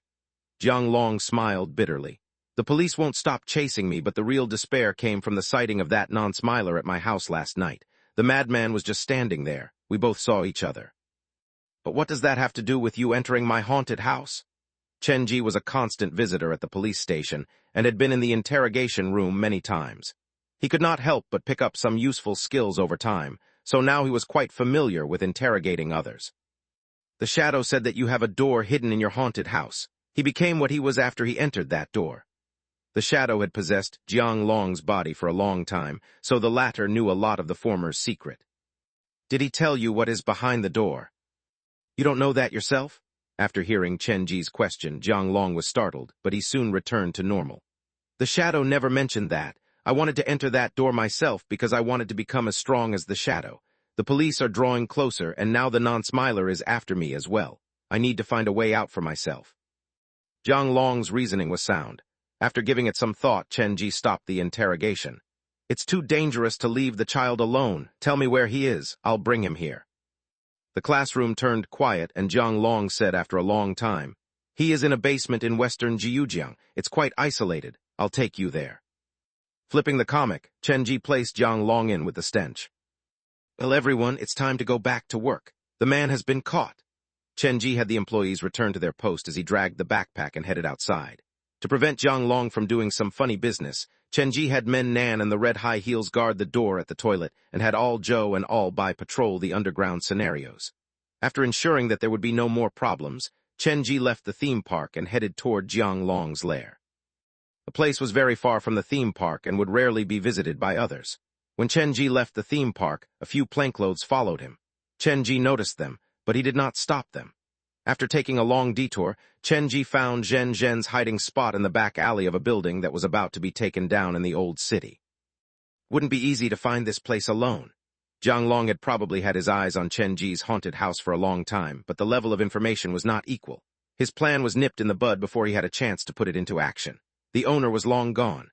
With Jiang Long's direction, Chen Ji entered the backyard and peeled back the wooden boards that led to the cellar. He looked down the cellar and saw a boy tied to a wooden pole. Next to him was a fainted adult man. "Zhen Zhen." Hearing the voice, the boy slowly opened his eyes and then started to mumble help at Chen Ji. "It's all right now, don't be afraid." Chen Ji entered the cellar and undid the ropes around the boy. The boy had been tied up for a long time. His limbs were purple with bruises from the ropes. He carried the boy out from the cellar before turning to the fainted man. The man was Jia Ming. The real culprit was Jiang Long, but it would be Jia Ming who took the fall. He had already lost his self. His soul and spirit had been consumed by Jiang Long, and only an empty shell was left. In essence, Jiang Long had ruined Jia Ming's life. "You sure have done quite a lot of sins." Chen Ji was about to ask Jiang Long some questions when the backyard door was pushed open. "Don't move, get on the ground." "Get on the ground now." Two plainclothes rushed in and police sirens followed. Soon, two officers in uniform joined them. "We're allies. My name is Chen Ji. This suspect came here because he wanted to kill me." Chen Ji gave out the key information in the shortest time possible. "If you do not believe me, you can call Li Zheng from the Crime Investigation Unit." "He wanted to kill you?" The two plainclothes looked at the unconscious Jia Ming and then at the lively Chen Ji. Something was not right with his statement. "Put your guns down. He's one of us." The two officers that came later were from the crime investigation unit. Even though Chen-ji could not recognize them, they recognized him. With the misunderstanding out of the way, Chen-ji sighed in relief. He had only just realized how terrifying being targeted by two real guns was. It has been confirmed, the unconscious man is a grade, a fugitive, Jia Ming. The police held Chen-ji by both hands. Brother, you have done another great job. It's what I should do. Helping the law enforcement to ensure societal safety is the responsibility of every citizen. Of course, if there's a reward, it'll only make it better. Chen-ji stood next to Zhen Zhen while the police carried Jia Ming into the police car. The arrest went smoothly, but as the two officers were dragging Jia Ming out the backyard, the comic that Chen-ji was holding suddenly started to turn on its own. The blood vessels and curses entangled to form a fast-moving shadow, and it moved into Jia Ming's body. The unconscious Jia Ming opened his eyes. His eyes bloodshot, he screamed, "He wants to kill me! Help me! Help me!" Then he crawled into the police car like a madman. This was the first time that the officers had encountered a fugitive that wanted to be captured so badly. Honestly, Chen-ji himself was given quite a shock. He really did not expect a baleful specter to turn to the police for help. However, Chen-ji quickly snapped out of it. Just as Jiang Long slipped back into Jia Ming's body, he launched himself at the man, brandishing the comic. "Everyone be careful. Save me, arrest me, and take me to jail. Lock me up, please, save me from him." Chen-ji raised his fist and aimed it right at Jia Ming's face. He had to shut the man up. Chen-ji knocked Jia Ming into the corner of the alley. In that brief moment, Chen-ji summoned all the red specters that he could from the comic and stuffed them into Jia Ming's body. "Officers, save me! Arrest me!" Jia Ming's eyes rolled upward and he fainted again. "Chen-ji, are you all right?" The few officers immediately came to help Chen-ji. "Just a small bruise, it's fine." Chen-ji picked up the comic that had turned red and slowly got up. The man faked being unconscious, so cunning. Chapter 10:28. Similarities between the ghost fetus and the black phone. Helping the police detain the criminal twice brushed up Chen-ji's reputation within the local law enforcement greatly. The arrest of a grade A fugitive was going to create big news, but due to Jia Ming's own uniqueness and the fact that the cases that he was involved in were not revealed to the public, Chen-ji's name only made the rounds among certain law enforcement circles. "Officers, the boy's father has just been killed, and his mother is in ICU. Now is his most vulnerable moment. If possible, I wish to accompany him." Chen-ji carried the backpack and hugged the boy's shoulders as he pulled him to his side. "Don't worry, we will call in the professional to look after him and give him proper counseling. Then can I visit him sometimes? I know his parents and we have some catching up to do. May I?" Chen-ji looked at the boy with warmth. "When you wish to see him, just call Inspector Li Zheng and ask for a request." The officers did not have the heart to reject Chen-ji. "Thank you," Chen-ji squatted behind the boy. "My name is Chen-ji. Come find me if you need anything." "I remember you on the bus. You sat behind father." The boy had once entered Liwan City with Chen-ji on the hearse. He could still remember Chen-ji's face. "That day I should have brought you all away with me. If I'd done that, you wouldn't have suffered so much." After giving the boy a light hug, Chen-ji picked up the backpack and left the small alley. Seeing him walk away, the two plainclothes sighed softly. Such a kind man. Chen-ji did not hear that, of course. After leaving the alley, he did not return to New Century Park but walked into a nearby building. Standing inside the stairwell where the sun could not reach, Chen-ji flipped through the comic, and the scent of blood tickled his nose. Soon, the stench and Su Yin appeared, holding Jiang Long between him. "Chen-ji, give me one more chance. I don't know what came over me earlier. I was just acting on instinct. I couldn't control myself." Jiang Long was so damaged that his shadow was gotten much lighter. He kept begging for mercy. "I'll give you important information. Zhen Zhen and I have already found a candidate chosen by the ghost fetus. The boy has a failed sense of smell. His smell was taken by the ghost fetus." Chen-ji was expressionless as he looked at Jiang Long. "Bring me to him." "He's already dead. It was Bei Yi who killed him." Jiang Long revealed more. "Every candidate chosen by the ghost fetus has a corresponding door, and behind the door hides one of the ghost fetus powers. If you can find the item that contains the ghost fetus, lingering spirit behind the door, you can gain that power." "There is such a thing. I got that knowledge from the shadow, but it's hard to put it into action. 7 days ago we found that child, and we entered the door when he was sleeping. The item in question was a toy dog." Jiang Long sneaked a look at Chen-ji at this point. "I can take you to see that toy dog and the mud statuette with the boy's name." "Wait a minute. At most, you are just a half-red specter. How could you manage to kill the specter left behind by the ghost fetus behind the door on your own?" Chen Ji himself had entered the doors of these children. Any of these doors were almost as powerful as a 2-star scenario. The more doors you open, the closer the ghost fetus comes to waking up, and thus his presence will get stronger. The door I opened was the first one, so it was also the easiest one. Chen Ji calculated the timeline. Jiang Long was not lying about that. He had entered Jiang Ming and Wu Sheng's doors. The world behind Wu Sheng's door was obviously bigger and scarier than Jiang Ming's door. Take me to that toy dog. Okay, they're back inside that small yard. With Jiang Long leading the way, Chen Ji returned to the small yard. He entered from the back door and found a black leather case under the bed. Opening it, Chen Ji saw a toy dog that had lost most of its fake fur. Chen Ji remembered this toy dog too. When he first moved, he had found this toy on the stairs. At the time, the dog had still been quite new, and it had looked fluffy and cute with its fur. He had no idea who had left it there, but after waiting there for an hour, he had taken the toy home with him. Was this one of the Shadow's toys? Chen Ji reached out to pick up the toy dog. At the same time, the black phone in his pocket vibrated. Chen Ji pulled the specters all back into the comic and took out the black phone. Completed 3-9 of the 4-star trial mission, Ghost Fetus. The ghost fetus, sense of smell, is heavily injured. Red specters favored, you do not have much time left. When he saw the message, Chen Ji sighed in relief. Jiang Long did not lie to him. The toy dog did come out from one of the doors. Unfortunately, it was not Chen Ji who had found the boy, but Jiang Long and Bei Yi. With a sigh, Chen Ji placed the mud statuette on his shadow. The bloodied mud statuette had the name Liu Wen on it. When the statuette touched Chen Ji's shadow, the blood stains disappeared rapidly. This time, Chen Ji stood to the side and observed this quietly. He noticed that his shadow was like a deep pool, and through the surface of the pool, he could catch a blurry glimpse of a woman's sleeping face.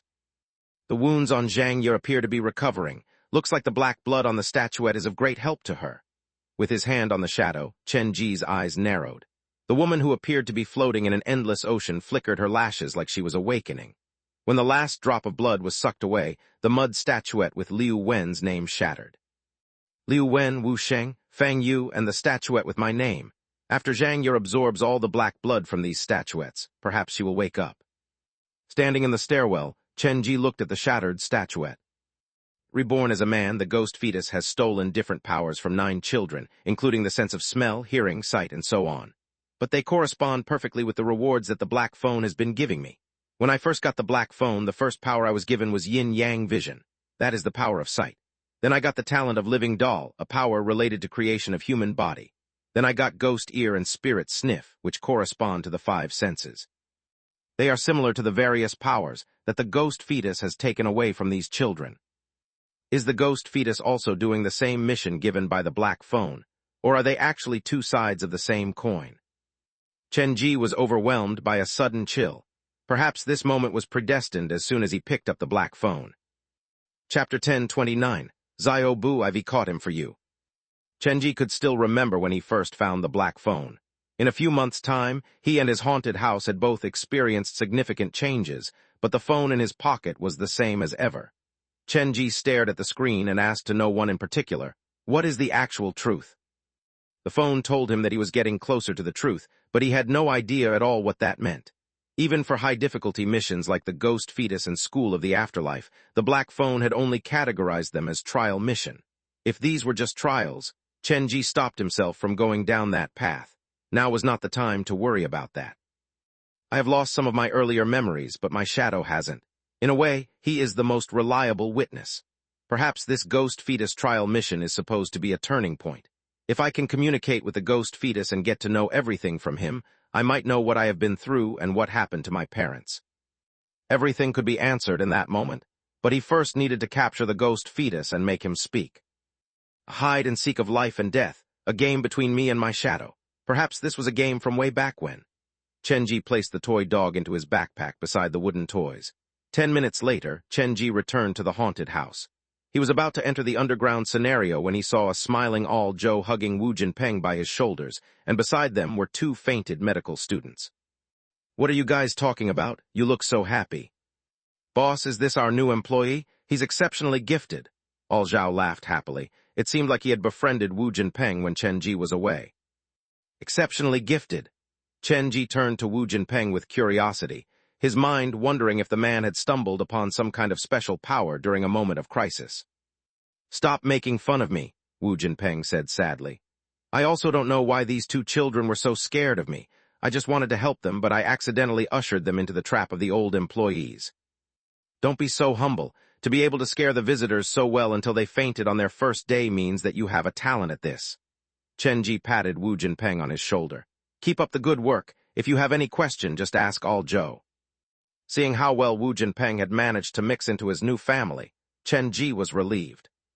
When they get to know each other better, Wu Jinpeng will not be that surprised when he finds out All Joe and the rest's real identity. Opening the door that led underground, Chenji hurried to the underground morgue to find Zhang Yi and Dr. Wei. Did Zhang Yi's power work? Have the three visitors woken up? I can only temporarily suppress part of their memory. In the future, they might jump up from their sleep, and some fragments of memory might come back to them. Zhang Yi still looked very weak, like he was going to die soon. That's more than enough. You have an amazing power. Chenji took out the high heels. You need to recover as fast as you can. Your power will come in useful. After moving the three visitors and two medical students out from the haunted house, Chenji returned to the staff break room. He pulled the curtains shut, locked the door, and summoned Jiang Long and the stench. He used a whole afternoon to question Jiang Long and got all the information he needed. Chenji, I have told you everything I know. Now I just ask for a swift ending. Jiang Long, who was practically translucent, lay on the ground. He was too weak to lift his head. The shadow used you, but after he left you, you could have made many other choices, but you chose to become the second shadow. The setting sun gilded the room. He turned the comic to the last few pages. You reap what you sow, and it is time for you to face the music. His finger touching the page, all the objects in the room moved. Numerous blood vessels spread to cover the entire room. Among the bloody flour, a girl materialized beside Chenji. She was very young and looked weak, just like a doll that would be played with by others. Xiaobu, I've helped you capture the man who turned your mother into a doll. When he first played Xiaobu's game, that scene had left a huge impact on Chenji. He had controlled Xiaobu and returned to his own home, but found her stepfather being made into a doll. At the time, he had thought that was the game's style. He did not think much of it, but perhaps it was a subconscious revenge by Xiaobu. After all, it was her own mother that had been made into a doll in real life. Xiaobu, who had such a nice personality, grabbed Jiang Long by his head. The blood vessels crawled all over his body, and throughout the whole process the man did not stop screaming. Half an hour later, Xiaobu picked up Jiang Long, who had been sewn into a doll by the blood vessels. She stood in the middle of the room as if at a loss. Once standing up, Chenji walked to her side and gave her a light hug. As the sun set, Xiaobu returned to the comic. Chenji looked at the room that appeared it had been visited by a tornado. I almost forgot. The child is as strong as a top red specter behind her door. After all, she is the door pusher of a 3.5-star scenario. After cleaning up the room, it was time to call it a day. Chenji called the other living employees and held a simple welcoming ceremony for Wu Jinpeng.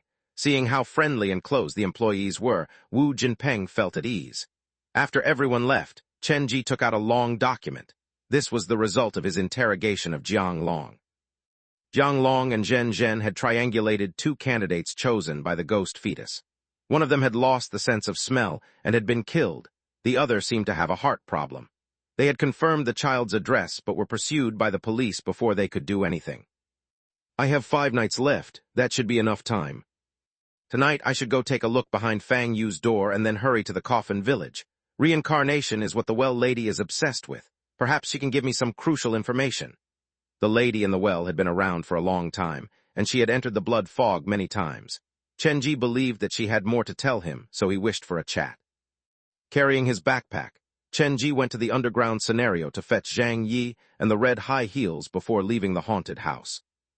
He found the address for the child with the heart problem, but the home was deserted. He waited at the door for a long time, but no one appeared. However, he did see a familiar face at the corner of the street. The lips were cracked, the face forever plastered with a smile. The non-smiler in a hat appeared around the child's home, but he left in a hurry after he noticed Chenji. The two did not get into an altercation. Chapter 1030, Gray and White Memory World. The non-smilers have targeted these children, too. I have to work faster.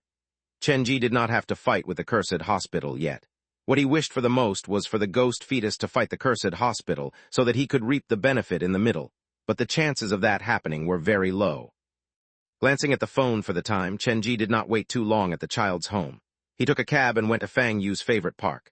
The road was sealed and the park was cordoned off by blue construction boards. From more than 10 meters away, Chenji saw Fang Yu, who stand alone outside the park. She has come here again. After paying the fare, Chenji walked toward Fang Yu. What are you doing? Fang Yu turned blankly around. The gaze that fell on Chenji was somewhat surprised, like the owner had some impression of this face. I'm sorry, but do you know?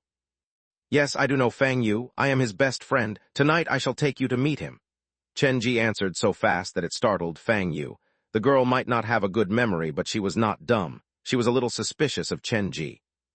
Looks like you have forgot me again. He explained for a long time, but Fang Yu still did not trust Chenji. She gripped her fists and turned to run back to her home. Chenji was quite helpless, so he chased after her.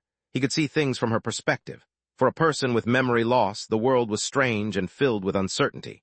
When they reached Fang Yu's residential area, the auntie who Chenji had met before saw him. She saw Chenji, who was following Fang Yu, and she walked over with a kind smile. Have you come to see Fang Yu again? The way the auntie looked at Chenji was strange, like a mother assessing the boy her daughter had brought home. Auntie, I might disturb you again tonight. Chenji carried the backpack and walked toward Fang Yu. Through some investigation, I found a way that could evoke Fang Yu's memory, and I want to test it out tonight. What way is that? I can't tell you just yet, but I guarantee it will work. Then that's perfect. Come on, why are we standing here in the cold? The auntie invited Chenji and Fang Yu into her home. Once indoors, Fang Yu hid inside her room. Sigh, this girl. I'm afraid she will one day forget about herself. She won't. Chenji was curious about Fang Yu's illness. He wanted to know what Fang Yu's world behind the door looked like. Auntie, actually, I'm a clinical therapist, and I will need your help with today's session. Just tell me anything you need. Give me Fang Yu's bedroom key, and the treatment will start at midnight. Auntie hesitated before she agreed. At midnight, all the lights were off. Chenji sneaked into Fang Yu's bedroom, and he saw the blood door beside Fang Yu's bed. Compared to Wu Sheng's door, Fang Yu's door was almost covered in red. It looked almost no different from a real blood door. Fang Yu was a light sleeper. After Chenji locked the door, he did not stop and headed straight for the blood door. When his hand closed over the doorknob, something unexpected happened. The backpack started to leak blood, and he heard pages turning. To not wake up Fang Yu, Chenji did not hesitate and pushed the door open. When he opened his eyes, Chenji felt a great pain from his brain, as if a pair of hands had reached into his brain to pull a chunk of it out. He grabbed his head and slowly squatted on the ground. He took a few minutes' rest before he stood up again. Wait, is this the front door of Jiujiang's children's home? Fang Yu's world was different from all the worlds that Chenji had encountered before. It was monochromatic, only gray and white. There was no blackness or redness. It was like a still of a grayscale picture. Standing on the spot, Chenji opened the backpack and was surprised to find Zhang Ye's bedtime story sitting atop everything else. I remember slipping this into the side compartment. Chenji flipped through the book, and it only got more surprising. The blood characters on the book had disappeared. How did this happen? Chenji checked everything else. It was all fine. Only Zhang Ye's bedtime story was affected. Is it because she is a demon god? Has it caused the ghost fetus to be worried? Shaking his head, Chenji had no idea. He tried to communicate with Su Yin and the other ghosts, and it was a long time before he got a reaction. This world behind the door was very stable, so that meant the limitation on Su Yin and the rest was heavy. It would be hard for them to break through. This is only the third door that I've entered, and the situation is already so bad. Just how scary is the door where the real ghost fetus is hiding? Walking in the gray and white door, Chenji slowly noticed the difference of this world. The other worlds were laden with the lingering spirit and obsession of the door pusher, but this world was different. Everything in sight was faded like a painting that was being brushed away. Everything was turning strange and blurry. The pedestrians on the street hurried away. They had no faces, and they wore the same outfit. Memory is the core of one's existence. Without memories, the world will turn into something like this, pale, blurry, and dulling one's sense in uncertainty and anxiety. There was another strange thing about this world. At the end of the alley on the door of the convenience store, on the wall, there were placed many mirrors. Chenji knew mirrors represented a unique meaning behind the door. He stood before one to study it, and he saw the color on his body slowly fading as well. Chenji in the mirror was slowly being assimilated into this world. The colors might be my memory. When I become gray and white, perhaps I will forget even myself. Looks like I can't stay here for too long. Su Yin and the rest's help was temporarily unavailable to him, but Chenji knew Fang Yu's story. He knew where to find her. The monsters behind the door are projections of people and incidents in real life. Fang Yu has a horrible memory. All the people here have no faces.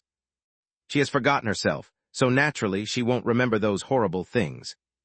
Without memories, there was no joy, and of course, there was no sadness. How could one be despaired when one was not given hope in the first place? In a way, it was lucky.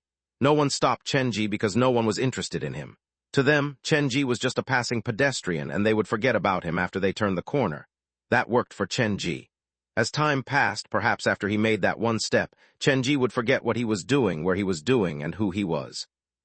He was thankful that he already knew of Fang Yu's past before he entered this world. Without wasting time, he started to search for the place where Fang Yu most likely would be, the small house inside the forest by the dam. Chapter 10:31, First Time Conversing with It. The fading world had its color seeping out. Chenji could see his hands turning gray. He noticed that this door was more complicated than he had expected. My brain is getting duller by the minute. This can't go on any longer. Fang Yu's world was much bigger than Wu Sheng's world. Other than the orphanage, most of the other buildings looked the same, so it was easy to get lost in the city.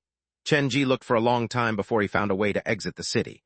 It was a small path hidden among a gray forest. There was no smell of flowers, no chirping of birds. Everywhere he looked, there was gray foliage and white trunks. His limbs were turning white. Chenji could sense his movement slowing down. He had no idea why that was happening. No matter what, I need to find Fang Yu soon. The forest went deeper than he thought. The road was winding, and it appeared to go on endlessly. Chenji trekked forward because he had no other choice. The longer he stayed in Fang Yu's world, the more he would forget. Therefore, he could not repeat what he had done in Wu Sheng's world. He could not wait at a stop for Su Yin and the rest to come before he made his move. Every second was precious, just like Fang Yu's life. From the moment she opened her eyes in the morning and wrote down her memory, her life entered a countdown. She had to find the people in her memory before midnight because she knew that once she lay down, it would be a clean slate the next morning. After a very long walk until Chenji became numb to the surroundings, the scenery suddenly opened up. There was a wooden house at the end of the road. It was surrounded by fresh flowers and littered with toys. Pushing open the door, Chenji's hands that grabbed the backpack tightened. He saw a little girl sitting in the middle of the house. She wore pure white clothes and had long gray hair. She was carrying a small fishbowl in which a blood-red goldfish was swimming. The fish moved agitatedly, but the fishbowl was only so big. Fang Yu, hearing him, the girl in the white dress turned to look at Chenji.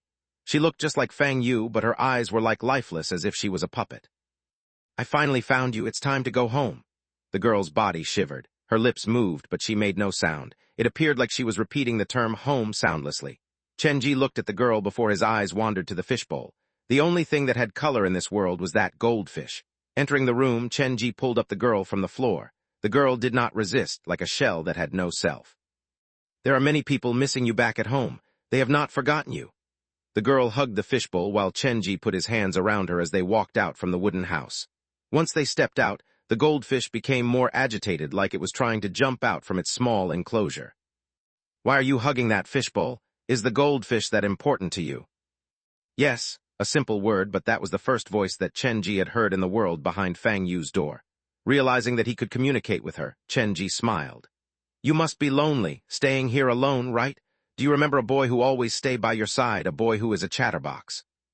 The girl shook her head, but her eyes stayed glued to the goldfish. It was hard to tell what she was thinking. He helped you at the most dangerous moment. For you, he gave his life.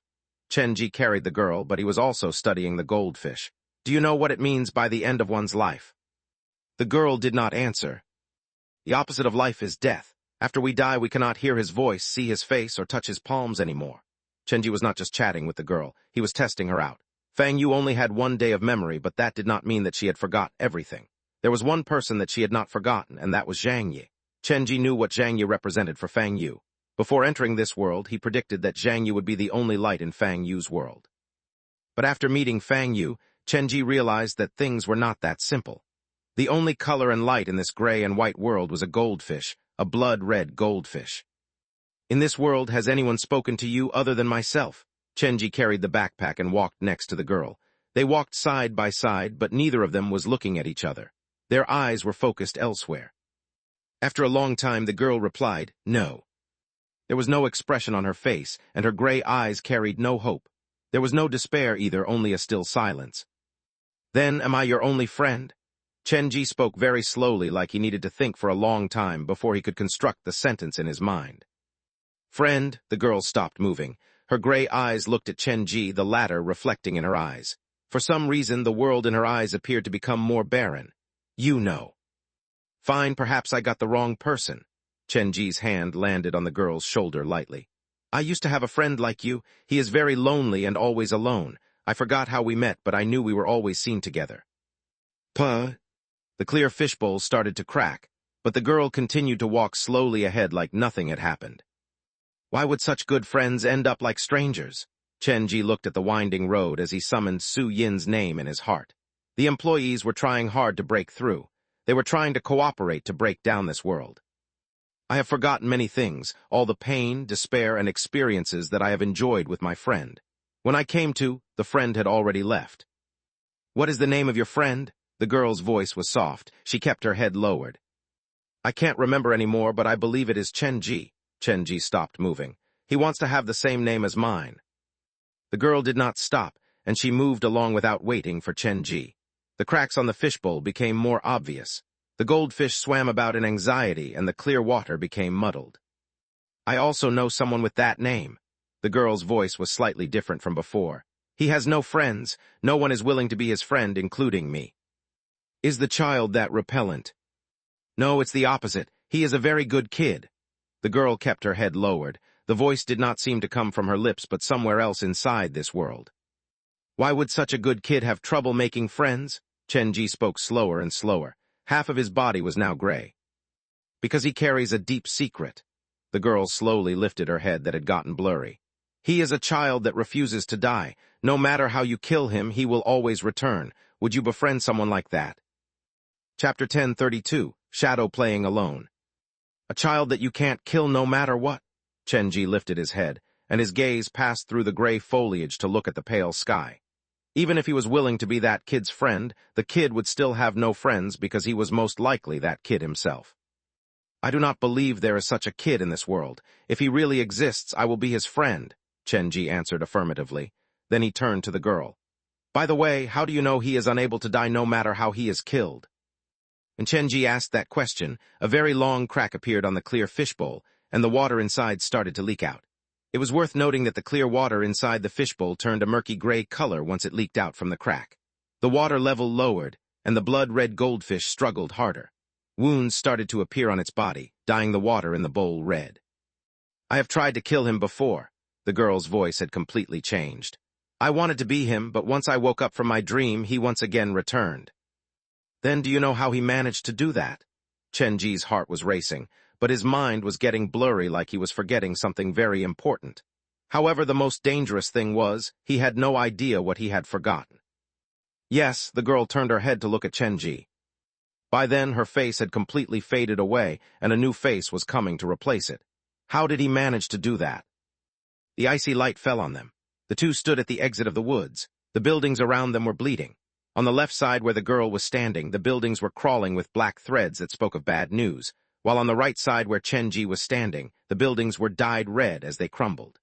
Fang Yu's world was almost similar to a world behind a real door, but it still could not resist the destruction from more than 10 red specters. After he entered the door, Chen Ji had noticed how different this world was, so he ordered his employees to make their move as swiftly as they could. He knew about Fang Yu's past, so he had no reason to take things slow. Reality had proved that he had made a wise decision. You are the lingering object the ghost fetus left behind this door, aren't you? When Chen Ji first spotted Fang Yu, he had been suspicious of that. If Fang Yu behind the door had really given up all hope, like how this girl was reacting, then the Fang Yu outside the door would not have tattooed Zhang Yi's name all over her body and waited in the park every night. The real Fang Yu had not given up. To test his suspicion further, Chen Ji had kept asking crucial questions, and his conclusion was that the girl before him was not Fang Yu. In Fang Yu's world, other than herself, the only person that could speak and had a memory would be the ghost fetus. The girl probably knew that her disguise had been exposed a long time ago, but she did not care. How can you be so sure that I am not the ghost fetus himself? Even though this world is far more stable than the other worlds, it is still too fragile for a demon god. It is similar to how you wouldn't place a shark inside a normal fishbowl. Before Chen Ji entered Fang Yu's world, he believed that he would not find the ghost fetus there. Zhang Yi had given him plenty of hints regarding that. Other than that, if he was the ghost fetus, he would find a normal person who did not have obvious deformity to possess. The other 8 children were all smoke bombs. Even if their worlds behind the door were destroyed, the ghost fetus had only lost part of his power. Only when the time of his birth arrived would the situation change. The girl's original face had been wiped away, and a baby's face slowly surfaced. His eyes were closed. His lips, ears, and nose were bleeding, but he did not seem to mind them, as if he could not feel pain. This ghost fetus was different from the ghost fetus in the other worlds. He had his own consciousness. After he was discovered, he did not do much. His shirt did not even turn red. He stood quietly next to Chenji at the entrance of the woods, looking at the city that was being ravaged by black and red. Slowly, the red overwhelmed the black. The black threads that represented the curse were being oppressed. The gray and white world was being cut with bloody wounds like the whole city was bleeding. With 10 red specters working at their maximum power, they only managed to control the curse hidden behind the door. But seeing this, Chenji did not feel any energy to smile at all. Counting the door that Jia Ming and Bei Yi had entered, this was only the 4th door, but it already needed more than 10 red specters to take it down. When he entered the 5th door, he would need the help of all the red specters. If this reasoning was correct, he might not be safe with his entourage of red specters when he entered the 6th door. The gray and white city was covered in red. Chenji did not use any tricks but used the simplest and most direct method, which was brute force. This was the simplest, most effective, and safest method. Bloody shadows appeared. The mirrors that littered the streets were shattered, and the city turned red. Just a little more, give me a little more time, and I will be able to keep you here forever. The girl with baby face looked at Chenji. I can't kill you, but I can make you forget yourself and have them repeat what they did to you again and again. Both sides were buying time. Chenji was waiting for his red specters to break through the limitation this world had on them. The girl, though, knew some secrets, and she wished to use another method to kill Chenji. What they did to me, who are they? Chenji asked. Why do you insist on looking for them? You already have everything I could ever wish for. Why do you want to give that up? The girl's body was turning blurry, like the color was leaking out from her. She was assimilating into this world. Stay where you are and let me become you. Is that so hard? Looking for them? Are you talking about my parents? Chenji's voice took on an urgent edge. When he heard the word parents, the baby's expression changed. Chenji seemed to hit the sore spot. He stopped conversing with Chenji. Suddenly, he reached into the fishbowl to grab at the goldfish inside it. You are very lucky to have entered this most dangerous door before I have fully awakened. But certain things have already been written on the wall. You will never change it no matter how hard you try. Fang Yu, Chenji took out the hammer and swung at the girl. The girl's finger touched the surface of the water, but the goldfish slipped through her fingers. The glass bowl slipped and shattered against the ground. The baby's face grimaced. Her body was dissolving and spreading like the water from inside the fishbowl. I will wait for you behind the door, Chenji. The girl's body and the water seeped into the gray and white world and disappeared. The only thing that left on the ground was a blood-red goldfish and a normal-looking glass marble.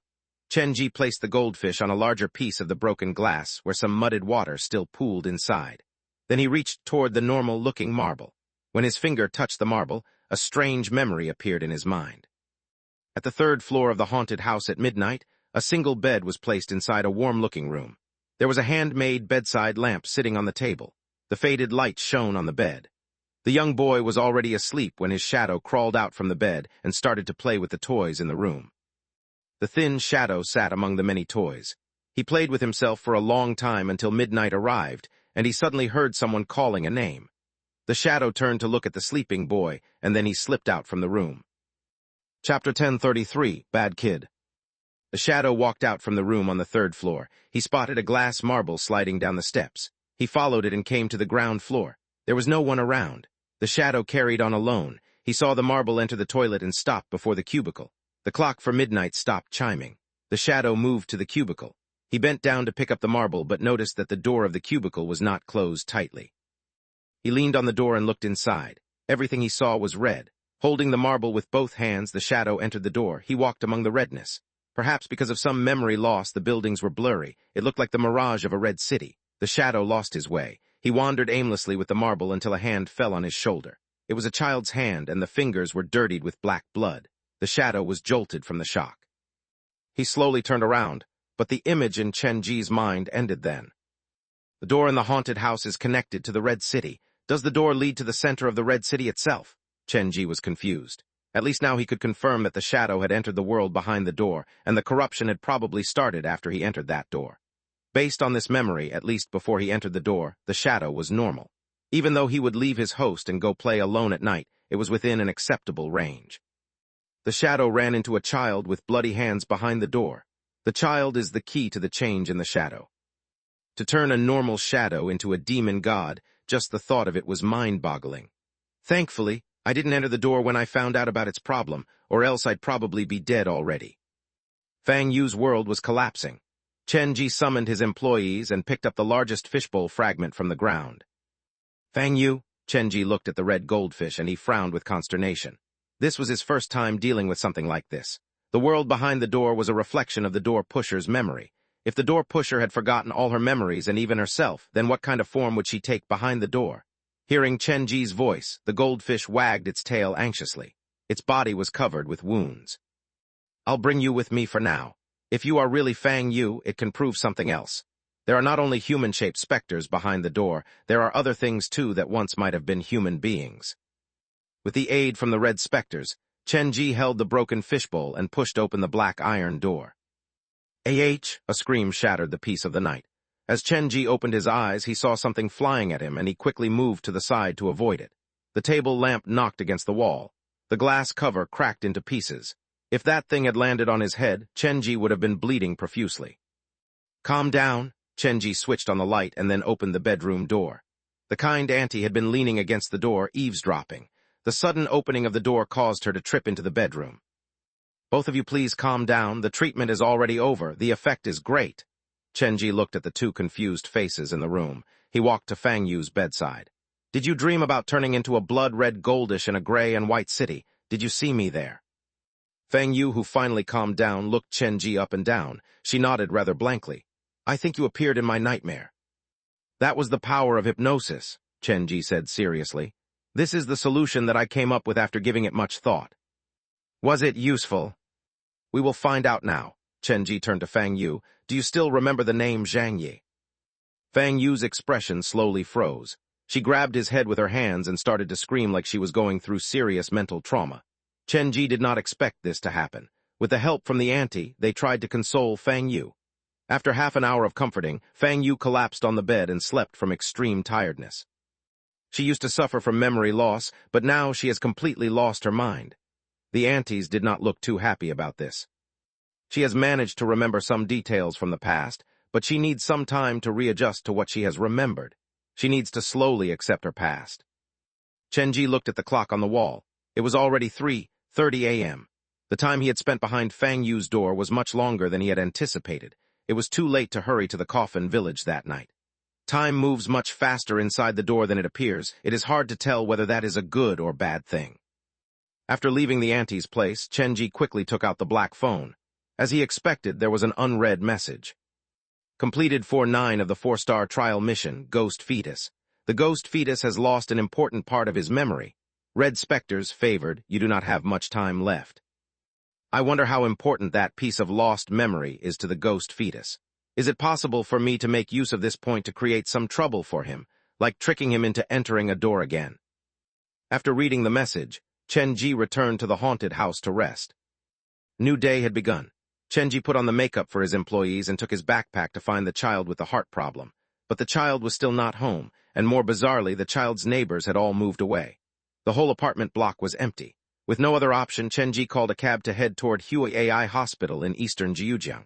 This was the clue that he had gotten from the old city. Someone who appeared to be the ghost fetus, mother, seemed to be employed there.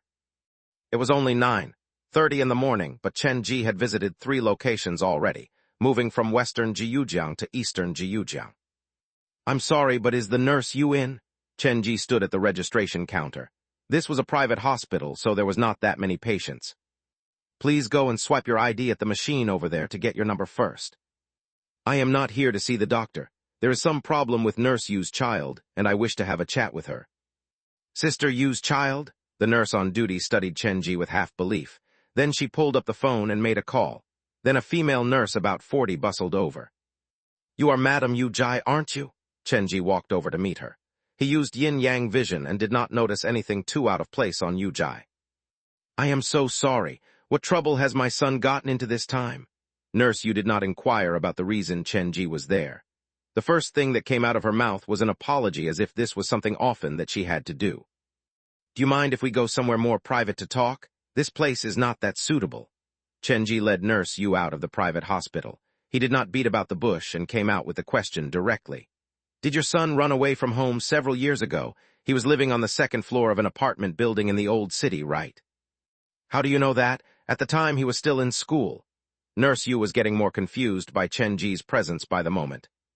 "Let me first introduce myself. My name is Chenji. I often help the police with their cases. These are all news articles about me on the internet." Chenji took out the news articles that he had searched about himself on the internet and showed them to Nurse Yu. "An aide to the law enforcement?" Nurse Yu's expression changed immediately. "Then why are you looking for my son?" "Please calm down first. What I am going to tell you next is very important." Chenji paused for a moment. "Your son might be related to a murder case. He is not the killer, but I need your cooperation." "Impossible. My son would not get involved in a murder case. You must be mistaken." Probably due to the shock and indignation, Nurse Yu shouted out her claim directly. "You can choose to not believe me, or you can call the police. However, I am telling you now, the only person who can help him is me." Chapter 1034, From the Beginning. Chenji was serious. Normally, when a parent heard that their child might be involved in a murder, they would be firm that it would not be the case, but more than that, the main concern on Nurse Yu's face was worry and fear. In other words, in Nurse Yu's mind, it was not outside the realm of possibility that her son had done something like that. One of the first few children that the ghost fetus had chosen were harmless. In fact, they could be seen as kind and friendly. They resisted the ghost fetus, believing in the light in their heart. But not everyone preferred light in this world. Some did not need the seduction from the ghost fetus, and they would be heading toward the abyss. If the ghost fetus had possessed such a person, it would be difficult to deal with. In the previous worlds, Chenji found a source of light to aid him, but in these kinds of darker worlds, he would be targeted by everything, and there would be no help for him. I will give you time to think about it. I'll wait for you outside the hospital." Chenji looked into Nurse Yu's eyes. "Evading the problem is not solving the problem. This is not an official police visit, so don't feel too much pressure." "I still don't think my son would be involved in any murder cases. There has to be some misunderstanding." Nurse Yu slowly calmly down. "Don't worry, I also don't think he is the killer. I just have some questions to ask him." Chenji tried to get Nurse Yu to relax. "Please bring me to him as early as you can. We don't have much time left." Nurse Yu did not quite believe Chenji, but after seeing so many news articles about Chenji, her impression of him started to change. "I will ask for the rest of the day off. Wait here for a moment." Nurse Yu ran back into the hospital. 10 minutes later, she came out in a casual outfit from the side door. "I'll bring you to meet him so you can talk to him in person. If you can see him now, you should understand why I am so confident he is not involved in a murder case." The two took a cab to a residential area at eastern Jiujiang. The environment looked quite nice, if a little isolated. There was almost no one around, and the parking lot was quite empty. There are many such residences in eastern Jiujiang. During the economic boom, they built too many apartments, but most of them aren't even filled these days. Nurse Yu did not feel like chatting. Her voice was tired and weak, her eyes filled with worry. "I live on the 23rd floor. Sorry, the elevator is a bit slow." 10 minutes later, Chenji arrived at Nurse Yu's home. When the door opened, a faded stench drifted out. The stench was not that of food going old, trash molding, or flesh decaying. It was a very unique smell, like a person had started to rot from inside their soul. Sorry, the place is a bit messy." Nurse Yu stepped into the room. She took the dirty clothes on the sofa into the bathroom before inviting Chenji in. "Your place is quite big." "It looks big, but the layout is not that normal." Nurse Yu did not even take her shoes off and started to walk toward the room at the back. "Yu Jian, are you inside?" While Nurse Yu went to call her son, Chenji studied the house. Even though the house was big, it was pitiably sparse. There were 2 pairs of slippers on the shoe rack, one female, one male. "Only Nurse Yu and her son live here in such a big house? Where's the father?" Earlier, the nurse called her son Yu Jian. She has the same surname as her son. Could it be that the child has no father? Nurse Yu knocked for a long time, but there was no response from the son. "Is he not home?" Chenji walked toward Nurse Yu. He saw a tray placed before the room's door. On it sat a bread and a glass of fresh milk. "He didn't even touch the breakfast, this child." Nurse Yu picked up the tray and headed back to the living room. "Ever since he dropped out of high school in his 2nd year, he has been like this. I have no idea when he will come out of his shell." Refusal to communicate, hiding within himself, this is not a good sign. When a person is trapped with their own thoughts and no others, they are more prone to doing some extreme actions. Chenji sat next to Nurse Yu. I am not scaring you, but after taking a look around your house, I feel like things are more serious than I expected. I've done everything I can. I did take him to a psychologist before, and he had taken some medication, but it did not seem to help. Nurse Yu sighed helplessly. Can you tell me in detail how things reached this state? Chenji knew that only by understanding the backstory could he know what he was dealing with. If possible, don't hide anything. I guarantee in the name of the state's crime unit that I will not leak the information of your family to a second person. Yu Jian was just like a normal child when he was young. He was healthy, cute, and very bright. He was a very fast learner, but from a moment I realized the kid. Nurse Yu's face was twisted in concern. How shall I put this? He doesn't seem to understand the concept of repaying people's kindness. For example, the neighbor's kid would give him a candy, and he would throw it on the ground.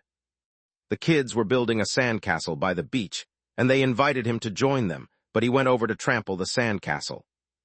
That is more than not understanding how to repay kindness. It's a show of malice. It's not that. Nurse Yu shook her head. Like most parents, they did not like others to talk bad of their child. Yu Jian is a very gentle kid. He just does not know how to express love, or rather the way he expresses it is very different from others. I have asked a psychologist about this before. He said that he could not see the concept of love in Yu Jian's mind. He has a normal temperature and his heart is pumping warm blood, but his consciousness of self is icy and cold. He is lacking the concept of love. Chenji was reminded of the words in the rental home at the old city. Love was something that the ghost fetus needed. He believed that one of the main reasons a human being was a human being because they knew how to love and gain love. The doctor said he suffers from a rare illness called reactive attachment disorder, RAD. Even though it manifests itself as a psychological problem, in reality, it is a biological sickness. My son is not abnormal, it's just that his brain is sick. I didn't say that your son is abnormal. Other than that, I have to inform you that you'll not find a better psychologist in Jiujiang other than myself. Chenji did not know much about psychology, but he remembered clearly how Dr. Gao acted. The confidence seemed to come from within. You're a psychologist too. Many adult psychological deficiencies are related to their childhood growth. In their understanding of the world, there was a small accident. Chenji sat up and looked into Nurse Yu's eyes. I still say the same thing. Please do not hold back. Only by telling me everything that Yu Jian has encountered can I really help him. Chapter 1035. The Child Chosen by the Ghost Fetus. Nurse Yu gave this serious consideration as she glanced at her son's room before she came clean on the thing that had happened to Yu Jian. Yu Jian has not met his father. I raised him alone. The child was a very precocious one. He never made me worried. As a nurse, I have a busy work schedule, so I had to leave him alone for most of the time. One day, he started to refuse to communicate with me. Out of guilt, I bought him many things to compensate and encouraged him to go on play dates. The first accident happened when he was 7. I got a call from a neighbor when I was at work. He said that Yu Jian had gotten into a fight with his kid and almost blinded the kid's eyes. I was so angry when I heard that.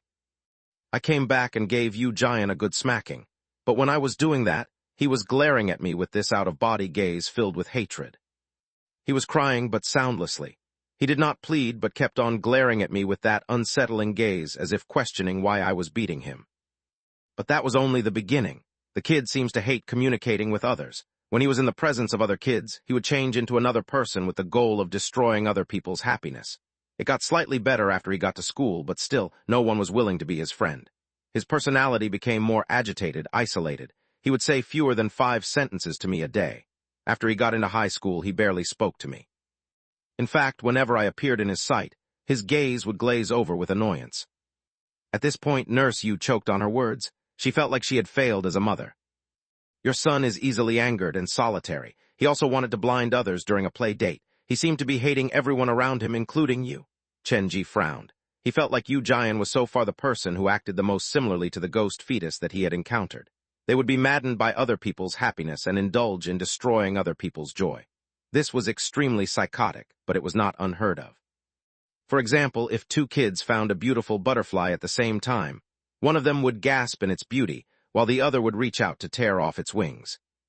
Chenji had no idea when the ghost fetus encountered Yu Jian. From the daycare at the place in the old city, Yu Jian was probably the child who cooperated the most with the ghost fetus, so the latter had probably been hibernating in Yu Jian while completing the curse in the old city. After Yu Jian got into high school, that was the darkest moment of my life. He refused to talk to me at all, but he spent his time doing something alone. When I hit him or scolded him, he never retaliated, only staring at me coldly. It was not how one would view one's family. Perhaps from a certain moment, he had stopped viewing me like that. It was also then that he started to stay out late and eventually ran away from home. For him, I've searched Jiujiang who knows how many times already. Perhaps he hated me from his core. No matter how many times I found him, he would still leave me the next day. During that period, he got into a lot of trouble, some incidents even involving the police. After the school day ended, he stopped coming home at all. I knew this couldn't continue any longer. I contacted a private academy famous for their strict rules and enrolled him in it even though it cost me a lot. In a new environment, Yu Jian's situation seemed to improve, and that gave me a renewed hope in life. But that only lasted for a few months before the school called me in. The parents of the kids in his class had petitioned for Yu Jian to be expelled. At the time, I was flustered. I tried to ask why, but Yu Jian refused to say anything. In the end, I found out from the headmaster that the students all said that Yu Jian was mentally unstable. They exaggerated his supposedly insane actions, and of everyone in his vicinity, only his class teacher was on his side. I burnt through my savings at the time and used a lot of time and money before I finally persuaded the headmaster to allow Yu Jian to stay. But things just did not work out. During the second year, Yu Jian's class teacher was fired due to certain reason, and that very same afternoon, Yu Jian left the academy. He came back home, shut himself in his room, and sheltered himself from the world. When I went to school to help him finish the suspension procedure, I found out what had happened. The class teacher was the only person who treated Yu Jian well, but someone started a nasty rumor that it was because she was seducing him. Then part of the parents started a rumor, and thus the teacher was forced to find a new job. Nurse Yu looked at the closed bedroom door. After a long silence, she said, "After hearing the real reason, I was not mad. If anything, all I felt was tired. I stopped struggling and surrendered. I admitted that Yu Jian is different from normal kids and stopped forcing him to fit the common mold." "Has he stayed at home since he ran away from school?" Chen Ji memorized everything that Nurse Yu had said. It might prove useful behind the door. "At least every time I come home, he's in his room, so I don't think he would be connected to any murder case." "Okay, I believe I have everything I need." Chen Ji stood up to walk toward the room. "Do you have a key? I wish to meet him." "That's fine, but I hope you won't say anything to agitate him." Nurse Yu took out a ring of keys from her handbag. She kept a spare key for Yu Jian's bedroom on her. The two came to the door, and Nurse Yu opened it. When the door was pushed open a gap, Chen Ji was hit with a stinging smell. He held his hand over his nose out of instinct, but Nurse Yu beside him did not seem to smell anything strange. "So far, this is the smelliest room that I've been in outside of the door." Chen Ji used yin-yang vision to look into the room.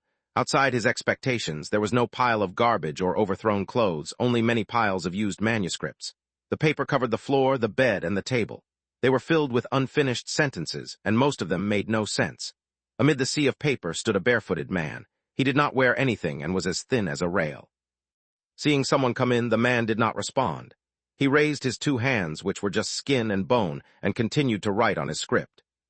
"I'm so sorry." Nurse Yu seemed to be used to this. She picked up the blanket and draped it over the man. It was then that the man finally reacted. His muddy eyes moved to the door. He scanned Chen Ji before turning back to his paper. "Do not step on his manuscript," Nurse Yu told Chen Ji. Then Chen Ji requested, "Do you mind giving us some privacy? I have some questions to ask him." Chapter 1036, A Demon in His Heart. "I'm sorry, but I can't let you do that. The child is too mentally fragile. Any careless words might traumatize him."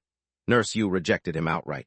Even in this state, she still loved Yu Jian deeply and tried her best to protect him. Chen Ji's original plan was to summon the Red Spectres to conduct a further inspection on Yu Jian after his mother left. But Nurse Yu refused to leave, and Chen Ji did not want to expose Zhang Ye's power, so he gave up the plan. He picked up a random manuscript. The sentences written on it made no sense, and what it all meant was pure guesswork. He gave her a present because of love. Roses are red, blood is red. Roses pricked her neck, blood leaked from her neck. She embraced the children because of love. The embrace was so tight that she refused to let him go. I was once held in such a tight lock that I couldn't breathe. My fingers went numb like they were encased in cement. Perhaps I have experienced that. No, I must have. The content on each page was different. Chen-ji read a few of them and realized that they were made up from pieces of different stories, cataloging a child's growth process. Of course, this was how Chen-ji saw it. To borrow the words from one of the scripts, it was a seed planted on a grave. The roots stuck into the bones and blossomed in flowers. The man used such words to describe himself. He no longer saw himself as human. He was trapped in his own world, a world that was a different version of the world that he inhabited. No matter what Chen-ji said, the man had no intention of answering. He just kept on writing. With each pen stroke, he seemed to dwindle before their eyes. The room was very quiet. Chen-ji had given up on conversation. He picked up the manuscripts to read. His eyes glowed with interest like he was the man's biggest fan. One was writing and the other was reading. Nurse Yu was left out. I think I get it now. Chen-ji tidied up the manuscript that he had read. It's a good story, but it's sad that the protagonist is a living person and the plot is inspired by real life. Laying the thick manuscript on the table, Chen-ji flipped through the comic in his backpack and then left the bedroom with Nurse Yu. When he closed the door, he dropped his backpack at the door and returned to the living room with Nurse Yu barehanded. You saw the condition of my son. He has not left this place for a long time, so he wouldn't be involved in any murder case. If you insist on making that claim, I'll have to call the police. Before going to primary school, Yu Jian was a complete terror among his peers. He hated seeing other people happy, and he did not know how to respond to other people's kindness. The biggest change happened during his second year in the academy. After he was suspended, he closed himself up and stopped going out. He did not want to harm others anymore. As his mother, have you ever wondered why? Chen-ji sat before Nurse Yu, his eyes staring at the cloudy tea on the table.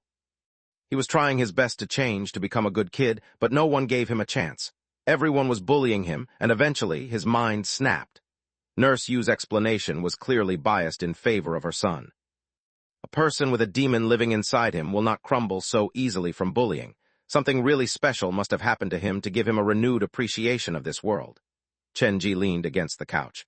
Yu Jian's class teacher was the only person who cared about him. Have you tried to communicate with her since what happened to Yu Jian? The teacher left Ji Yujiang after that. I have no idea where she's gone. You had time to find a psychologist but couldn't spare a moment to talk to that teacher, Chen-ji said accusingly, but Nurse Yu reacted strangely like she refused to talk about that teacher.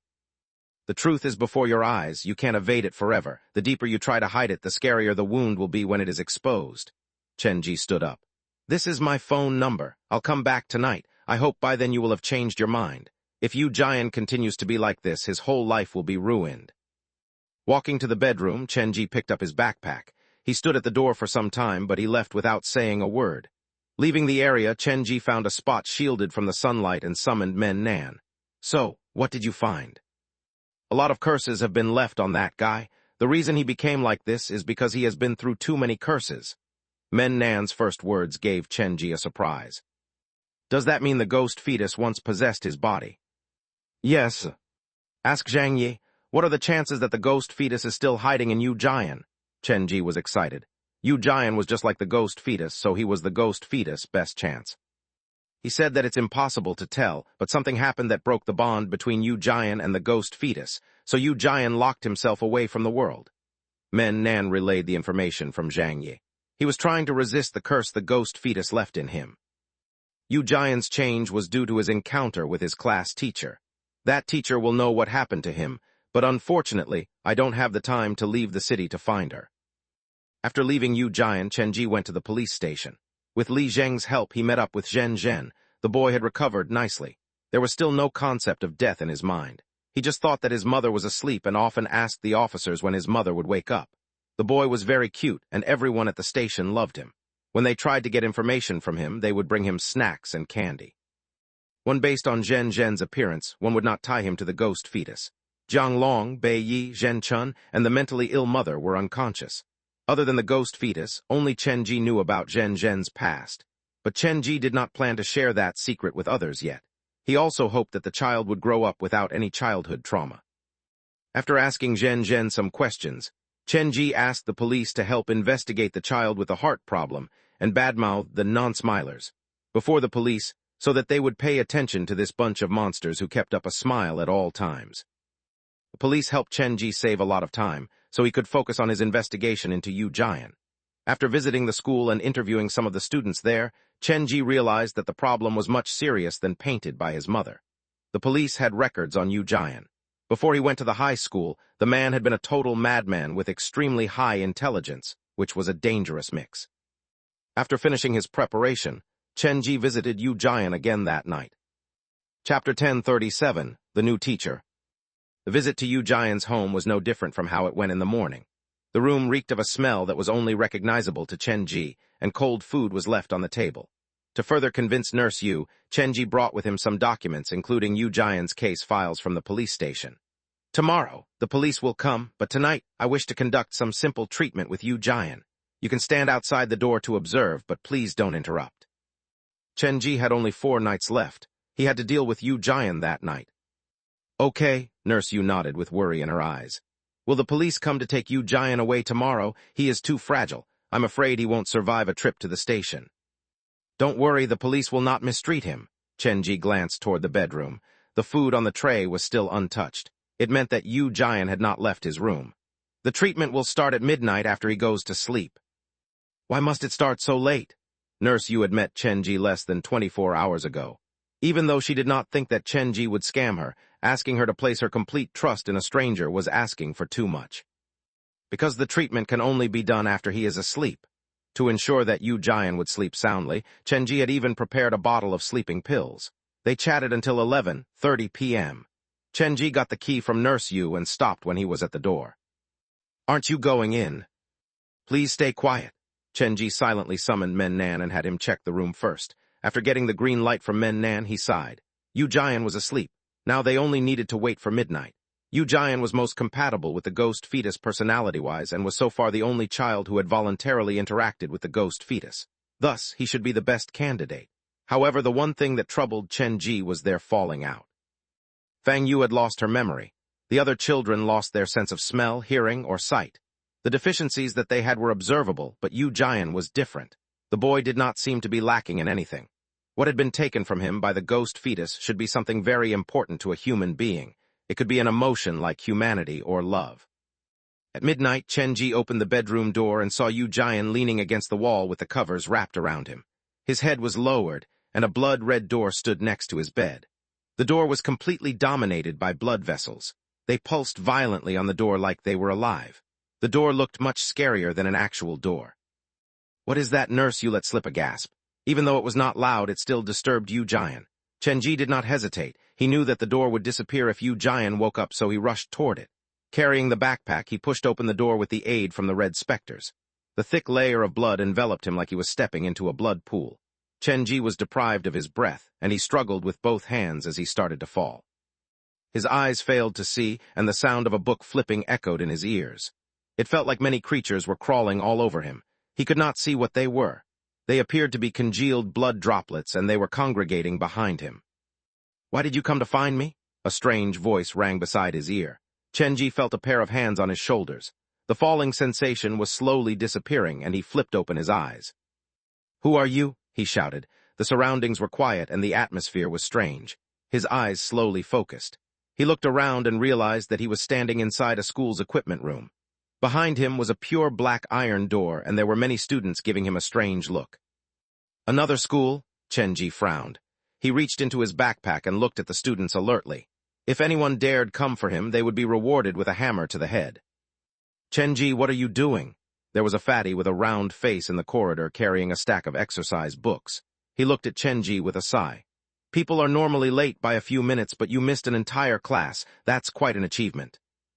You know my name? Chenji slowly realized that something was wrong. He was familiar with his surroundings. This was where he had gone to school, and the fatty was their monitor for math class. Yu Jian might have gone to the same school as me, but how could he have the same classmates? Or is this not Yu Jian's memory but my own? Of the passing students, the majority of them were unrecognizable. This was too complicated for Chenji to act rashly. He stood where he was and tried to call after the red specters. The only soft reply came from Su Yin. For some reason, this door was much more stable than an actual door. It was resistant to the interruption of other red specters. They were unable to come out from their items of possession, not even to make simple communication. This is a big issue. Yu Jian's world behind the door was too stable. In fact, it was the perfect bed for a sleeping demon god. I can't be so lucky, right? There are only 9 doors, and I already found the ghost fetus by door number 5. Chenji's emotions then were hard to describe. he was both happy and worried. If I'd known this sooner, I would have gone to convince the tunnel lady's son and the woman from the well in Coffin Village first. The school bell rang, and the students slowly returned to their classrooms. Only Chenji stood where he was. "Aren't you going to class? I hear we are going to get a new teacher. Are you going to give her trouble on her first day?" The round-faced kid was a chatterbox, but he was a kind person at heart. In Chenji's mind, even though he was not a close friend of the kid, they had copied homework off each other before. "I'll be going now." Chenji did not dare stand out before he found out what was happening. He carried his backpack and ran to the classroom. Stepping into the familiar scenario, Chenji's memory was evoked again. This was my classroom in the first year of high school. Sitting at his seat, Chenji looked out the window. The sky was covered with rain clouds blocking out the sun. The school was not big, and it was surrounded by blocks of old buildings. "Wait, we're in Liwan City." His eyes kept looking out the window. Chenji realized the scale of this scenario, and the key problem was that all the buildings appeared to have come directly from his own memory. Why would something like this happen? Shouldn't the door reflect the experience of the door pusher? Is this a trap set by the ghost fetus? Chenji gripped his hands, and his brain was churning in overdrive, coming up with all kinds of possibilities. "Teacher Lee is on maternity leave. This will be your new English teacher. Please give her a warm welcome." A middle-aged man's voice came from the front door of the classroom. It was followed by footsteps as a young woman wearing a black pantsuit moved to the podium. Her black hair reached her shoulders. She wore very light makeup, and she was dressed casually. When she smiled, her face lit up with kindness and friendliness like a caressing wind in the summer. "Good morning, students. I am your new English teacher. My name is Zhang Ye."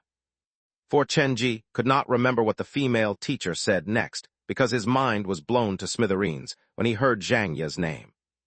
He slowly raised his head to look at the podium. Without realizing it, Chenji had jumped up from his seat. Chapter 10:38. You really treat me like a child. "Hey, student, why you are standing up? Sit down." The middle-aged man glared at Chenji, but the latter did not respond. He coughed twice before he caught Chenji's attention, and Chenji quickly returned to his seat. "Bro, what was that?" the round-faced kid whispered to Chenji, but he did not reply as he kept his eyes glued to Zhang Ye on the podium. Western Jiujiang Private Academy was closed down 6 years ago. Zhang Ye died 1 year before that. If the timeline is correct, and if that tragedy didn't happen, she would look like this at 25. Being stared at by Chenji, the female teacher smiled at him before turning to other students. Taking a deep breath, Chenji forced himself to calm down. He hid the backpack under the table and opened it to inspect the item inside. Nothing had changed, but Zhang Ye's bedtime story had once again run out from the compartment and placed itself atop everything else. The middle-aged man left, and Zhang Ye started her first lesson. Chenji, who sat by the window, was reading Zhang Ye's bedtime story. The blood-red book was filled with empty pages. All the gory stories had disappeared as if they had never been there in the first place. After entering Fang Yu's world, the words seemed to have disappeared as well. What is the actual use of this book? Why do the words disappear every time I enter the world behind the door? Where have they gone? When I first pushed the door open, it felt like I was dropped inside a sea of blood. I might have died from asphyxiation if not for a pair of hands that gripped me. I remembered hearing a strange man's voice, asking me why I came to find him. Could that man be you, Giant? Chenji's mind was a mudded mess. He collapsed on the table, leaning against the book that even red specters were afraid of. I need to arrange my thoughts. This world is too unique. The chance of the ghost fetus hiding here is too high. Picking up the pen from the table, Chenji started to write in the book. The school and the buildings outside the school are all from my memory. So far, of the people that have appeared, 2 of them are from my memory. I have no recollection of the rest of the student body. This is the first time I've seen that middle-aged man that brought Zhang Ye into the classroom. Therefore, the world was probably built on the framework of my memory, but it was mixed with the memories of another person. Chenji had encountered different memories creating a similar world before. It was the school of the afterlife, a normal 3-star scenario that turned into a 4-star scenario after it kept on absorbing the students' memories and combining the scenarios. But the world behind Yu Jian's door was different in the sense that it did not feel oppressive. If Chenji was not certain that he had pushed open the door, he might have thought that he was still somewhere outside the door. Everything was too real, just like in reality. I seem to have missed something crucial. Currently, I lack too much information. I need to get more clues from Zhang Ye and the math class monitor. Chenji listed down the known details in the notebook and planned what to do next when he suddenly realized that all the students had quieted down and were looking at him. Hands on which his head rested slowly moved down. Chenji looked to the side, and a flowery scent tickled his nose. Do pay attention during class.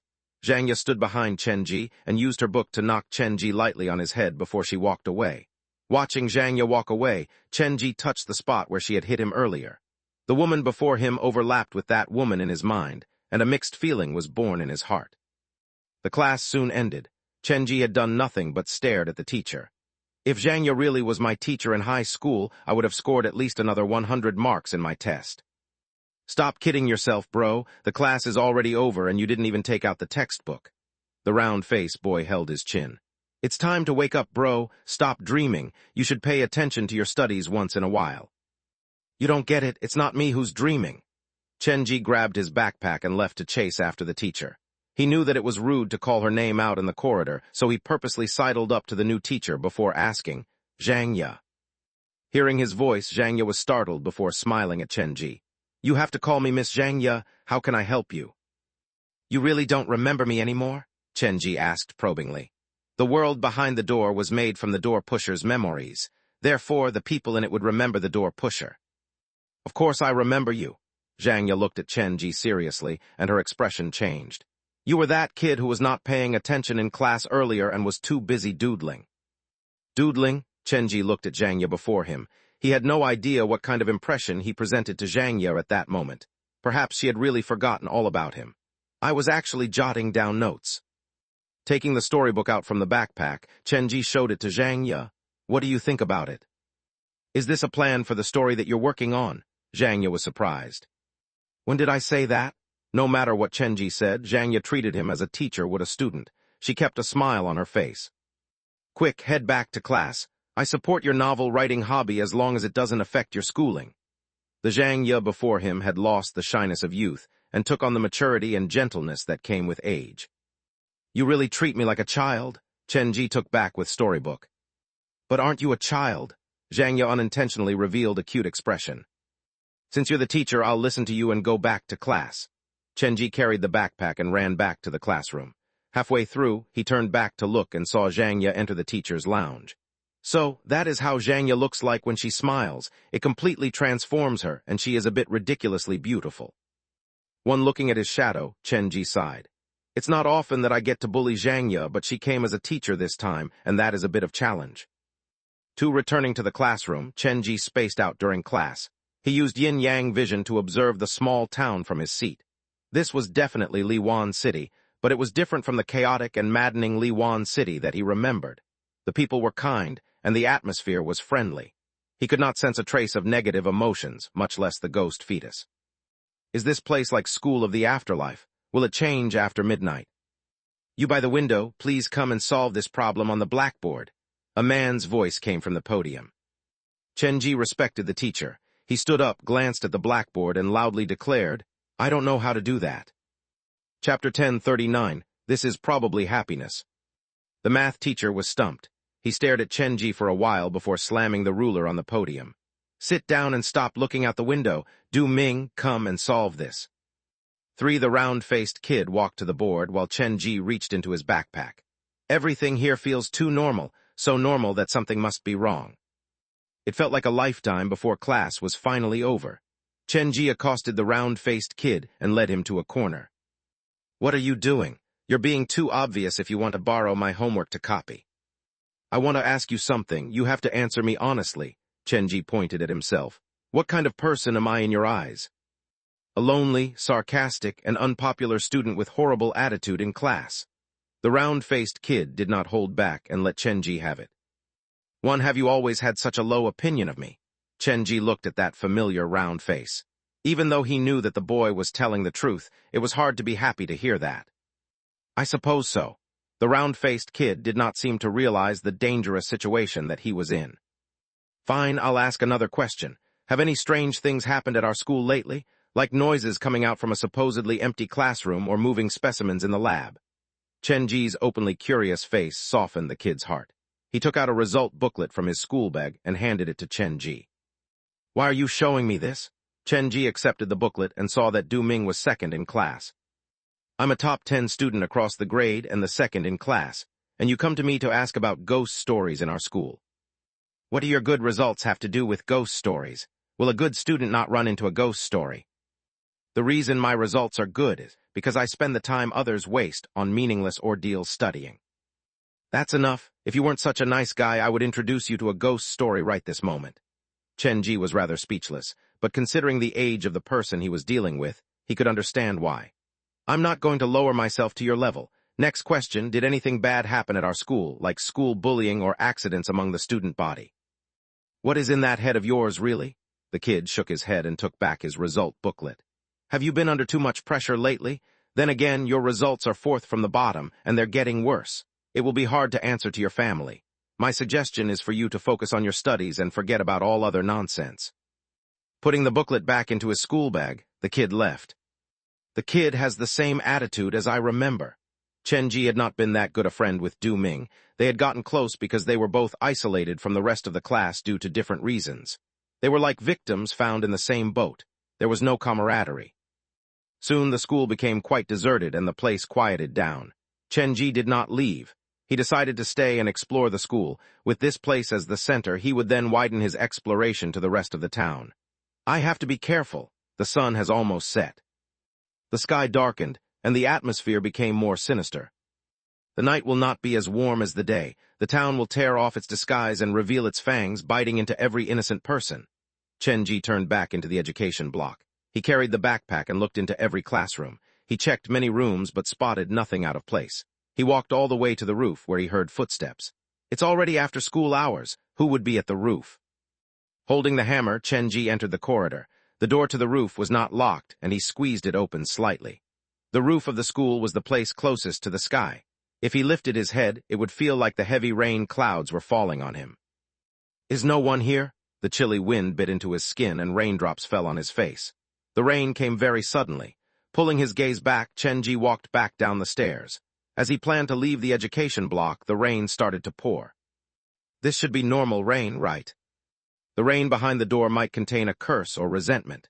Chen-ji extended his palm outward to the rain. The raindrop gathered in his palm and chills seeped into his skin. This might not be the first rainy day I've encountered in the world behind the door. I should pay attention to any ghosts that possess an umbrella. There should be plenty of them. After all, haven't they always been a good hiding place for spirits in modern culture? Chen-ji was spacing out when a shadow loomed over him. Who is it? Whipping his body around, Chen-ji saw a startled Zhang Ye. Why are you still here? Did you forget to bring an umbrella? Zhang Ye stood behind Chen-ji holding an umbrella. The shadow was from the umbrella that she held over his head. They were the only people left at the education block. Chen-ji looked at Zhang Ye and his lips opened, but his heart suddenly raced and he stumbled a step back. Seeing how flustered Chen-ji was, an amused smile appeared on Zhang Ye's face. Are you afraid of me? No. Okay then, who knows when the rain will stop? I'll walk you to the bus stop. Zhang Ye walked to Chen-ji's side with the umbrella. Come on then. Chen-ji, who always took the lead, somehow found himself following Zhang Ye's instruction and the thought of his investigation was abandoned. The smell of shampoo drifted into his nose. Chen-ji's eyes kept wandering to Zhang Ye. This was probably what happiness felt like. The rain continued to pour. The pedestrians hurried to find a cover. The streetlights blurred through the curtain of rain, and the whole world was swallowed by the sound of rain pattering. Zhang Ye. Did you say something? Zhang Ye heard Chen-ji say something, but it was blocked out by the heavy rain. It's nothing. You should walk on the other side of me. The cars might splash water on your clothes. We don't want that. Chen-ji carried his backpack and scurried to the other side. They then noticed each other's wet shoulders. Neither of them wanted the other to get wet, so both of them got wet from the rain. Walking down the raining street, neither of them spoke until they reached the bus stop nearest to the school. Which bus are you taking? Route 104. Chen-ji gave a random answer and stood quietly next to Zhang Ye. He did not wish to speak. He just wanted to steal glances at her. The world behind the door was created from his memory. Even though it had its absurdities, the majority was a reflection of reality. The reason Zhang Ye appeared in this form had something to do with Chen-ji's own memory. My bus is coming. You'd better head home soon and stop loitering about. Zhang Ye took out her phone. This is my number. Message me when you're home so that I know you're safe. After exchanging phone numbers, Zhang Ye got on the bus on Route 4 and waved at Zhang Ye through the bus window. The bus disappeared in the rain, but Chen-ji still stood where he was. Chapter 1040, Why Didn't You Come Home? The Zhang Ye behind Yu Jian's door likes to smile, and she is pretty when she smiles, but somehow I sense a trace of sadness hidden behind it. And does she recognize me or not? Is the appearance of this Zhang Ye a coincidence, or was it influenced by that storybook? The turning point in Yu Jian's life was when his own class teacher resigned. It was during that period that he turned on the ghost fetus. In other words, one of the most important people in the world behind Yu Jian's door is his teacher, the only person who lent him aid during the most difficult period of his life. Is his intention for me to go through what he went through, using my memories to replicate his past? Leaning against the advertisement board, Chen Ji looked into the rain that somehow felt appropriate. Regardless of the reason, perhaps this is a good chance for me to get to know Zhang Ye. Patting his face lightly, Chen Ji made himself snap out of it. This might look and sound like a high school romance drama, but in essence it is still a ghost story. I must not let my guard down. The rain did not seem like it would stop any time soon. Chen Ji borrowed an umbrella from a passing stranger and returned to school. The sky was already dark. This world did not seem to have a good concept of time. Everything happened in a moment and changed very fast. Holding the hammer, Chen Ji wandered around the school. Even when night falls, there is still no sign of any ghosts or specters. Is this still the Li Wan city that I remember? There was no murderer or red specter. It was just a typical normal small town. Wu Sheng had his voice taken, so everyone behind his door had their lips sewn. Jiang Ming had his hearing taken, so his world was exceptionally quiet. Fang Yu had her memory stolen, so her world was gray and white. The similarity between these children chosen by the ghost fetus is that there is something lacking in the worlds behind their doors. The thing that they were deprived of was reflected in the pedestrians behind the door, but this world is obviously different. Everyone looks normal. They do not look like they are disformed in any way. Chen Ji stood in the corridor, holding the umbrella, when his phone suddenly vibrated. Zhang Ye, why is she calling me? Chen Ji glanced at the caller ID and then answered the call. Where are you now? Why aren't you home yet? Zhang Ye's rather angry voice came through the phone. How do you know I'm not home? Chen Ji was shocked, and the question slipped out instinctually. Your father is worried sick about you. He's looking for you everywhere. Do you know how many people he's called? My father? Well, that was another character Chen Ji did not expect to show up. His eyes widened immediately. Where is he? I'll go find him now. His blood was rushing through his body. Chen Ji took the umbrella and ran out the school. A fire seemed to light up inside him. It won't be my real father, will it? Could it be a trap laid down by the ghost fetus? He's hurrying toward the school. A student said that he saw you return to school. Thank you. Hanging up, Chen Ji carried his small bowl of hope like a candle in his arm and charged into the heavy rain. He ran out the school gates, past the bus stop, and beyond the convenience store before stopping at a junction. The traffic was heavy, and different roads led to different destinations. Chen Ji, a familiar voice came from the opposite side of the street. Chen Ji turned to the voice, and a man wearing an old jacket was running over the zebra crossing. He was slightly shorter than Chen Ji. The man who was normally so sunny had his wrinkles creased up in worry. The rain drenched his jacket, and the man ran to Chen Ji's side, still catching his breath. Suddenly, he closed the umbrella and smacked Chen Ji on his arm. The sound was loud, but it was not painful. It was more for show. Why didn't you come home after school? If you have something to attend, you should inform me. I wouldn't have stopped you. Do you know how worried your sister and I were? Looking at the familiar face, even though they had not met for more than a year, the man appeared to be much slimmer and there was more white in his hair. Chen Ji did not speak. The candle in his heart was slowly overwhelmed by the rain. When he first laid his eyes on the man, Chen Ji knew this was not his father. It was just a figment of his memory, a part that would disappear eventually. You are not him. Holding up the umbrella, Chen Ji walked to the man and raised the umbrella above both of their heads. The voice was familiar, and it was filled with discipline, concern, and disappointment. All these things weaved together to complete the perfect image of a father. They did not take the bus and walked home. The man was initially quite angry, but after some stern words, he stopped talking. The father and son walked silently in the rain. When they were almost home, the man suddenly signaled for Chen Ji to wait. He went to the nearby shop to buy 2 braised pork trotters. When he came out, he saw an old man selling vegetables on a pushcart. He was standing close to the shop to avoid the rain. Probably due to the rain, the wares were not selling so well, and after a whole day in the rain, part of the vegetables looked quite rotten already. The man took out his wallet and walked to the old man. Then he came back with 2 large bags of vegetables. He helped the old man clean up his cart before returning to join Chen Ji. Can we finish so much food? Chen Ji slowly lowered his head, mumbling the next sentence from his memory. It's fine. We have a fridge that can store them for a long time. It's fine, the man shrugged. We have a fridge that can store them. We can ration them out. The two walked into the hall. Before they reached their home, the door of one of the houses opened. A girl about 13 poked her head out. When she heard the footsteps from inside the room, she was too excited to wait for them to get to the door, so she hurried to come open it first. Did you find my big brother?" the girl stammered, and her hands were shaking uncontrollably. She hung by the door and her lips were slightly uneven. The gap between her teeth was wider than normal, but she carried an angelic smile on her face. "Royal, quickly go back in and be careful not to trip." The man carried the bags and 2 trotters into the room. Chenji trailed behind him silently. The room was sparsely furnished, but the feeling was warm. Big brother." The girl looked 13, but she acted like a 5-year-old. When she saw Chenji come in, she lay on her side like a doll. Luo Royu? That was the name of Director Luo's daughter. She suffered from Angelman syndrome. After she passed away, Director Duo had placed her ashes at the theme park. In fact, New Century Park had been built for her. Chapter 1041, My Family. Luo Royu was New Century Park's guardian angel and Chenji's playmate when he was small. They had grown up together, and Chenji's parents treated her as their own. This daughter that was not technically there received no less love than Chenji. Normally, Luo Royu hid inside the doll that Chenji had made when he was small. She had helped Chenji to escape the wrath of the Red House by the eastern Jiujiang Dam once. That was when she was seriously injured. Once she left New Century Park, she would lose all her power.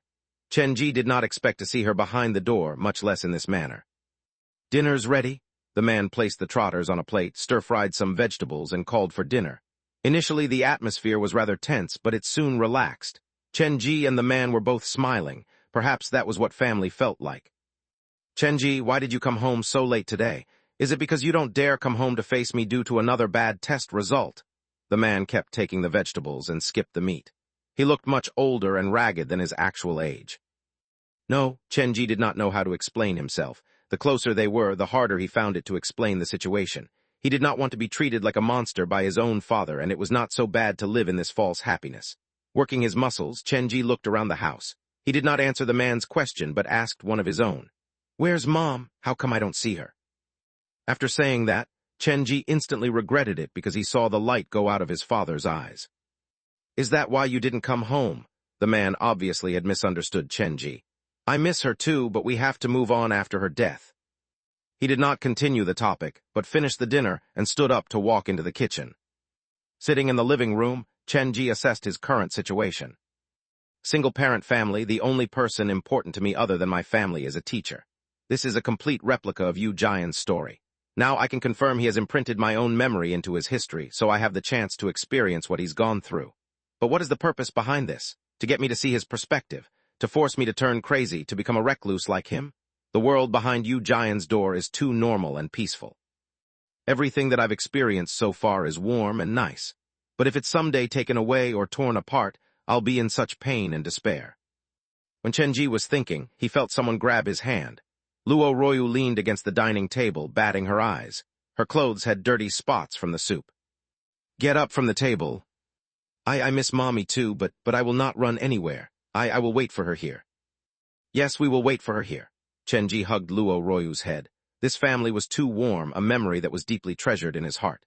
After dinner, Chenji cleared away the table, carried the backpack, and entered his room. He lay in bed and looked at the night sky outside the window. Even at night, the sky was heavy with rain clouds. There was no moon or stars. All the lights came from the fire in his memory. "I have a feeling something bad is going to happen." Even though Chenji was sleepy, he was not brave enough to fall asleep behind the door. After the things outside the bedroom had quieted down, Chenji wrote a note down and then slipped out the door with the backpack. "I shan't waste any more time. Yu Jian must be somewhere in this town. Perhaps he is watching me at this moment." The moment he made to step out of the house, the night faded away and the sun rose. Chenji was stunned, holding the doorknob. He looked at the windows in the corridor. The sky outside was gray with layers of clouds. Why did it turn into morning when I opened the door? Does this mean it represents a new day whenever I open the door? Is this home where everything begins? Why did you wake up so early today?" Chenji's father was well-dressed and walked out from the house. He was surprised to see Chenji. "Everyone wakes up early occasionally." Chenji planned to make a test. He walked out the door and then stood for a while before returning to his home and closed the door. As the door clicked, Chenji turned to the window and the sky outside was dark. His father hadn't left the house for that long, but he looked so haggard and there were small dark spots under his skin. When I am home and close the door, night will fall immediately. But when I push the door open and step out, a new day will begin. Chenji pushed the door open again. His father said the same thing, but the tiredness on his face became more obvious, and the black spots became more numerous. No, even though it doesn't affect me every time I close and open the door, it will impose some kind of injury on other people in the town. My time is limited. After a few repetitions of this, everything I value might be torn apart. I must find Yu Jian before that happens and get to the bottom of the mystery here. The people at the town were people Chenji could not forget. They were all made from Chenji's memory. If something happened to them, it might mean that Chenji's memory of them would be wiped out. Why are you standing at the door? Don't you have school to go to? Chenji's father walked out the door, but he was stopped by Chenji. What's wrong? If you're that person from my memory, you will trust me implicitly, right? Chenji felt like he was talking to himself. What are you talking about? In this small town, you must be careful around a person called Yu Jian. He is the source of all the misfortune and pain. Yu Jian. I might come home late for this period of time and might do things that no one understands, but I hope you will trust me, no matter what happens. Chenji grabbed the man by his arms heavily. Looks like something really did happen to you. The man patted Chenji on his shoulder. I trust you, but you have to trust your family too. If you can't solve this problem, remember the family is always your sanctuary. The voice, the touch, the sight, everything felt too real. Chenji's mind wavered for a moment into believing this was all real. Of course, carrying the backpack, Chenji walked out from the house. He decided not to open that home door for a long time. That way he would get as much time as he could. Liwan City is not as small as I hope. A carpet search does not sound possible. Chenji decided to start his search at the school. Yu Jian's change happened at the school, and it was where the iron door was. This pointed to the fact that the chance of Yu Jian hiding there was high. Chapter 1042, What's in the Bag? After he met Yu Jian, all the puzzles behind this door would be solved.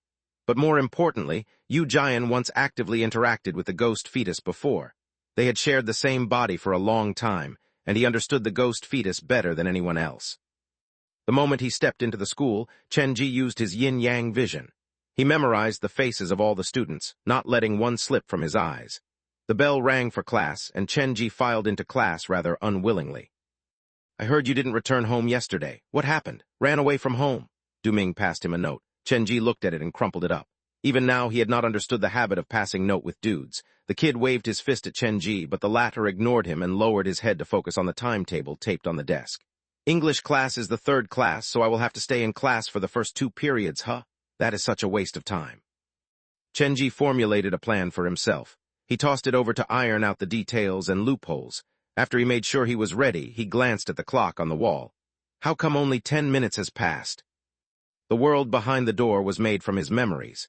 Chenji suspected that this happened because he often spaced out in class and kept wishing for the school to end, so it created this impression of a long school day. That feeling that turned into reality behind the door. Does this mean that time will move faster once school is over? Carrying his backpack, Chenji wondered if the teacher would be angry if he just walked out like that. There's no reason to get in trouble with the school. Next time I should just find an excuse to take leave from school. It was math class, but Chenji's table was filled with English homework. He was prepared for the 3rd period already.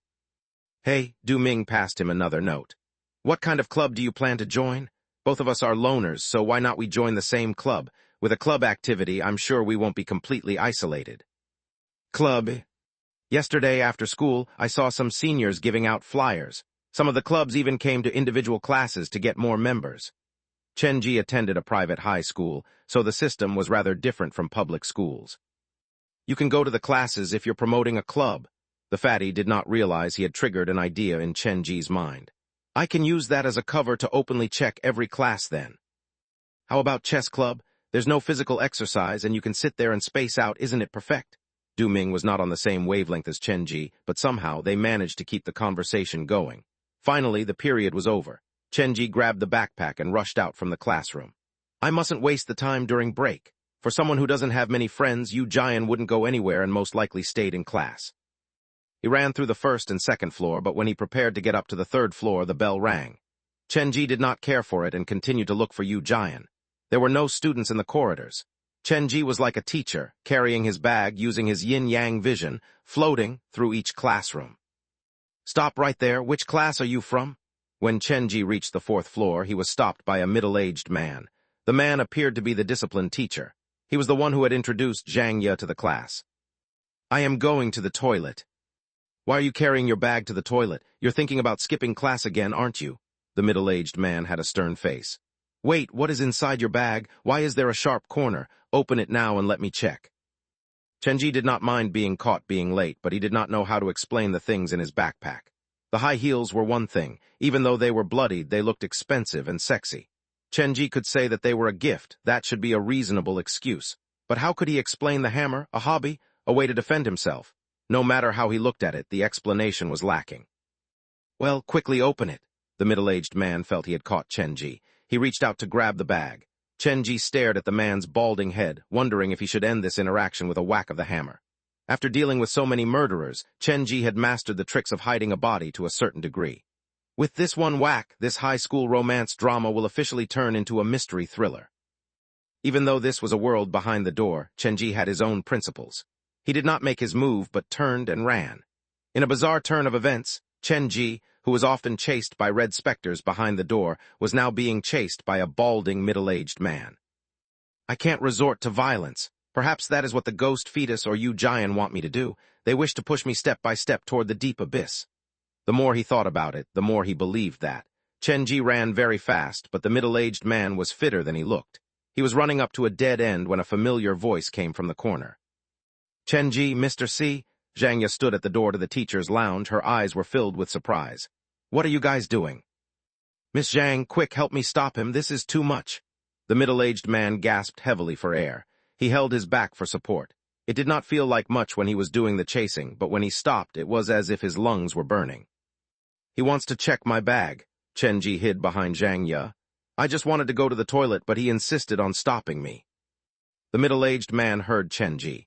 "You're at school to learn. There must be something unrelated to school in your bag. If you're innocent, let me check it." Neither backed down, and it placed Zhang Ye in an awkward situation. "Please calm down, both of you. Mr. C, you'd better slow down and catch your breath. Chen-ji might be naughty, but he's not a bad kid." Then she turned to Chen-ji. "You'd better go back to class now and pay attention in class." Zhang Ye was obviously giving Chen-ji a way out. This angered Mr. C. "You're not going anywhere. What's inside your bag? How come you ran so fast once I said I wanted to check it?" One could not say that Mr. C was wrong. He was just a stern teacher and felt responsible to the students. The atmosphere was tense. Zhang Ye did not know what to say. She whispered to Chen-ji, "Why don't you tell me honestly if there's anything illegal inside the bag?" "Teacher Zhang, stop wasting time. Based on my years of teaching experience, there must be cigarettes inside the bag. Search it. I swear you will find some." Mr. C was so angry that the little hair he had left was standing upright. "I don't have any cigarettes on me. I'm not even a smoker," Chen-ji whined. "Why do you refuse to let me see it then?" Mr. C walked toward him, and Zhang Ye turned toward Chen-ji. "Fine, if you want to know to see it so badly, I'll let you see it." Chen-ji pulled the zipper open and pulled out the red high heels and hugged it in his chest. "After my mom passed away, this is the only thing she left me. I just want to carry them with me because they remind me of her."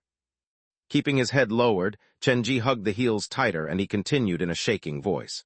"I know how strange this looks. I'm afraid that the other kids will make fun of me, but I just want a piece of her by my side. Have I done anything wrong?" Tears squeezed out from his eyes. Chen-ji shoved the heels back into his backpack and turned to run away. Zhang Ye and Mr. C were frozen to the spot. They had complicated expressions, and neither chased after Chen-ji. Chapter 1043, Who Can I Share This With? Back in the classroom, Chen-ji returned to his seat. "Bro, are your eyes red?" Du-Ming noticed that Chen-ji was feeling rather down. "Were you dumped?" "I understand why you are so unpopular even though your results are so good." Chen-ji ignored Du-Ming. He turned his head away and started to think about another problem. Even behind the door, Zhang Ye was still protecting him. In the situation earlier, a new teacher did not side with the head of discipline but protected her own student. That was quite touching. In Yu Jian's world, other than his family, only that teacher was helping him. Now that I am going through his experiences, the only person that I can rely on the most is Zhang Ye. Chen-ji tried to keep his head up. He was reliving Yu Jian's life, but the people around him were not Yu Jian's family but his family from his own memory. A lucky person spends his whole life healed by his childhood. An unlucky person spends his whole life healing his childhood. Even though we're going through the same thing, a different upbringing and environment can change a person's future. He wants me to experience his despair, but I wish to show him that everything is possible with hope. Before the reality collapses and the sea of blood overwhelms everything, I will try my best to help him. The ghost fetus never intended to help him. I must instill that message into his mind. The second period was finally over. Chenji leaned on the desk, looking out at Liwan City. His brain had split the town into 4 sections based on the 4 corners, north, south, east, and west. If he could not find Yu Jian at the school, then he would search the city one corner after another. The bell rang again. Chenji finally straightened up. He opened the English textbook. Even after so many years, I still can't understand a single sentence from this. With Zhang Ye's voice filling his ears, Chenji held his chin in one hand, and for the first time he did not think about escaping from school. The students could see quite clearly that Zhang Ye's gaze kept wandering subconsciously over to Chenji's seat. There was apology and worry in her eyes. Finally, the bell rang. It was lunch break. Chenji's home was quite far away from school. When he was young, he did not have the habit of going home early for lunch, and he did not intend to change that. When the bell rang to announce the break, Chenji walked out from the classroom. He carried the backpack and walked down the corridor alone to head to the rooftop. The sky in Yu Jian's world was always covered in clouds, and there was never any sun. Chenji stood on the rooftop. He used yin-yang vision and studied all the students below him. Where is he hiding? This is his world, but he is nowhere to be seen. Chenji distinctly remembered the voice of a man when he first entered the door. That person should be Yu Jian. Trapped in the abyss of despair, he should be desperate for a savior as well. When he was thinking, Chenji heard the door behind him open. Zhang Ye appeared at the door. She was surprised to see him. Then she walked over with a light yellow lunch box. Aren't you going home? Not so soon. What about you? Why are you here at noon? The canteen is too noisy. I prefer to eat in silence. Besides, the scenery here is beautiful and no one will come disturb me. Zhang Ye walked to his side and her eyes trailed to his backpack. Are you still thinking about what happened this morning? I apologize for that. We weren't being considerate. Sorry. It's fine. If anything, I need to thank you. If not for your help, I would be in that old Baldy's claws already. Old Baldy? Zhang Ye did not expect such a colorful description of Mr. C from Chenji. She almost burst out laughing, so she turned her head to the side. Chenji was not paying attention to Zhang Ye, but focused on the students below, and his brows creased. The school was almost empty, but Yu Jian was not to be seen. You seem to have many things on your mind. If you don't mind, would you like to share some of them with me? You might feel better after sharing them with another person. Zhang Ye's voice was mellifluous, like a chime in the wind. Don't mind me, you'd better finish your food before it gets cold. Chenji turned back to look at Zhang Ye. She was kind and gentle. If that tragedy did not happen, she would have been living a happy life. Do you want some? The canteen auntie has given me too much. I can't finish it alone. Zhang Ye probably wanted to get to know Chenji better so that she could help him better. It's fine, don't mind me. Chenji was acting like a child. He ran to the other side and looked down the roof. A common person would not understand Chenji. They would not know what he was doing. In other people's eyes, Chenji was filled with anxiety, and there was a maturity about him that did not fit his age. All the students had left. The school was empty, but Chenji still had not spotted Yu Jian. Where could he be hiding? Do I really need to turn Liwan City upside down? Do I have enough time? The people around me are getting visibly tired as time passes. I'm sure bad things will happen soon.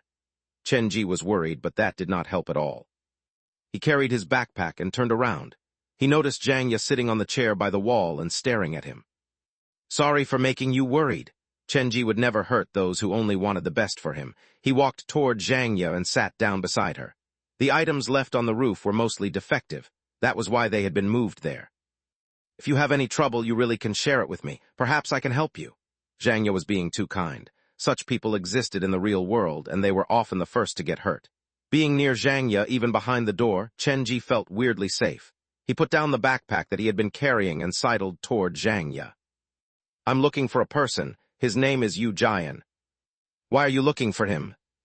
Because he is the source of all the misfortune here, and I have some things to tell him. The source of misfortune? Zhang Ye did not get what Chenji was saying. Has he done something to you or your family? No, I just want to help him. Chenji did not know how to explain it. He had met many such occasions in real life. He was the one who entered the world of the supernatural. He could not share what he saw with others. He had to carry the burden alone. Even now, even though he knew Zhang was not real, he still could not bring himself to say anything. Actually, I am quite tired myself. Chen Ji leaned on Zhang shoulder and closed his eyes, feeling the wind on his face. Zhang initially wanted to move away, but seeing that strangely familiar face, she did not have the heart to do so. Chapter 1044, The Two at the Stop. He closed his eyes for a rest. This was the first time that Chen Ji had felt so safe behind a door. After a moment, he felt what he was doing was quite inappropriate. He sat upright and whispered, "I'm sorry." This was something he had not experienced before, and then he realized the burning sensation that he was feeling was shyness. Without waiting for Zhang to reply, he grabbed his backpack and slipped away. Closing the door to the roof, Chen Ji jogged out of school. Perhaps because of the running, his heart was beating very fast. Looks like the ghost fetus is giving me more pressure than I thought. I shouldn't underestimate this door. Exiting the school, Chen Ji followed his plan and started to search from the eastern side of Liwan City. He could not employ the help from his workers, so he needed to rely on his super senses to feel out the cold and eerie locales. Chen Ji did not find anything the whole afternoon. He did not have any keys to go into people's home. He did consider breaking and entering, but once he caught sight of a passing police car, the thought was safely out of his mind. The ghost fetus and Yu Jian wanted him to experience despair and sink into the dark. If he used violence, it might bring the darkness closer. This world is too big. Liwan City, which was transformed by the shadow, is a 3.5-star scenario, so a completed Liwan City should be a 4-star scenario. Chen Ji was startled with this thought. Well, it is true that Liwan City is part of my memory, but it could be part of the ghost fetus memory too. After all, the shadow's old lair was Liwan City. Chen Ji did not have a deep impression of Liwan City. He did not know the exact location of each building. Yu Jian's life does not cross with Liwan City. I've only been to Liwan City a few times myself.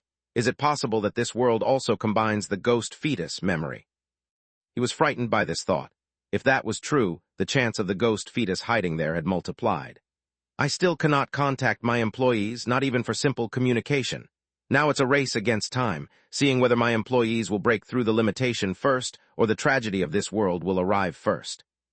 The skies started to rain, so Chen Ji returned to school.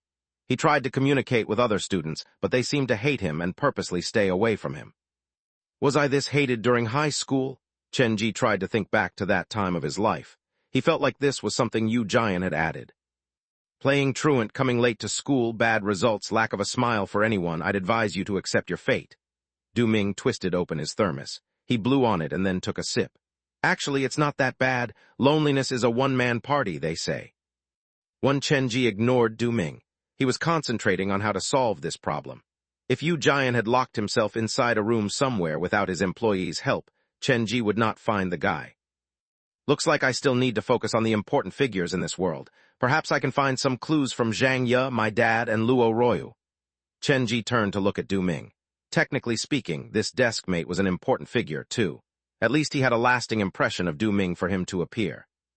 Du Ming, I have something to discuss with you, Chen Ji whispered. Which subject's homework do you want to borrow? It's not that. Can I please go to your home after school? Chen Ji wanted to look for clues. Perhaps he could find some at Du Ming's home. Definitely not. If my mom knows I hang out with you, she will break my leg. You're exaggerating. Auntie has always been nice around me and she's kind to everyone. Chen Ji tried to fight for it. Just think of it as a favor. We can sneak in. I mean, you do remember the birthday present I gave you, right? Don't you even mention that. The prank box that you gave me had a clown jump out from it. My mom opened it and sent it to the temple to be exorcised. Du Ming shook his head. She even said that if I bring anything from you home in the future, she will toss it out immediately. One for real? Chen Ji widened his eyes. This was not part of his memory. He was not sure whether he had forgotten about these episodes or Du Ming was lying to him. The rain was getting heavier and the sky was darkening. Time moved so slowly that Chen Ji started to while away time by doing his homework. He waited, and finally it was time for school to end. Late afternoon every day, it starts to rain until the next morning. From the weather pattern, it seems like this world is repeating the same day again and again. Chen Ji looked out the window and watched the raindrops slide down the glass. Perhaps when Yu Jian left school that one last time, this was the weather. The school was almost empty. Chen Ji walked to the exit and realized that he had forgotten to bring his umbrella again. Don't you have an umbrella? Du Ming walked from afar with his school bag. I came out in a blur this morning, so I must have left it at home. You also don't have an umbrella. Chenji studied the pouring rain. He could not help but feel that it signified something. Yeah, then Du Ming took out a folded raincoat from his bag. But I have a raincoat. See you tomorrow. Did you just come to me to show off your raincoat? After I leave this world, I'll be sure to pay you a visit. Chenji wagged his fist. Du Ming suddenly coughed. He sucked in his stomach, puffed up his chest, and lifted his head. Is that fear I sense? You knew what I meant by after I leave this world. Damn you, you really have something to do with you, Jian. Chenji was about to chase after Du Ming when he heard footsteps coming from behind him. He turned to see Zhang Ye standing beside him. Zhang, Miss Zhang. It's unwise to get into fights with your friend. Zhang Ye opened the umbrella. You didn't bring an umbrella again? Come on, I'll walk you to the bus stop. She stood next to Chenji and walked into the rain together. They left Du Ming in a bright yellow raincoat standing in the rain. What's this feeling? Du Ming looked at his raincoat. I've obviously won, but how come I feel so defeated? Chenji did not have time for Du Ming. He leaned closer to Zhang Ye. How about I carry the umbrella? No way, I'm the teacher. I should be the one looking after you. If I let you take the umbrella, it'll feel so strange. Zhang Ye rejected his offer with a smile. They walked to the bus stop like the previous day. Since they had missed the peak hour, they were the only two at the stop. Neither of them spoke. One looked at the falling rain and the other studied the passing cars. This time the bus on Route 104 arrived first, but Chenji did not move. Your bus is here. Remember to bring an umbrella tomorrow, Zhang Ye reminded him, but Chenji stood where he was. The bus is leaving, Chenji. I'll leave after you get on your bus.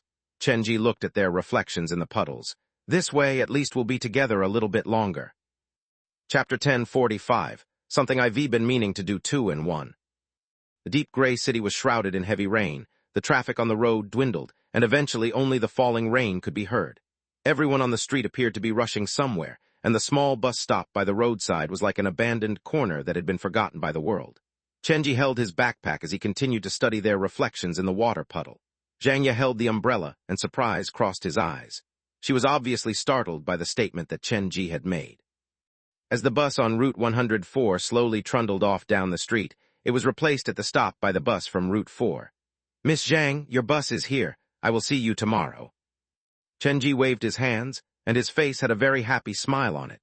He watched as Zhang Ye walked toward the bus on Route 4 as he leaned against the bus stop sign, the smile on his face slowly disappearing as Zhang Ye walked away from him. I cannot go home. The minute I push open the door of my home, night will fall, and when I come out, it will be the beginning of a new day. When the city submerges into darkness, the dirtiness and evil hidden in the corners should be eager to reveal itself. Hopefully, I will gain something of value tonight. Lifting his head, Chenji believed that he was the only one left at the bus stop. The bus whistled to announce its departure from the bus stop. The engine growled, and the bus soon departed from the stop. In the rain, Chenji stopped a woman holding a red umbrella. Zhang Ye, the bus had already left the station, but Zhang Ye stood where she was. She did not get on the bus. Why didn't you get on the bus? Wasn't that your bus? Chenji looked at Zhang Ye curiously.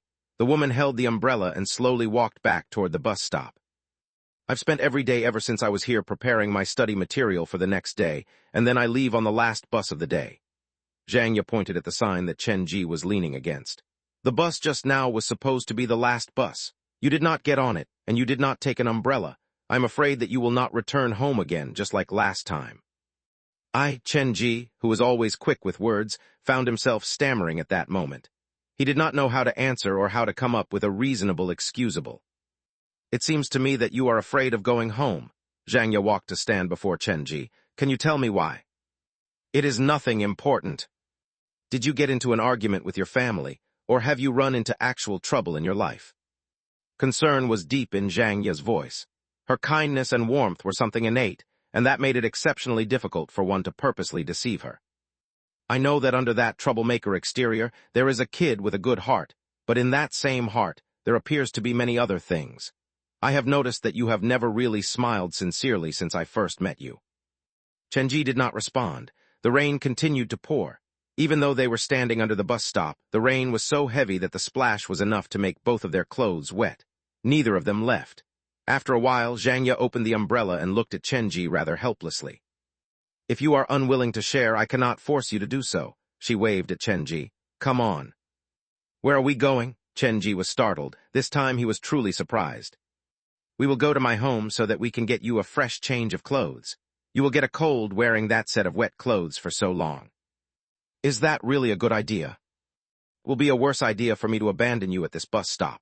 The rain will not slow down anytime soon, and it is getting late. It is too dangerous for you to stay here alone. Zhangya wiggled the umbrella and the water droplets flung around. She was like the kind sister next door. Even when she pouted in helplessness, it did not detract from her natural beauty. But you should really try to communicate with your family members. Through my experience, I've found that many problems can be solved through a good communication, especially when it is within a family. Anyway, that is enough lecturing for now. Stop hesitating, come with me. One Chenji could not open the door of his own home, so to buy more time, he was half persuaded and half willing to follow behind Zhang Ye. The two walked down the street for quite some time before they spotted a taxi on the road. When they arrived at Zhang Ye's home, the sky was already completely dark. Is this where you live? Chenji did not have any memories of Zhang Ye's house or room. In his mind, Zhang Ye had always stayed at the dormitory. When he pushed open the door, he found a small room of about 60 cubic meters. Even though the place was not big, it had everything that a person would need to survive and flourish. I used to live in the city, but after my parents got into an accident, staying in the old house kept reminding me of them. I would walk around the room and think that I saw them standing there. After a while, it took such a toll on me. Therefore, I had no choice but to sell that house, and I used the capital from that sale to purchase this small house in this city. Zhang Ye seemed to have emerged from the sadness already, judging from the calm tone that she employed to tell the story. Of course, she could have been just putting on the front for Chenji. That morning, after she found out why Chenji had been carrying the pair of high heels with him at all time, she had felt her heart giving slightly. Because she had been through the same experience, she was able to empathize with him. Putting away the umbrella, Zhang Ye moved to switch on the light in the living room. I did all the decoration and the purchasing of the furniture myself, so what do you think? It is not so bad for a non-professional, right? When Zhang Ye was speaking, Chenji looked around the room. His eyes traveled to the trash can, and he was surprised to notice a few empty cans of beer inside and peels of carrot skin that had gotten brown with spots. Teacher, you're a drinker? That was a habit of Zhang Ye's that Chenji did not expect. You make it sound like I have a serious problem. I only drink once in a while. Zhang Ye changed her shoes and went to tie up the plastic bag that held the trash inside the can. I will go get you a set of dry clothes. Please wait here a moment. Seconds later, Chenji changed into the clothes that Zhang Ye offered her. It was a round-neck t-shirt that Zhang Ye herself wore. I hope you don't mind wearing that, but that is probably the only thing in my closet that will fit you. I don't think you'll be willing to try on my dresses, right? She joked. No, this is fine. Chenji looked down and noticed that he was wearing the same t-shirt as Zhang Ye, but the color was different. Give me your wet clothes, I will dry them off for you. In the meantime, you should go over to the couch and start working on your homework. It will be time for the mock exams soon. You should pay more attention to that. Perhaps some pressure would be able to help you. Zhang Ye took Chenji's and her own wet clothes and entered the bathroom. Chenji looked left and right. He placed the backpack that was half wet next to the couch and opened it to give its content an inspection. Thankfully, neither the comic nor Zhang Ye's storybook got wet. Chenji also felt like taking out his homework to make a good impression on Zhang Ye, but the problem was he did not even bring his homework with him. Several minutes later, Zhang Ye came out from the bathroom. She took a glance at the clock on the wall. You must be hungry. Let me see what's inside the fridge. I'm afraid it won't be anything fancy, but I'm sure I can whip up something for us to eat. Teacher, how about I help? Chenji looked at Zhang Ye, who moved around in the kitchen, and he could not help the smile that appeared on his face. You know how to cook. Yes, you've had a long day at work. Let me cook for you. Consider it my appreciation for everything that you have done for me today. Chenji nudged Zhang Ye lightly but firmly to the side. He peered into the fridge and saw many common food ingredients. There were several tomatoes, a few carrots that looked so disfigured because the person who went at them with the peeler was so inexperienced, 2 cucumbers, a whole block of tofu, half a piece of chicken breast that had seen better days, a slice of lean meat, and half a bag of leftover pickled mustard plant stem. Huh, and I thought a demon god's menu would be much different from us normal people. Do you need my help? Zhang Ye was suspicious of Chenji's cooking ability. After all, there were not that many high schoolers who knew how to cook. Just take a seat on the couch and try to relax. A kitchen is where a man can work his magic. Chenji first pulled out 2 small bowls. In one bowl, he cracked an egg and seasoned it with salt and other condiments. He then took out the chicken breast and cut it into slices before tossing them into the bowl with the egg mixture to marinate. In the other small bowl, he poured some water and soaked the pickled mustard plant stem inside it. Then he opened the stove and drizzled some oil over the pan. He cut the block of tofu into smaller edible pieces and then fried them until their surfaces were golden brown. He picked up the tofu and set it to the side. Using the residual oil that was left in the pan, he sautéed some garlic, spring onion, and ginger and poured in some sauce that he made earlier along with the tofu back into the pan to simmer. Closing the lid over the pan, Chenji moved on to the next dish to prepare. He grabbed the knife and diced the tomatoes that Zhang Yu had started to cut earlier. Then he poured a generous amount of white sugar over them. He took out the cucumber, peeled the skin off, and took out the seeds. Similar to how he had prepared the tomatoes, he diced it and then seasoned it with salt and other seasoning. He placed the vegetables on the same plate. On the left was the sugared diced tomato, and on the right was tossed cucumber. One was sweet and the other salty, 2 flavors on one plate. After he was done with that, Chenji took the lean meat and cut it into strips. He stir-fried the strips in the pan and then took out the pickled mustard plant stem that had been soaked in the water. He cut it into smaller pieces and tossed it into the pan to fry together. Then he added seasoning. The braised tofu was ready. He took a bowl from the kitchenette and served it. After some cleaning up here and there, Chenji found a pot, filled it with water, and placed it on top of the stove. After the water boiled, he found a pack of leftover noodles in the fridge and dropped them inside the boiling pot. When the noodles were ready, the kitchen was already filled with the delicious smell of stir-fried mustard plant stem with meat strips. Chenji grabbed a colander to strain the noodles, and then mixed it together with the stir-fried mustard plant stem with meat strips. The rice cooker dinged. Chenji looked at it and called out rather naturally, "Teacher, do you mind grabbing 2 bowls of rice for me? For dinner, I have prepared golden tofu, noodles with pickled mustard plant stem, and some popcorn chicken that I will make in a minute. From the appearance, the chicken breast is going to spoil soon. I think we should finish it tonight." Zhang Yu's eyes were as wide as they could be. Her kitchen had never smelled so delicious before. The chicken breast had been marinating for quite some time already. The last step was very simple, which was to coat the cut chicken meat with starch powder and drop it into a boiling pot of cooking oil. The chicken bits came out glistening with oil, and the smell was heavenly, but Chenji still looked not quite satisfied. "If only I have some breadcrumbs, the double coating would make this much crispier." When all the dishes were served, they filled up the small dining table. Even then, Zhang Yu still could not believe that these dishes had been made from the leftovers that she had sitting inside her fridge. For the main meal, we have the noodles, tofu, and the chicken. If you think the chicken is too oily, there's the mixed cucumber to help balance out the oiliness. But if you do not prefer salty food, I have also prepared mixed tomato with white sugar. It is a salad with refreshing tartness from the tomato and a kick of sweetness from the sugar. Chenji saw Zhang Yu's eyes glowing, and her smile only grew bigger. He cleaned up the kitchen, but honestly there was not much cleaning to be done because the man had been picking up his trash while he cooked. Finally, he joined Zhang Yu at the dining table. He saw that Zhang Yu had not moved her chopsticks. Obviously, she had been waiting for him to join her. "Let's start." Zhang Yu took a bite of the tofu. It was crispy on the outside and tender of the inside. The frying was so well done that it secured the juices inside the tofu so that it would burst with liquid once one bit into it. "So what do you think?" "It's wonderfully delicious." Chenji sat across the dining table from Zhang Yu and watched her eat. The corners of his lips could not help but turn upward on their own. "If only I could cook for you every day." When the storm was brewing outside, it was thundering, but inside the room the two were enjoying a rare moment of peace, sharing a simple dinner together. Chenji wondered when and if they would have this chance again in the future. The dinner was quickly swept up. Zhang Yu volunteered to clean the table and ushered Chenji to take a seat at the couch. The latter tried to stop himself from staring at Zhang Yu, but for some reason his eyes kept wandering over to her. As if feeling his eyes on her, when Zhang Yu put away the utensils, she lowered her head, and she happened to look into Chenji's eyes. Chenji held her gaze for less than a second before he quickly lowered his eyes and pulled out Yan Danian's comic and pretended to pore over it. "Are those your own drawings? They are very impressive." Zhang Yu, who was done with the dishes, moved to the couch. The living room was not that big. With just the couch and the coffee table, there was not much space left. "They were drawn by my friend." Chenji closed the comic, but it was clear that Zhang Yu did not believe him. "Are you sure you're not lying to me? Actually, I admire those with artistic talent, especially when that is not the only talent they have." "All right, you got me. Actually, I drew them myself." Shamelessly, Chenji admitted it. After all, Yan Danian was unable to show up to reveal his lie at that moment. "Jesus, I do not even know to deal with you anymore." Zhang Yu chuckled. She poured 2 cups of tea and placed them on the table.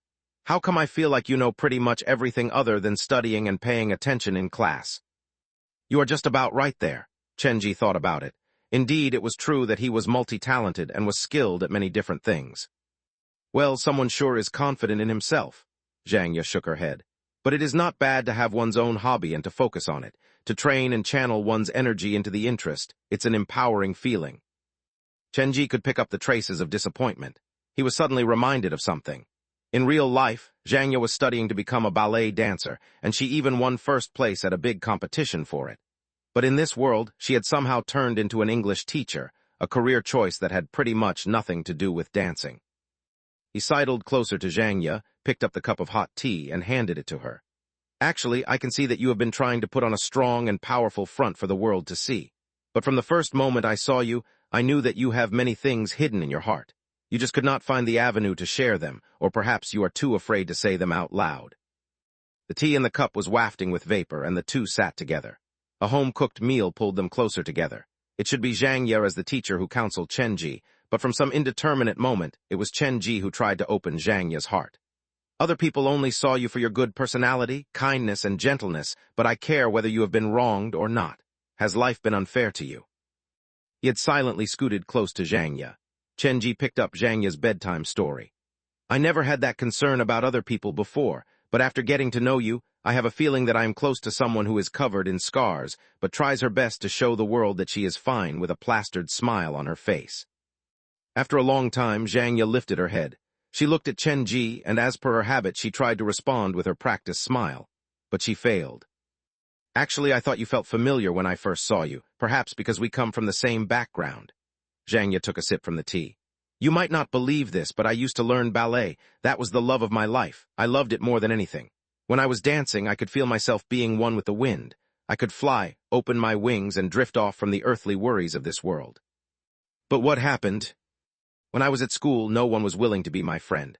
My classmates all started this rumor that I was soliciting myself, and the rumors only got worse and worse. But none of those rumors stopped me from chasing after my dream. Zhangya put down the teacup. One afternoon, something happened. I was practicing in the dance room, and a drunkard suddenly barged in, shouting. I was so scared. The only thing in my mind was to run away from him. I believe I screamed for help, but no one appeared to have heard me.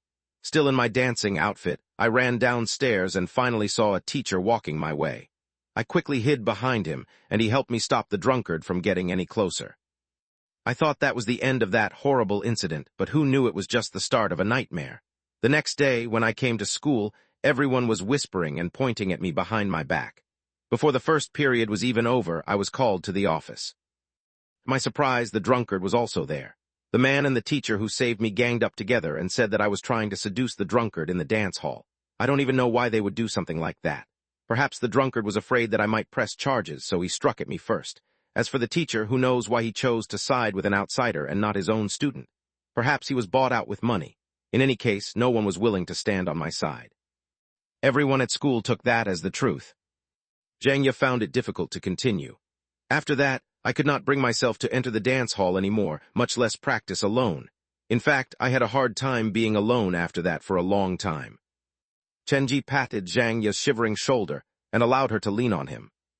But everything is okay now. As I promised you, we'll be close to each other like a person and his shadow. You will never be alone again. Chapter 1046. Tragedy is like a pair of invisible hands, 2 in 1. Two lonely, gentle souls were comforting and currying each other. They sat in camaraderie on that stormy night. The rain lashed against the window like a crazed drummer, but inside the house it was like a completely different world. The storm was venting anger and dissatisfaction, but inside the room it radiated zen and peace. The clock ticked rhythmically, and the teacups on the table were giving off steam. It should be me who is supposed to comfort you, but once you got me to start bringing up these things, I could not help myself.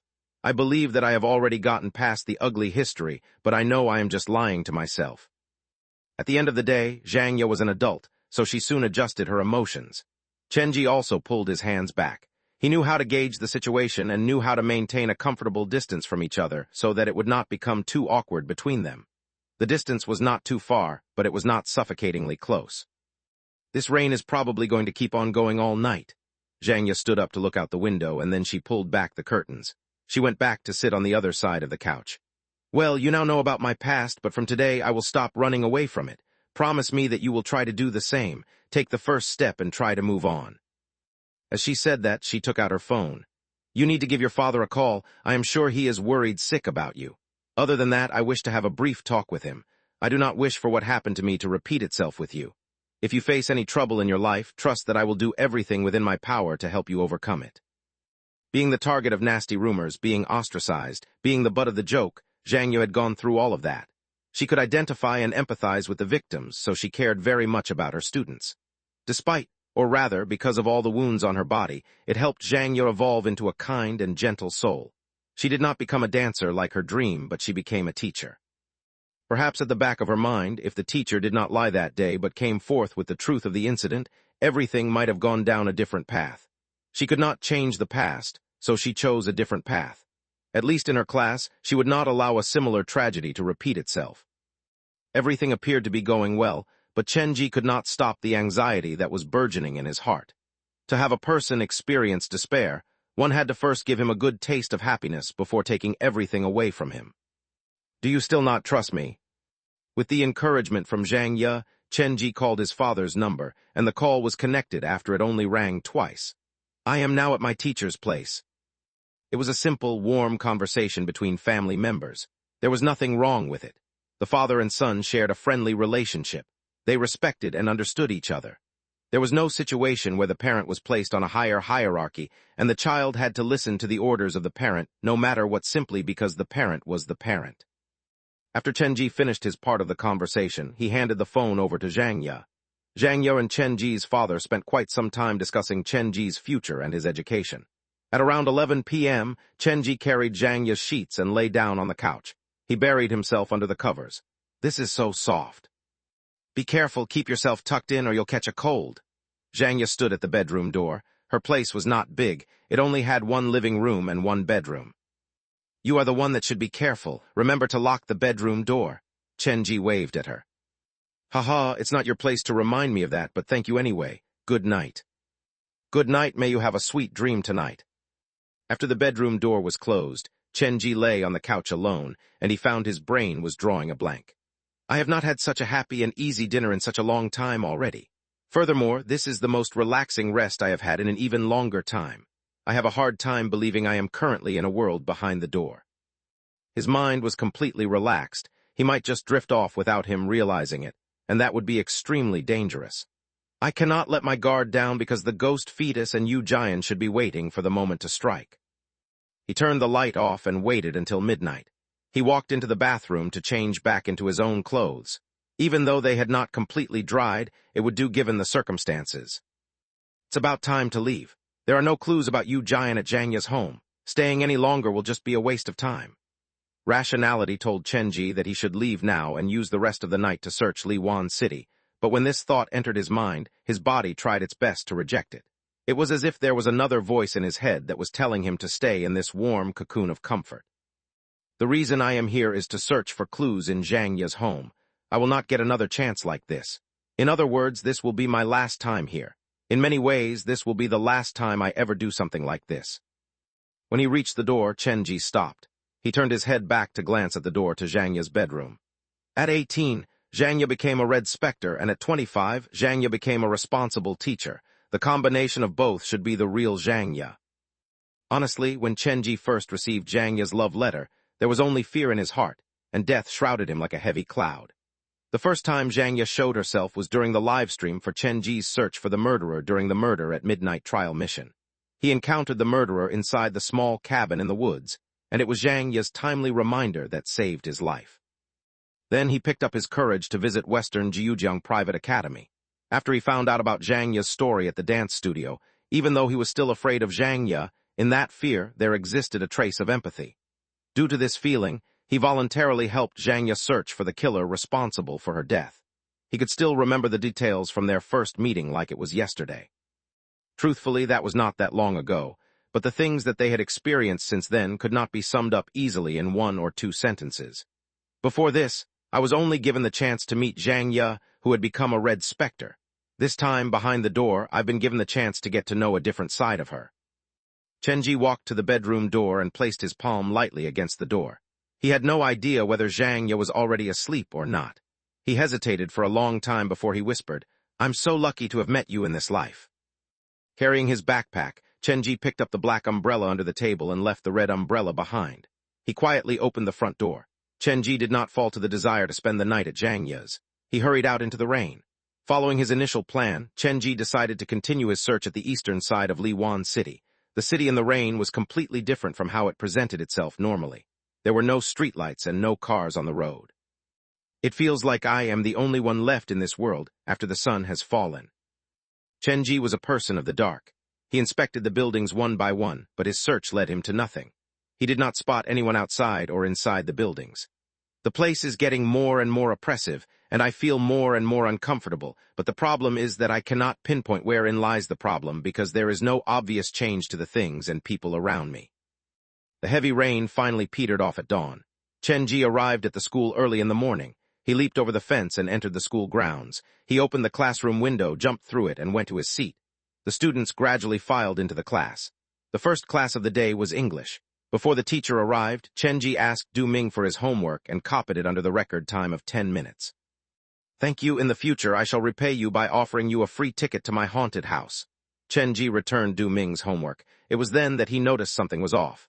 The boy who was normally such a chatterbox did not say anything this time. He seemed to be in a bad mood. "Are you okay?"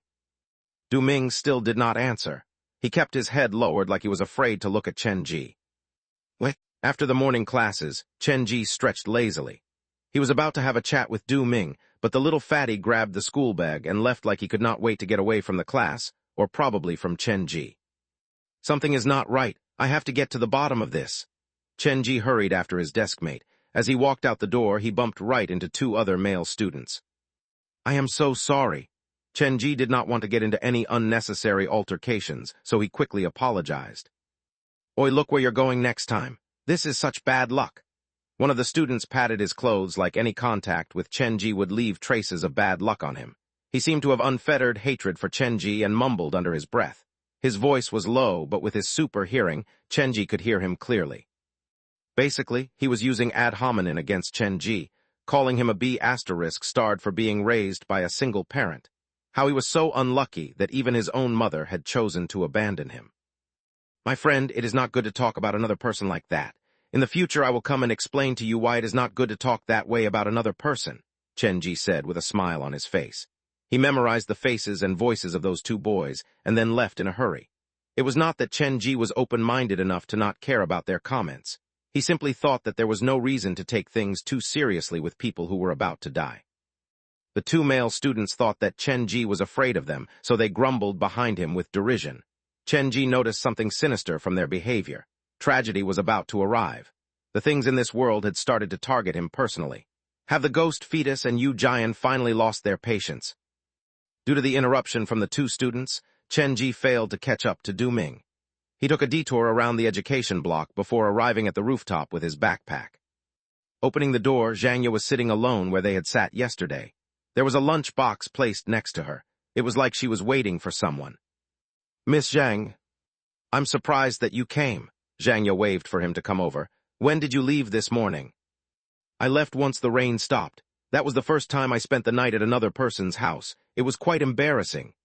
Chenji sat down beside Zhang Ye, and for some reason his heart started to race. "Have you had your lunch?" "No.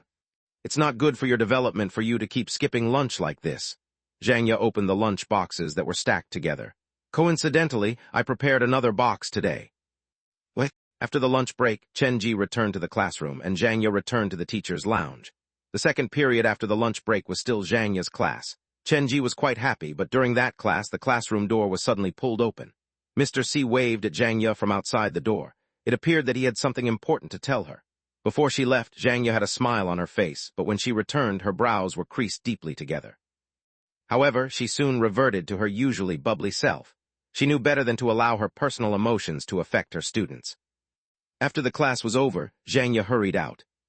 "Has something happened?" Chenji carried his backpack and chased after her. Once he got to the corridor, the whispering of two students traveled into his ears. "I heard that the new teacher was just given a stern lecture by the discipline head. It was apparently because she got a bit too close with one of the students here." But that's probably just a teacher being concerned about her student, right? There is nothing wrong with that. Who knows what is happening behind closed doors? I heard that the new teacher already has a trail of bad history following her. She always gets into similar trouble, and that's why she was sent to a small town like ours to teach English. Are you being serious? This is some serious allegation. Someone told me that, but I am sure it's all true. I mean, just look at her. You have a point there. Such a beautiful woman coming to a small town, I doubt it is for the meager salary of an English teacher. That's right. These days, you can't trust anyone, not even figures of authority who are supposed to protect you. Chenji had no idea where the rumors started, but he knew it would be pointless to tell the students to shut up, because that would not stop the rumors from spreading like a pandemic. The ghost fetus and you giant are probably waiting for me to make my move. After everyone had left, Chenji stood near the teacher's lounge. The rain outside the window had started to fall again. Zhangya was once more the last to leave the teacher's lounge. She spotted Chenji, who had been waiting for her, and Chenji noticed her at the same time. Chenji had no idea whether his presence would continue to bring trouble to Zhangya or not. After he ensured that there was no one else in the building, he chose to walk toward her. "Why are you still at school? Shouldn't you be at home already?" Zhangya asked with the usual smile on her face. She was adept at hiding her real emotions. Looking at her smiling face, one would not think that something was bothering her. "Please don't suffer being wrong just because of me. You can tell me anything. I will do anything for you." Chenji took out the black umbrella that he had removed from Zhangya's home. He did not return the umbrella to Zhangya. "You are the only person around me that I can share my feelings with so openly." "I know." Zhangya walked closer to Chenji, and she repeated what Chenji said in a softer and gentler tone. "You are the only person around me that I can share my feelings with so openly." She opened the red umbrella with a ghost of a smile lingering on her face. "Actually, I need you to do many things for me. For example, I need you to pay more attention to your studies. Do not get into any fights with your family. Try to befriend the other students in your class." "I will try my best to do all those things. I will fulfill all the requests that you have for me, but in return, I need you to promise me one thing." Chenji looked at Zhangya seriously. "What is it?" "If you one day feel like the pressure is too much for you to bear before you leave, I hope that we will be able to see each other one last time." "Why do you think I'll leave any time soon?" Zhangya shook her head. "You are overthinking things." "That does not matter. Just promise me that you will do that," Chenji pleaded like a child. "All right, I promise you. If the day comes that I feel like leaving this place, you will the first to know," Zhangya replied rather helplessly.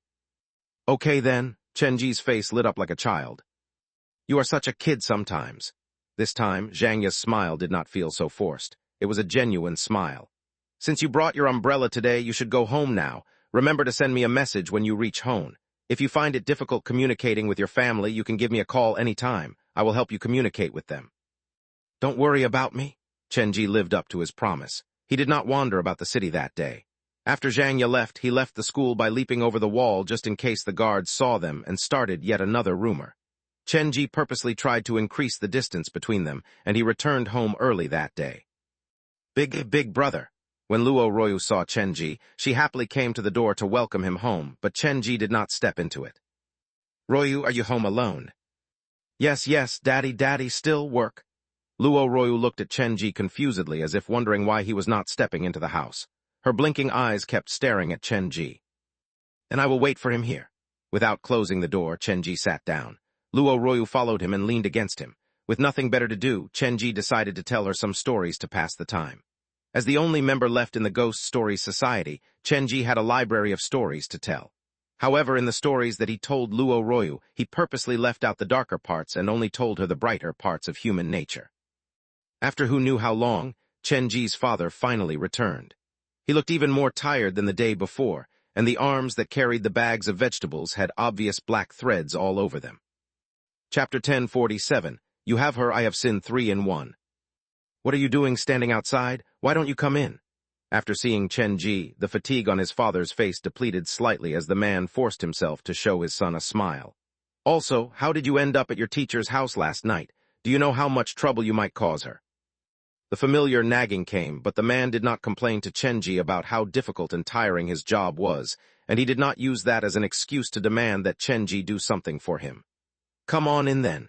It is great that you are home tonight. I will go and prepare dinner for you guys now. Come on." "I cannot go into our house." Chenji stood at where he was. The previous night, he had inspected parts of the eastern side and western side of Liwan City. With 2 more days, he would have completely searched the entirety of Liwan City. What's wrong? The man obviously did not expect Chenji to refuse to go into the house even when they were already literally standing right before the doorstep already. He stopped moving and turned toward his son. This is our home. It is the place that will give you comfort and rest when you are feeling down or tired. Why do you refuse to come home? Is there anything that you are afraid of? If there is, please tell me.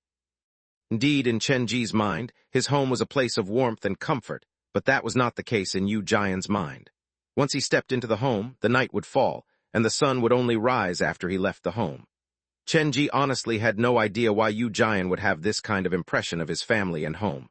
Even though he did not have a father, he had a mother that loved him aplenty. Seeing Chenji standing on the spot and refusing to budge, the man sighed and relented. He was in no position to force his son to do things that he did not want to. At least come back in to have some bites after I am done preparing dinner. He let out a light sigh and walked into the kitchen. Soon there came the sound of plates falling and shattering from inside the house. It sounded like Chenji's father had tripped and fallen. Chenji's body instinctually rushed into the room, and he ran to his father's side. The latter was leaning against the wall with his hands over his stomach and shattered pieces of china around him. The medicine is in the outer pocket of the jacket. Chenji followed the instructions and jogged to find his father's jacket. In the pocket, Chenji found a small medicine bottle. The label had been torn off, so he could not tell what kind of medicine it was. I will prepare the dinner. You should go and get some rest. Chenji picked the man up from the ground. Luo Royu leaned against the kitchen door to look into the room. Her eyes were filled concern. After dinner was ready, Chenji sent Luo Royu back to her own room. After he tucked her in, he returned to the kitchen to pour 2 glasses of warm water and headed into his father's bedroom. Closing the door behind him, Chenji placed the water glasses on the bedside table and moved a chair to take a seat next to his father in bed. He gripped his father's hand and looked at the tired and weak man who was wrapped up underneath the blanket. In his mind, his father was a mysterious, funny, knowledgeable, and interesting person who had the ability to solve any problem that came his way.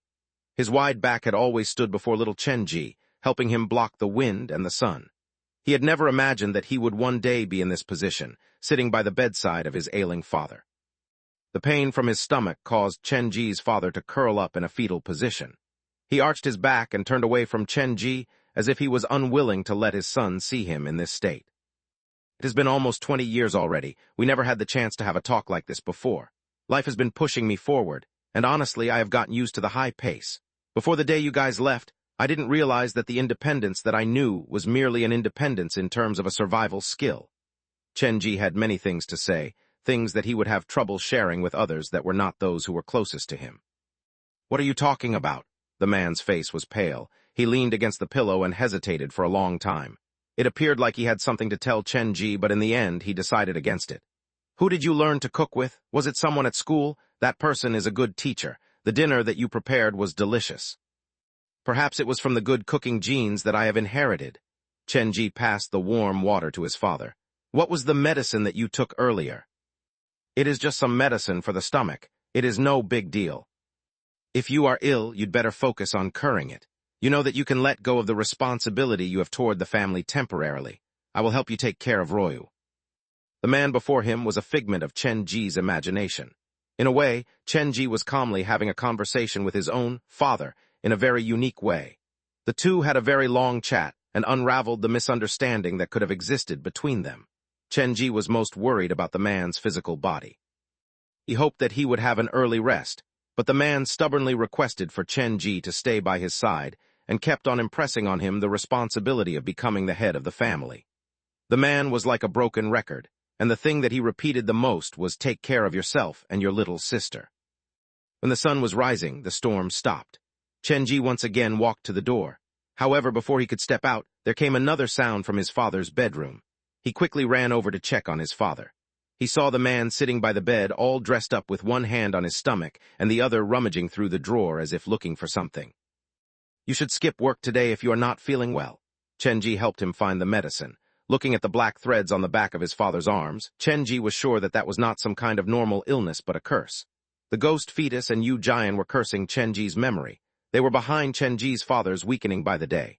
Chenji had seen through their plan. They were coming after the people that cared about Chenji. They wanted Chenji to experience the same despair as they did, watching the people that he loved leave him one by one. Flipping through the comic, Chenji tried to call the many names, and a thin blood vessel appeared on the comic. I still need more time. After ensuring that his father would take a day off work, Chenji grabbed his backpack and headed to school. When he passed through the school gates, he did not feel anything was particularly out of place. It felt like any other day. When he came to the class, many students were already there. Some had their books open before them to prepare for the upcoming classes. Some were memorizing vocabulary. Others were hurrying to borrow homework from their friends to copy. Chenji walked to his seat. He glanced to his side. Du Ming had his head lowered while he was busy correcting something. His table that was next to Chenji was neatly stacked with the homework from many different subjects. Even though Du Ming had not spoken a word to Chenji, the message that he was trying to send was obvious. If you need to borrow anything, just take it. Compared to Du Ming, who was still a child, Chenji was practically a demon fox with thousands of years in training already. He knew that Du Ming had been paying attention to him. What has happened to this kid? Why did he suddenly decide to stop talking to me? Could he be the source of all the rumors that have been flying all over the school? In his own memory, even though Du Ming could be categorized as a selfish person, he would never go around and spread rumors. The boy had no interest in the rumor mill. After all, he would rather spend the time studying. The boy might run his mouth occasionally, but his results always placed him in the top 10 students in the school. He spent very little time on entertainment and was a model of self-discipline. Chenji did not reach over to grab any of Du Ming's homework. Instead, he took out the English textbook and started to work on the homework himself. I should start with the multiple-choice questions. If only the pen spirit was here with me right now. The third period that afternoon would be the English class. When Zhang Ye entered the classroom, many students started whispering to each other. The rumors and ad hominem did not disrupt Zhang Ye's teaching condition. She led the class like normal. During the fourth period, Chenji was surprisingly paying attention in class when he suddenly received a call. The call came from his father's colleague. The man said that his father had suddenly fainted at work and was being sent to the hospital. He told Chenji to hurry and get there as well. As the eldest son of the family, he felt that responsibility. After explaining the situation to the teacher briefly, he left the school in a hurry and rushed toward the hospital in Liwan City. Pushing open the door to the sick room, Chenji's father was still unconscious. "Doctor, what is wrong with my father? Why did he suddenly faint?" "We are conducting the examination now. Please calm down. We need you to go and wait outside or you might disrupt the patient's recovery." Chenji was chased out of the room by the doctor. He sat on the bench outside the hospital room, patiently waiting. 10 minutes later, he heard more footsteps from the corridor. "Chenji, what did the doctor say?" Zhang Yu had hurried to the hospital. She knew about Chenji's family condition and was Chenji's class teacher. She felt that it was her responsibility to be there for him at this difficult time in his life. Seeing Zhang Yu in person, Chenji felt slightly more comforted. "They are still conducting the examination, but I suspect with the town hospital's medical standard, even if they can discern the illness that he is suffering from, they are incapable of curing him." Looking through the sick room window, Chenji saw the black threads that had increased on the back of his father's hands. The black spots that represented the curse had spread all over his father's body. "If you need any help from me, just tell me." Zhang Ye handed the lunch box over to Chenji. "I do not have any classes this afternoon. You should go back to school. I will wait here for you. If anything happens, I will call you at the first moment." "No, I don't think I will leave this place. I have a bad feeling about this." Both Zhang Ye and Chenji skipped school that afternoon. It was when the sun had almost set that Chenji's father regained his consciousness, but his condition was very bad. "Leave the family chores to me. You should focus on treating your sickness." Chenji called the red high heels name in his heart, but he got no response. However, the page on the comic where the red high heels was hiding had a thin blood line that surfaced on it. The employees were close to breaking through their shackles. Chenji held his father's hand. Not many people would be able to share what he was feeling at that moment. When all the red specters could break through the barrier, this world would shatter. He would return to the real world, but at the same time, he would lose everything that he had experienced in this made-up dream world. Chenji returned home when the sky was already dark. He just got into the staircase when he heard the sound of Luo Royu running to open the door. No matter how tired, how low one was feeling, when one got home to a warm light and someone to open the door, that was a kind of simple happiness that many people would forget to appreciate. Big brother. Daddy will stay outside for a few days and he temporarily will not be home. I will cook dinner for you, okay?" Luo Royu had no idea what being hospitalized meant. She was just happy to see Chen Ji. Entering the house, Chen Ji prepared the dinner and served it on the dining table, but Luo Royu did not move to take a bite. "What's wrong? Do you have no appetite?" Where is Daddy?" Luo Royu hugged the bowl. She wanted to wait for their father to come home before they started dinner. "He has to stay at the hospital because he is sick. He will be back in a few days." Chen Ji sat on the other side of the table. The room that was normally so cramped felt so empty and hollow that night. Chen Ji was sitting at the spot where his father usually sat. Perhaps when he was not home, this was how his father and Luo Royu spent their nights together. "But Daddy," Luo Royu hugged the bowl and continued to stare at Chen Ji. She kept repeating the same words, and tears were threatening to flow out of her eyes. Chen Ji knew that a conventional explanation was not going to work. Chen Ji called his father on his cell phone and then placed the phone next to Luo Royu's ears. After hearing her father's voice, a smile immediately lit up the girl's face. Chen Ji placed the phone on the table, and Luo Royu finally started to have her dinner. Hearing the occasional hacking that came from the phone, Chen Ji found himself unable to move his chopsticks. He looked at Luo Royu silently and the rather hollow home that they were sitting in. "The owner of this house is my father. If he leaves one day, I will take over everything and look after it for him. Now that I think about it, this old house is not that different from the haunted house." At that moment, Chen Ji finally understood the meaning of Luo Royu's presence in the world behind this door. Luo Royu was the first specter that had appeared to accompany Chen Ji in his mind. This little sister represented the family other than his own biological father, and she also represented the employees that could not be wiped away from Chen Ji's mind. "I swear I will not crumble so easily in protection of this family." After putting Luo Royu to bed that night, Chen Ji stayed inside the house. Once he pushed open the door, the next day would arrive. To delay the time as much as he could, he did not go anywhere. The blood vessels in the comic continued to increase in number, and the rain outside the window continued to become heavier and heavier. Once dawn arrived, Chen Ji carried his backpack and went to school. He noticed quite visibly that people had started to toss strange looks at him. He did not mind these things. Attacks based on rumors and empty words would not affect his emotional level and mental stability. When he arrived at the classroom, Chen Ji found Du Ming in a worse state compared to the previous day. There were black rings under his eyes, his lips were chapped, and he did everything he could to avoid meeting Chen Ji's eyes. Chen Ji still did not borrow Du Ming's homework to copy. He knew that Du Ming was hiding something in his heart. During the lunch break, Chen Ji tried to talk to Du Ming, but the latter was acting very strangely. It appeared like he needed to make some kind of deep determination before he could even talk to Chen Ji. "Did something happen to you?" Chen Ji did not think Du Ming would go around spreading those nasty rumors, but he had a feeling that Du Ming knew something about it. During the lunch break, Chen Ji first went to the hospital to buy some food for his father, and then he bought 2 packets of lunch and took them home for Luo Royu. He could not step into the house, so he handed the lunch to Luo Royu at the door. The brother and sister sat in the stairwell. As they had their lunch, Chen Ji told Luo Royu stories. After the many interactions, Chen Ji confirmed that Luo Royu's presence was a representation of the workers at his haunted house. Initially, she was only willing to stay inside the house and would never step out of it, but with Chen Ji's aid and persuasion, she had started to open herself up to the outside world and enjoyed the air outside the house. After ensuring that Luo Royu had finished her lunch, Chen Ji returned to school. He sent some messages to Zhang Ye. They always had something to talk about, and they would never run out of topics. When he reached home that night, Chen Ji decided to teach Luo Royu how to do some housework and teach her some simple life skills. Things that were like second nature for a normal person proved to be extremely difficult for Luo Royu. She had trouble controlling her body, and she had a very hard time understanding simple language. One had to repeat things many times for her to get it. Chen Ji tried to educate her for a very long time, but the results were less than favorable.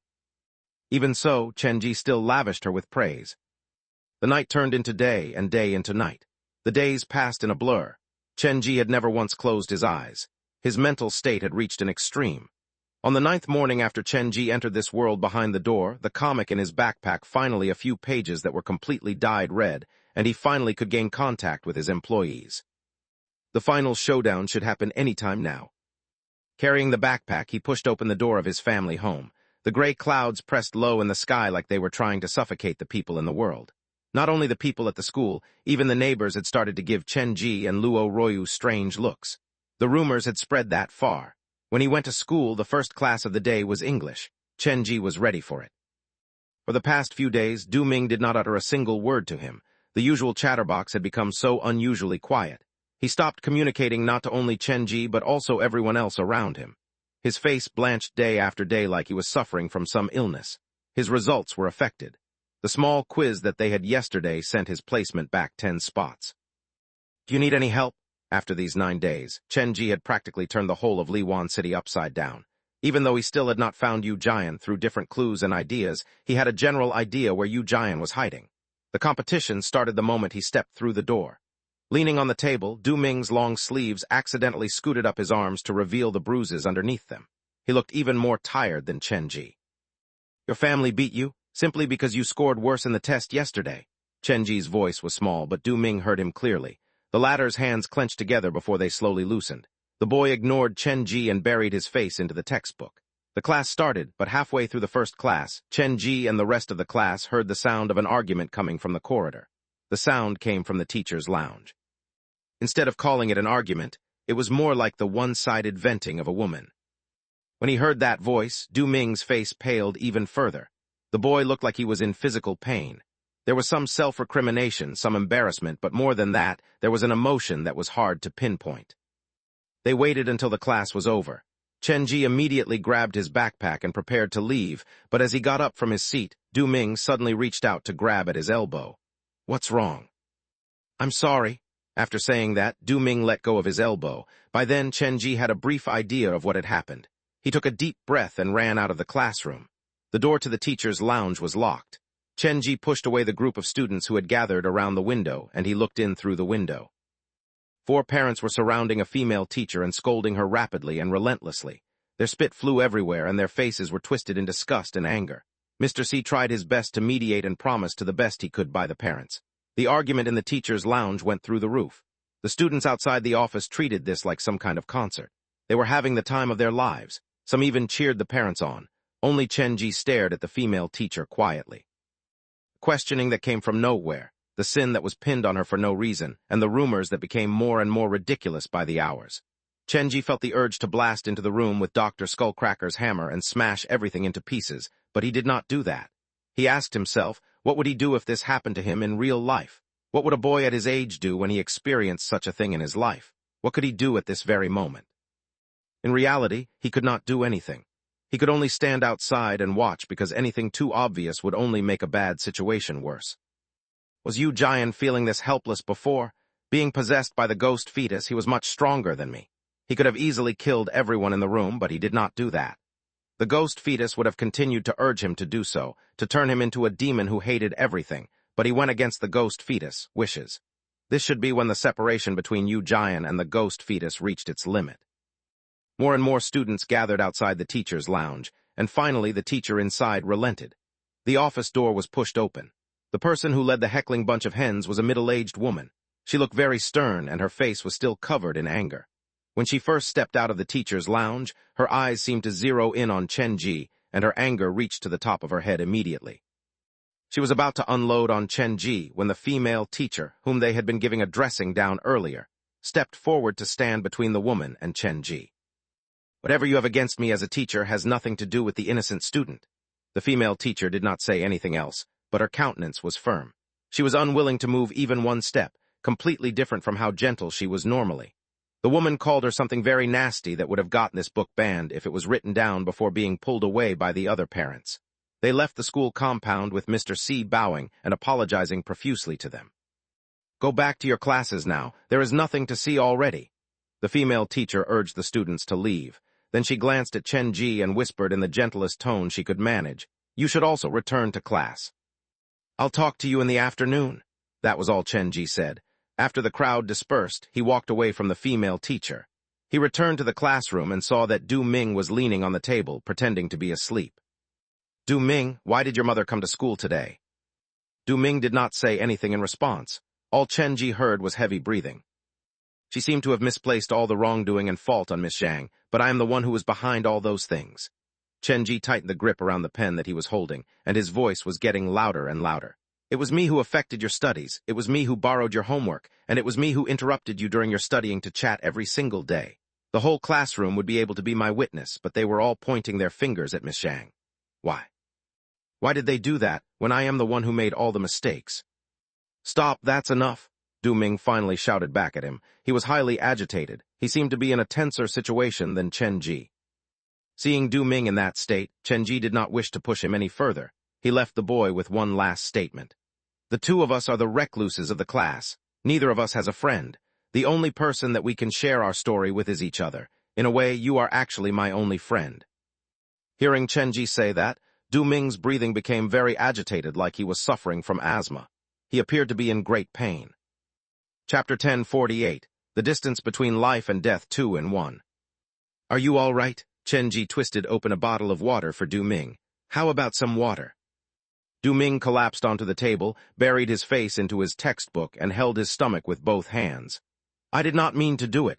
I did not expect it to turn into something like this.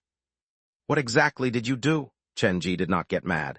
If anything, the gaze that he had for Du Ming was filled with more pity than anything else. Du Ming did not respond. He merely shook his head lightly. His mental condition was stretched to its limit in a way rather similar to Chen Ji's condition. After the 4th class, when there was no one around, Chen Ji sneaked his way up to the rooftop of the education block. Zhang Ye was standing by the edge of the roof. He walked to stand beside her silently, the two of them watching Liwan City expand below them. The education block was one of the taller buildings in the city, and this very moment could not help but remind Chen Ji of the incident that happened in the Liwan City behind Xiao Bu's door. At that time, Zhang Ye had accepted his request and become part of his shadow. The wind carried the chilling raindrops that landed on their faces. Zhang Ye's hair was blown aside by the wind behind her. Suddenly, she said, I might be leaving after some time. Is it because of me? Chen Ji had predicted this outcome. He had spent the whole morning rehearsing this scenario in his mind, but when Zhang Ye laid it out in the open for him, the statements that he had practiced were lodged in his throat. It has nothing to do with you. Zhang Ye shook her head rather resignedly. The reason is because of me. I always assume that I have walked away from the past, and I can begin a new life with a smile, but I was only lying to myself. Working hard, keeping myself busy, everything that I have done is merely a reason for me to escape. Actually, it has been so many years now, but I still feel like I am trapped inside that dim dance hall. Standing next to Zhang Ye, Chen Ji gripped the rail tightly. He could empathize with her because he was the only person in this world who knew about Zhang Ye's actual past. Be it in the real world or this made-up world behind the door, Zhang Ye had chosen to share her secret only with him. If anyone is in the wrong, it is those who began and spread the rumors. Give me some time. I will get to the bottom of everything and show everyone the truth. Chen Ji had been wanting to do that. Even if this was just behind the door, even if everything that had happened was just derived from his own memory, he still had the urge to help Zhang Ye, to give this nightmare a brand new beginning. The truth does not matter. What really matters is you. I'm afraid that what once happened to me will recur again with you. Zhang Ye cared about Chen Ji. When the whole town was swirling with the rumors about them, Chen Ji still sided with her and trusted her implicitly. She had not experienced that before. Even with the age gap between them, there was one thing that was undeniable. She did sense something that was different about the young man beside her. I can leave and I can try to run from everything, but you can't. Zhang Ye stood before Chen Ji and leaned in close. Your father is still recovering at the hospital, and you have a little sister to take care of. In the future, these responsibilities will fall on your shoulder. You mustn't let my issue affect your life. I already have a general idea of who started the rumors. We can. Chen Ji, Zhang Ye raised her arm, and the slender finger pointed at the heavy and dark sky. This separation does not mean that we will never see each other again. Zhang Ye seemed to have already made her decision. If she forced herself to stay, she would continue to be spoken about behind her back. Actually, Chen Ji knew that it was not easy for Zhang Ye to make this decision. She must have taken a long time to consider it again and again. His hands that gripped the rail had turned white, and blood vessels shot out beneath Chen Ji's eyes. He took a deep breath to steady himself. Sometimes I feel that this world is a very awful place. It will always reach out toward the kindest person to torture them. The world itself is not good or evil, but do not lose faith in the good people in the world. Once there are more good than evil people in the world itself will change into a better place. Zhang Ye reached out to help Chen Ji adjust his hair that was blown disheveled by the wind. Her cold finger stopped at Chen Ji's cheeks. So, in the future, you have to try to become someone good. It is time for you to go back. You still need to prepare lunch for your family. Do not waste too much time on me. Taking back her hand, Zhang Ye turned around to look at the school compound that had become her second home for these past few days. It was hard to tell what was going through her mind. Standing behind Zhang Ye, Chen Ji looked at her back. He raised both of his hands before putting them down again. He left the rooftop in the school to head to the hospital. After buying food for his father, he bought another lunch box by the roadside and returned home to meet Luo Royu. When he reached his own residential area, Chen-ji stopped at the door. Normally, when his footsteps echoed down the corridor, Luo Royu would run over to open the door for him, but that day, the little girl did not show up. "Nothing will have happened, right?" Chen-ji called Luo Royu's name out loud. He believed that he could hear the sound of suppressed crying coming from inside the house. "Royu." Pushing the door open, Chen-ji was hit in the face by a horrible smell of leaked gas. Ignoring the rules, he dashed into the room. The kitchen was filled with puddles of water, and shattered pieces of the glass thermos littered the ground. He ran into the kitchen and saw Luo Royu curl up at the corner with her hands covering her ears. Before her was a broken thermos. Her shirt was wet, and her neck, arms, and fingers had been scalded. Tears hung on her face. "Who told you to use the stove?" Chen-ji kicked the broken thermos away. He had never been this mad in his life before. Hearing the roar from Chen-ji, Luo Royu cried even harder. Her red and scalded hands shielded her face, and the tears kept on falling. Switching off the stove, Chen-ji did not give it another thought as he carried Luo Royu and ran outside as fast as he could. Once he stepped out from the door, it was already the beginning of a new day, but Chen-ji was not in the mindset to care about that. He carried Luo Royu, called a cab, and rushed to the hospital. Thankfully, only a small part of her body was burnt. The majority of it was centered around her arms. The doctor applied some ointment on Luo Royu, but the girl was still like a doll whose soul had not returned. She appeared to have been severely traumatized by this incident. The condition is not as serious as it looks, but as her family member, you have to be careful. It is too dangerous for a mentally challenged child to stay at home alone. After the doctor left, only Chen-ji and Luo Royu were left in the sick room. When the ointment was still slathered on her skin, it would sting, but after a while it would give off a chilling feeling. Luo Royu placed both of her arms beside her body. She did not dare look at Chen-ji. She kept her head lowered and wept as softly as she could. After standing for a while inside the sick room, Chen-ji placed his backpack down and sat beside her on the bed. He pulled her in for a hug. "I am sorry. I should not have shouted at you." The girl in his embrace was shaking. A dam seemed to break inside her. She leaned against Chen-ji's shoulder and started to wail. "I know you just wanted to help. You did not want to be a burden to others. I know you have tried your best. I can see that now." Chen-ji tightened his embrace around Luo Royu. "After all, we are each other's most important family." In this world behind the door, Luo Royu represented his family and also represented the once homeless, haunted houseworkers, as well as the lingering spirits that were trapped inside the deepest abyss of despair before they were offered a home by Chen-ji. So, no matter what happened, Chen-ji would also stand at the forefront, overcoming the training of the night, and was never stingy with his encouragement. Chen-ji did not ask for anything in return. He did all that merely because he had treated them as part of his family. After she cried for a while, Luo Royu became tired and fell asleep. Even so, her hand was still clutching the edge of Chen-ji's shirt.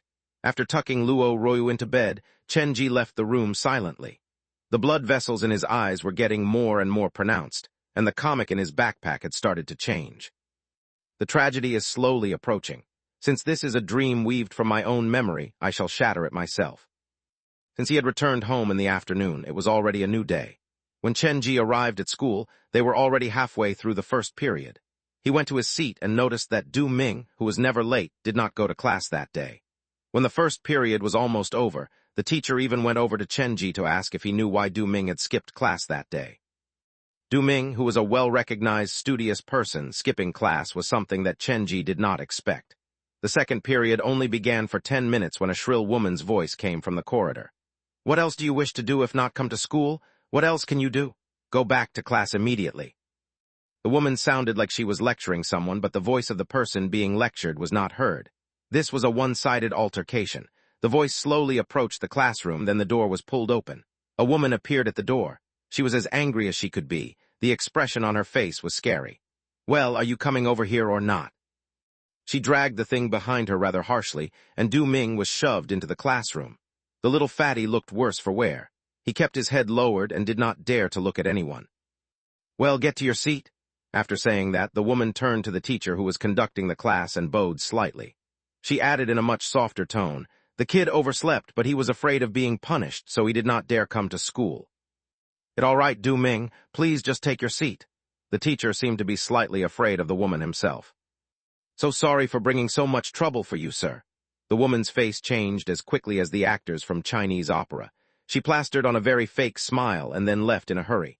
After she was gone, the students in the class started to churn the rumor mill again. That was Du Ming's mother. She is so strict. No wonder Du Ming's results are so good. I thought his mother would be as fat as he is. You know what? She looks rather familiar. I remember it now. Wasn't she the parent who led a group of other parents and made a scene in the teacher's lounge that other day? I think you are right. She is so ferocious. Even Miss C did not dare speak too loud in her presence. Actually, if you think about it, being under such a mother must be quite scary. The fact that Du Ming is so reticent and has such a nasty attitude probably has a lot to do with his family. The words of the rumors traveled into Du Ming's ears. He lowered his head even further. He did not dare look at anyone. He was afraid that once he lifted his head, he would realize that everyone was staring at him. Don't mind what these people say. These people will only dare talk behind your back. If you stand before them and look them in the eyes, none of them will say a negative word about you. Different from the whispering of the other students, Chenji voiced his opinion loudly, so loud that even the teacher could hear him clearly. Perhaps it was the effect of the statement, or perhaps they were shocked by the fact that Chenji would come to Du Ming's defense. In any case, the classroom quieted down again. The class resumed. Chenji did not ask Du Ming why he was late that day. After coming to his rescue that one time, the interaction between them stopped. Chenji stopped paying Du Ming any attention. If anything, it was the latter who kept sneaking glances at Chenji like he had something to tell him but failed to gather the courage to say anything. The bell rang. The third period was English class. Like usual, Du Ming took out the English textbook, but Chenji was just leaning against the wall, spacing out. Chenji was usually so excited when it was English period. This anomalous behavior from Chenji gave Du Ming a very bad feeling. The bell rang again. 5 minutes passed, but the teacher still did not show up. Chenji seemed to have known this would happen. He turned his head to look out the window. Chenji, after who knew how many days, Du Ming finally spoke to Chenji again. Has anything happened to Miss Zhang? Normally, she arrives at class 5 minutes before the period officially begins. Zhang Yu has already been fired by the school. Chenji pulled his gaze back from the window and whipped his head around to stare at Du Ming. She will not be coming to teach us anymore. Has been fired? Du Ming jumped up from his seat. Everyone in the class was focusing on their studying. It was very quiet, so everyone heard Du Ming clearly. It was all my fault, but she was the one who was forced to keep apologizing. But in the end, her apology was not accepted. Chenji glared at Du Ming, challenging him to hold his gaze. I tried to complain to her, asking her why this world would always pick on those who are kind. She told me the world itself is not purely good or evil. When there are more good people in the world itself will be a kinder place, and it will learn to treat people kinder. Why didn't you tell me this sooner? Did you know this would happen already? Du Ming's eyes were bulging, and his face was red. I found out yesterday. Chenji paused for a moment. But what was the point of telling you? She is leaving, and you are just going to sit here just like that? Didn't you like her? Shouldn't you have stepped forth and done something for her? Du Ming was getting agitated. He grabbed Chenji by his collar. Why didn't you stop her, you? Bang! Before Du Ming could finish, Chenji delivered a heavy left hook on his face. Before the boy could react, Chenji launched yet another powerful kick at his stomach, causing the boy to crumble to the ground. Who is the class monitor? I need you to watch over the class and ensure that everyone pays attention to their homework. Chenji grabbed his backpack with one hand and dragged Du Ming by his collar out of the classroom with the other. Do you know who that teacher is? Do you know what she represents to me? Do you know what she has experienced in the past? Chenji's punches fell on Du Ming like rain. You do not know anything. Pushing open the iron door on the rooftop, Chenji flung Du Ming onto the ground. She trapped herself willingly inside that blood-red world filled with despair. She has not seen the light for so long already that perhaps she has even forgotten who she is anymore. And because of that, I wish desperately to leave a good memory for her. Even though I know very well this is just a dream, I tried my best to make this dream as beautiful as it possibly could be. Chenji grabbed Du Ming by his shoulders and slammed him against the wall. But you guys did not even deign to give me a chance to weave a dream for her. I have no idea what you are talking about. All I know is that you keep on saying you care about her, but you have not done anything for her. You do not love her at all. You are just lying to her, using her as a scapegoat so that she will volunteer to take on all the pain on your behalf. Du Ming growled in a horrible grimace. He waved his arms and tried to hit Chenji. Is that what love is in your eyes? Chenji did not retaliate. Do you understand that love is conditioned? For a student at 17, no matter how enamored he is, no matter how much he wants to get close to her, you have to understand one thing: your adoration might become her burden. Love is a weight. It could be a pair of wings that allow a person to soar, and it could be a stone that pulls one down into the abyss of despair. If I were you, I would maintain a suitable distance until the day I could shoulder the responsibility for both myself and for her before I dared search for her again. Du Ming's emotions were getting frayed. He had gotten completely out of control. It was as if the secret deep inside his heart was being peeled out into the open for everyone to see. You are not me. You will never understand it. He struggled to get loose, but this time, Chenji knocked at him heavily and dropped him to the ground. When Du Ming slipped to the ground, his phone fell out. The screen broke, and through the shattered screen, one could see that background picture of the scene was a picture of Zhang Ye. The picture appeared like it was taken when Zhang Ye did not notice it.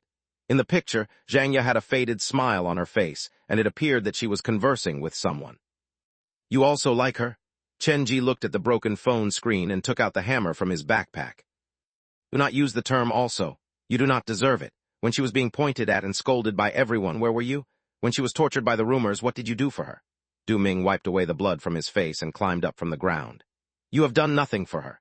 If anything, because you are a student and she is a teacher, due to this distance that cannot be broached, you do not even have the courage to step forward to say something to defend her.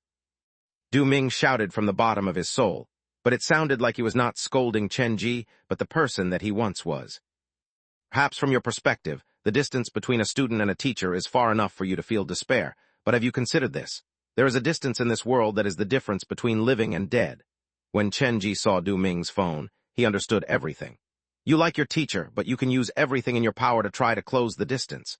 Take 3 years or 5 years to work on yourself until you are capable of taking that step to go and find her.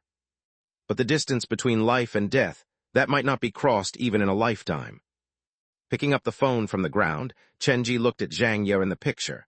Love will never stop from the moment it flares up until death. It will only end when one party chooses to leave. Chapter 1049. Love Taken by the Ghost Fetus 3-in-1. So this is love. Chenji did not hold back. Du Ming was beaten into a pulp, and he had trouble standing up. He touched the wounds on his face and appeared like he had finally calmed down. The words that Chenji said were finally getting through his skull, and he was slowly digesting them. Your mother keeps a very close and watchful eye over you, but she did not seem to have tell you what love is. Or rather, she has not taught you how to correctly love someone. Love is an ability, love is a responsibility, but love does not equal bliss.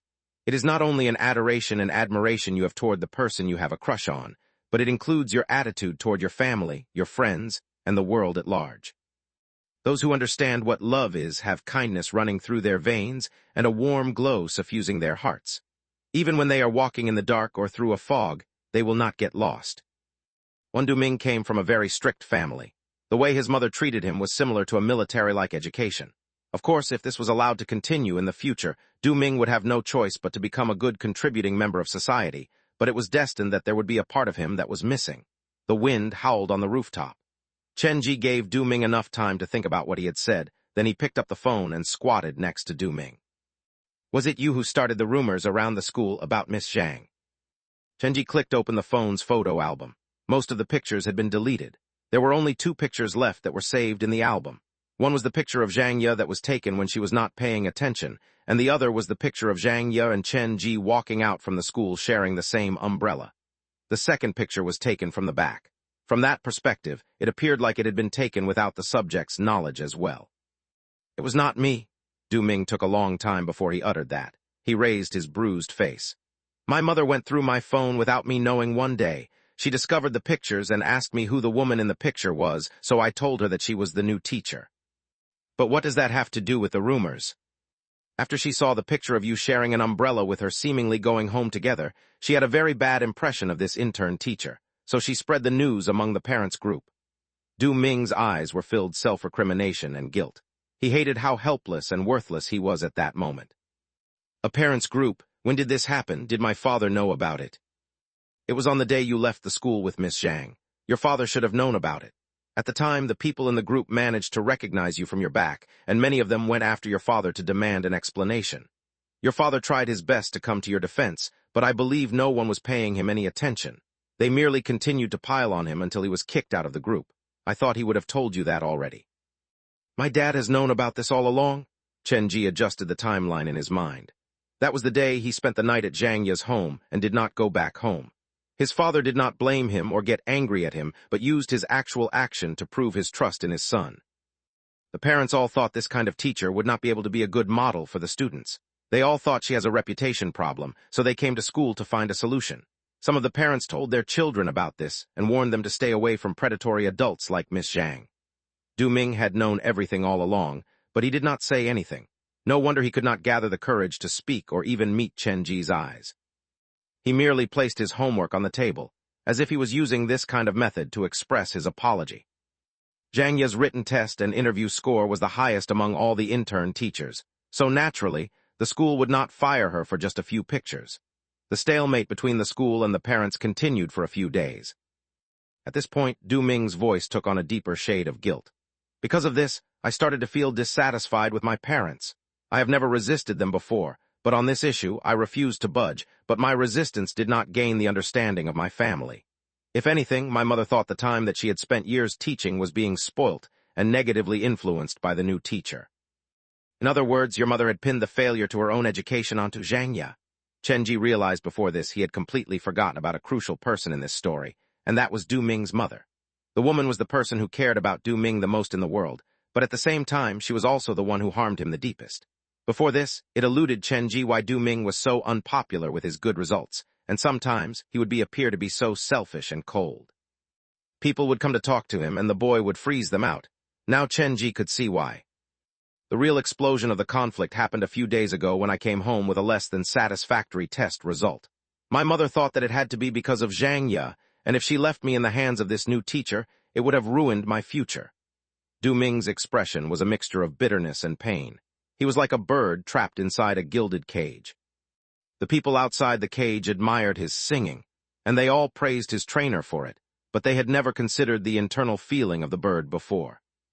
That night, my mother shared the story with the rest of the parents in the group. Many of the parents stepped forward to show her their support. Since this was related to their children's education, they couldn't be too careful about it, so they decided to gang up together and go to the school to ask for a discussion. Du Ming's voice was getting weaker, like his strength was draining as the cooped-up story left his body. You know about what happened later. The discussion turned into an argument. My mother never takes no for an answer. The parents never really understood their children. My mother believed that I should understand the things that she had done for me was for my own good. She truly believed that by making a scene at the teacher's lounge, she would somehow help me and the other students. But once I heard her shrill voice echoing through the hall, I just wanted to find a small space to curl up and hide. I know that she loves me, but now I'm afraid of letting people even know that she is my own mother. Du Ming's mother's education had some problems. Chen Ji felt like he should find a chance to have a meeting with her. I believe that you should sit down and have a good conversation with your mother. Never admitting her mistake and a strict requirement as well as holding her child under a high moral standard is not a good form of education. Du Ming could be communicated with normally. Chen Ji gave him a helping hand as he dragged the boy up from the ground. Both of their eyes were bloodshot. Now, I need you to listen to me. There is one more chance that we have that we will be able to make Miss Zhang Ye stay, but I do not know whether you have the courage to do that or not. Me? Yes, all you need to do is to take your phone into the teacher's lounge and tell everyone the truth behind the pictures. There is nothing inappropriate between me and Zhang Ye. That day, we shared an umbrella because I forgot to bring my own and she loaned me hers. You know about all that. You can be the witness. You can be the one who stops all the rumors. Chen Ji shoved the phone back into Du Ming's hands. But the question is whether you have the courage to do that or not. Holding the phone whose screen had broken, Du Ming stood there for a long time and did not speak. Tell me when you come to a decision. Chen Ji did not force Du Ming.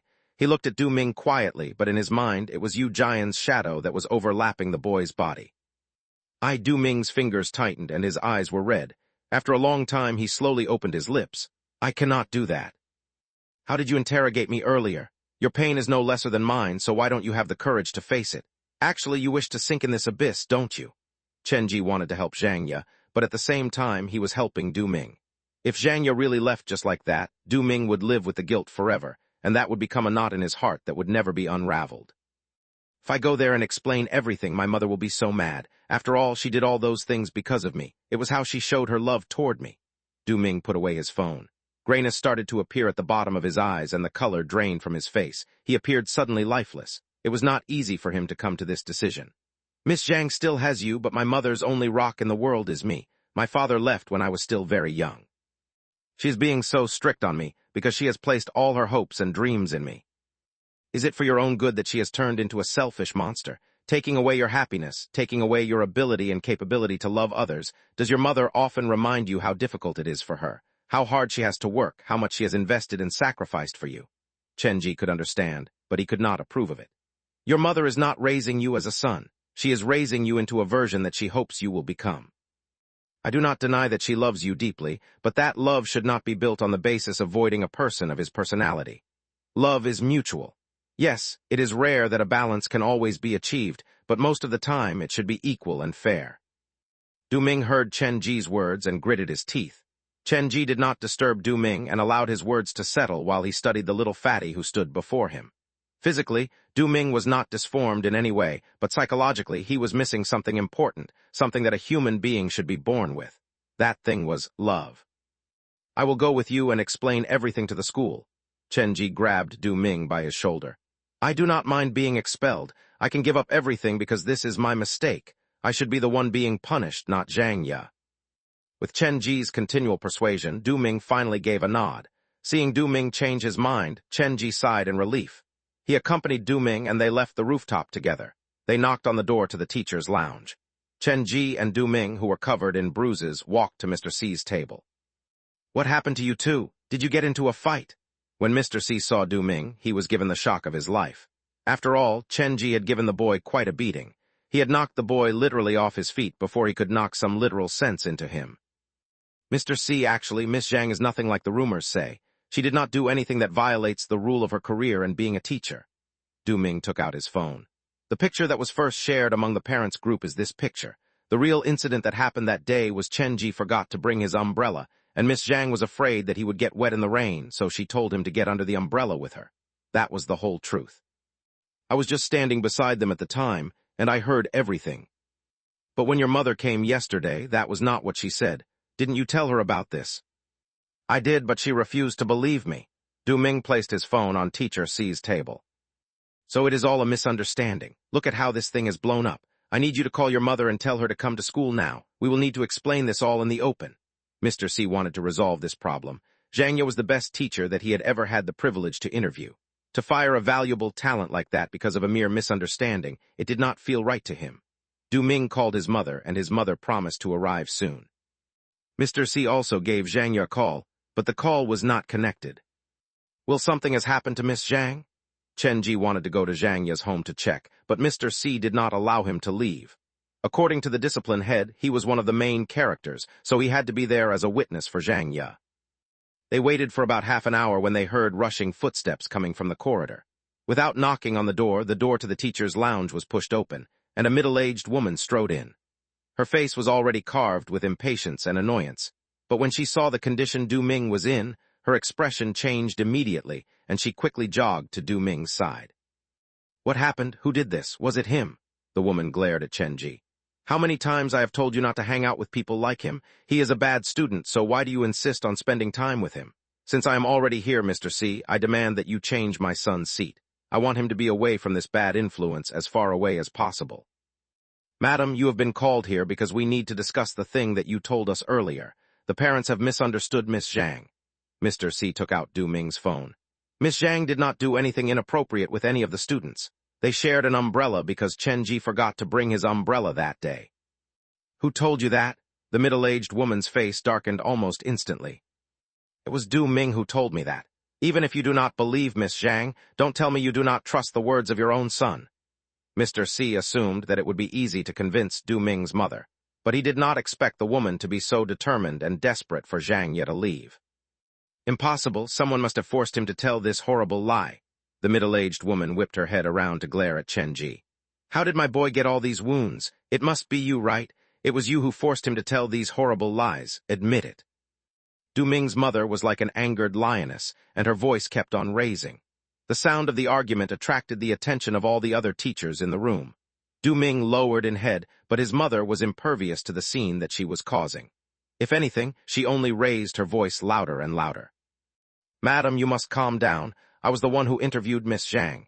She is really a good teacher. She would never do the things that you have insinuated she has done. How can you even guarantee something like that? The middle-aged woman slammed her bag on the table. From her looks, I know that she is a good-for-nothing girl. I sent my child here because I trusted your school, and this is how you treat me. Madam, you are being a little bit unreasonable.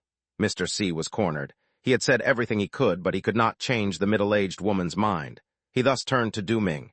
Du Ming, tell me the truth. Did Chen Ji force you to say those things? With his head lowered, Du Ming gripped his shirt with his hands, and his face was blanched. Du Ming, tell us how Chen Ji forced you to say those false statements. Don't you be afraid of a ruffian like him. I will protect you. The middle-aged woman was practically ordering Du Ming to do so. A palpable silence fell over the office. Du Ming did not say a thing. His mother's expression was getting more and more desperate and agitated. Just as she was about to explode, Du Ming finally opened his mouth. No one forced me to say anything. Both Mr. C and Chen Ji sighed in relief, but Du Ming's mother refused to accept this. She gripped Du Ming by his shoulders. Son, don't be afraid, be a good boy and tell the truth. You are being threatened by this nasty piece of work to say all these things, aren't you? They are all lies, aren't they? What I said was the truth. Miss Zhang did not do anything inappropriate with Chen Ji. You merely saw the pictures of Miss Zhang in my phone and tried to chase Miss Zhang away because you are afraid that she might affect my school results. Du Ming had held this in for a long time, and this time, the words burst out from him like a fountain. Du Ming, the middle-aged woman's face clouded over. Her teeth clattered noisily and her breath was coming uneasily through her nostrils. She did not expect Du Ming to say something like that.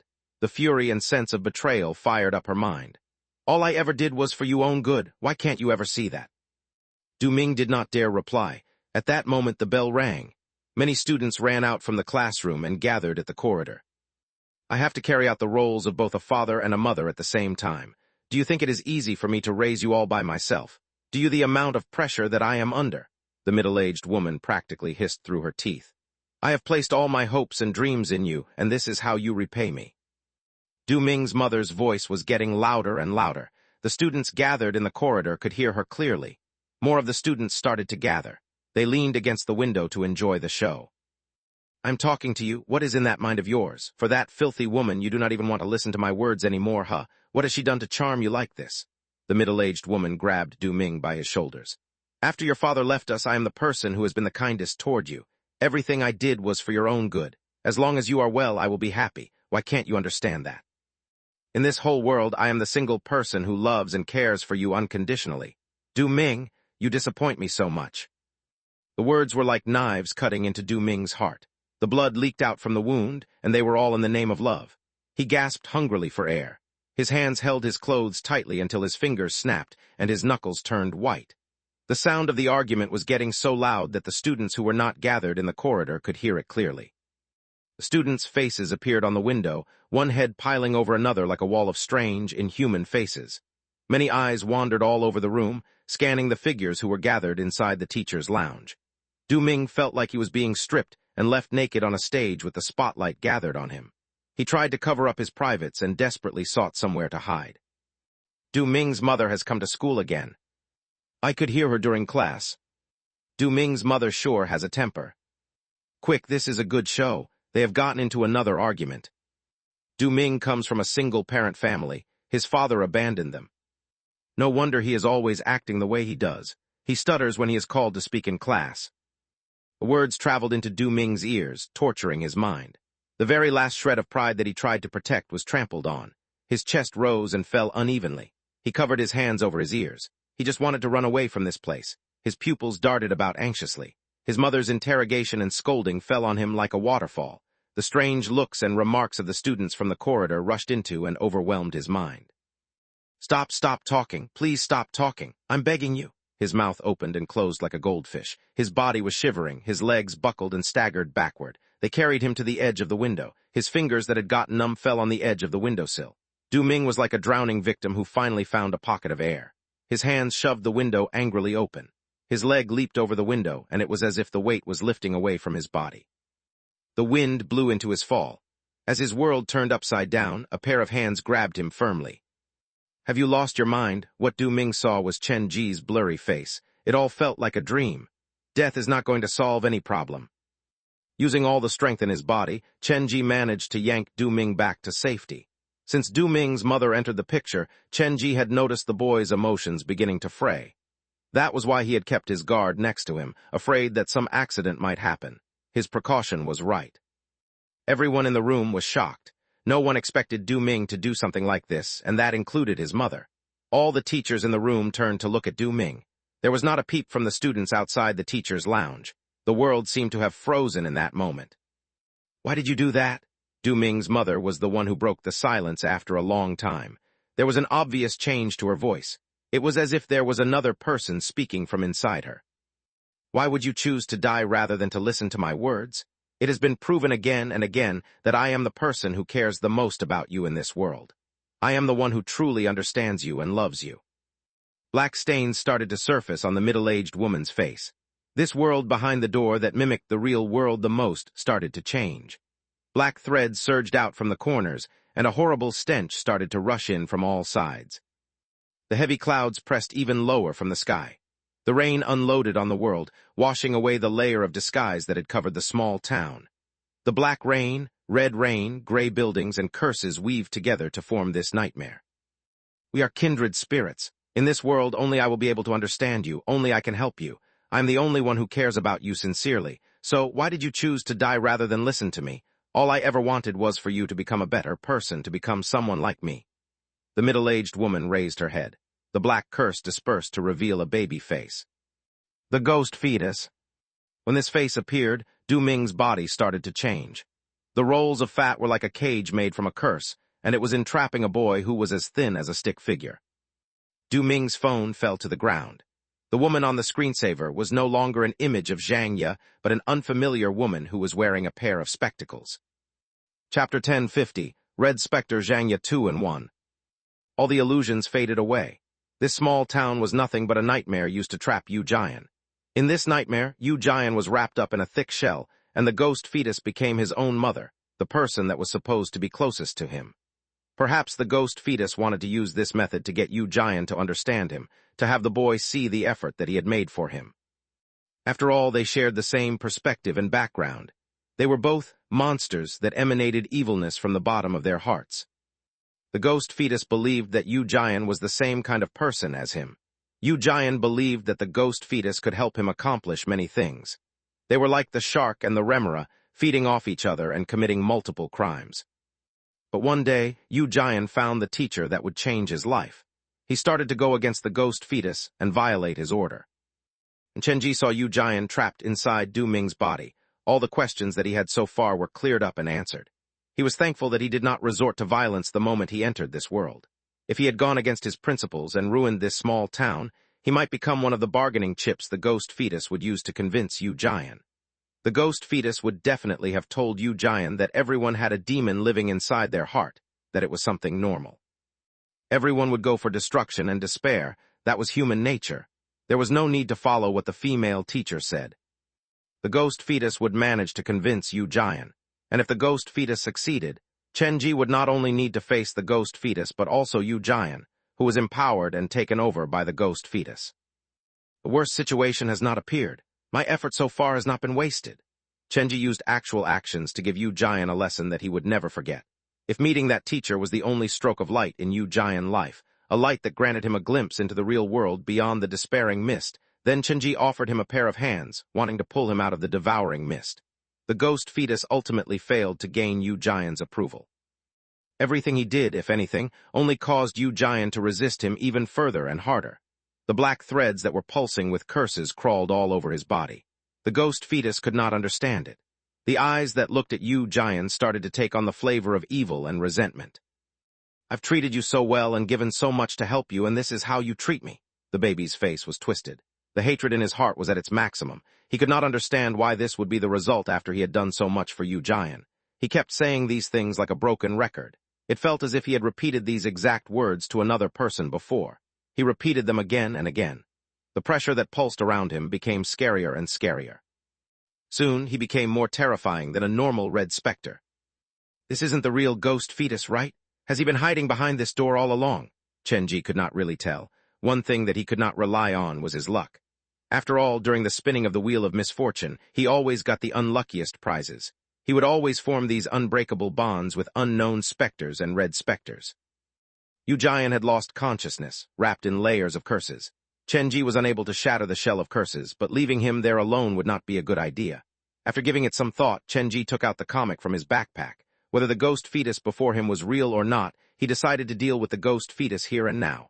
This time, he had spent too much time submerged in the world behind the door. His mental state was strained to the maximum. Both of his eyes were bloodshot, and the man himself was about to collapse. It's time to call an end to this. Flipping through the comic, Chenji called the names of his employees. The pages of the blood-stained comic fluttered like a bloody sea. The heavy scent of blood powerfully overwhelmed the horrible stench that previously occupied the room. The red specters were fighting the curse inside the teacher's lounge. Two terrifying forces collided. This sight would have snapped the mind of a normal person. Du Ming's mother is much stronger than the woman from Wu Sheng's world. They are not even on the same level. There was no place to hide in the enclosed space. As more and more blood-red figures appeared, this curious world took on a sheen of redness. Blood flowed. A pair of pale hands pierced through the cage weaved by the curse and attempted to pull Yu Jian out. Su Yin and All Bai, I need you two to stay beside me. Temporarily, don't go anywhere. He had been calling them for almost 10 days before the defense of the world behind the door was broken. As the employees appeared, it also pointed at the final collapse of this false world behind the door. The scenario that was weaved from Chenji, the ghost fetus, and Yu Jian's memories was about to collapse, and it was Chenji himself who was going to shatter it with his own power.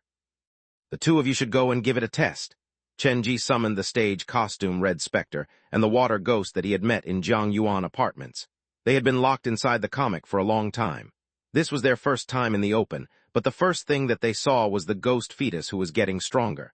The increasingly scary presence added a lot of pressure to the two Red Spectres. The snail behind Jiang Ming's world had a tough shell, and it needed the cooperation of 10 Red Spectres to break through it. The faceless woman behind Wu Sheng's world knew how to control blood, and she could perform multiple tasks very well. The ghost fetus behind Fang Yu's door was very calm and collected. She was an expert at setting traps and controlling curses. Every variation of the ghost fetus behind each door possesses different talents. The ghost fetus before us now has an indeterminate power. I should use the stage costume Red Spectre and the water ghost Red Spectre to feel him out first. Chenji was very cautious. He had held on for so long behind the door, he would not allow himself to make a careless mistake at the last moment. Xiao Bu, watch for the opening and aim for the kill whenever you can. Of all the Red Spectres that Chenji had, the strongest one currently was Xiao Bu. After becoming the real door pusher of the door in Liwan City, this little girl had not really shown her true strength. After all the Red Spectres showed up, Chenji could not try to communicate with them during the brief moments when they were not fighting. The battle between Red Spectres was extremely gory and cruel. They were entities wrapped within layers of resentment. Unless there was a serious imbalance in power level, once they started fighting, no one would be able to pull them apart until one of the parties was killed and consumed. A Red Spectre with rationality and reasoning like Men Nan was an exception. The water ghost Red Spectre and stage costume Red Spectres appeared before Du Ming's mother. They had to attack. If they don't, they would be attacked by Du Ming's mother. They had no other choice. The stage costume Red Spectre did not mind it that much. She possessed a great resentment toward the ghost fetus. After all, it was the latter who had forcibly occupied her altar. The water ghost, though, even thought of abandoning Chenji to join the ghost fetus. This was different from what he had imagined. Chenji, our promise did not include a fight with another Red Spectre, right? He wanted to stay out of it. After all, Du Ming's mother, who was actually the ghost fetus, gave him a very dangerous feeling. No, it is 100% within our promise. Did you not ask me to find the door pusher of the door at Jiang Yuan apartments for you?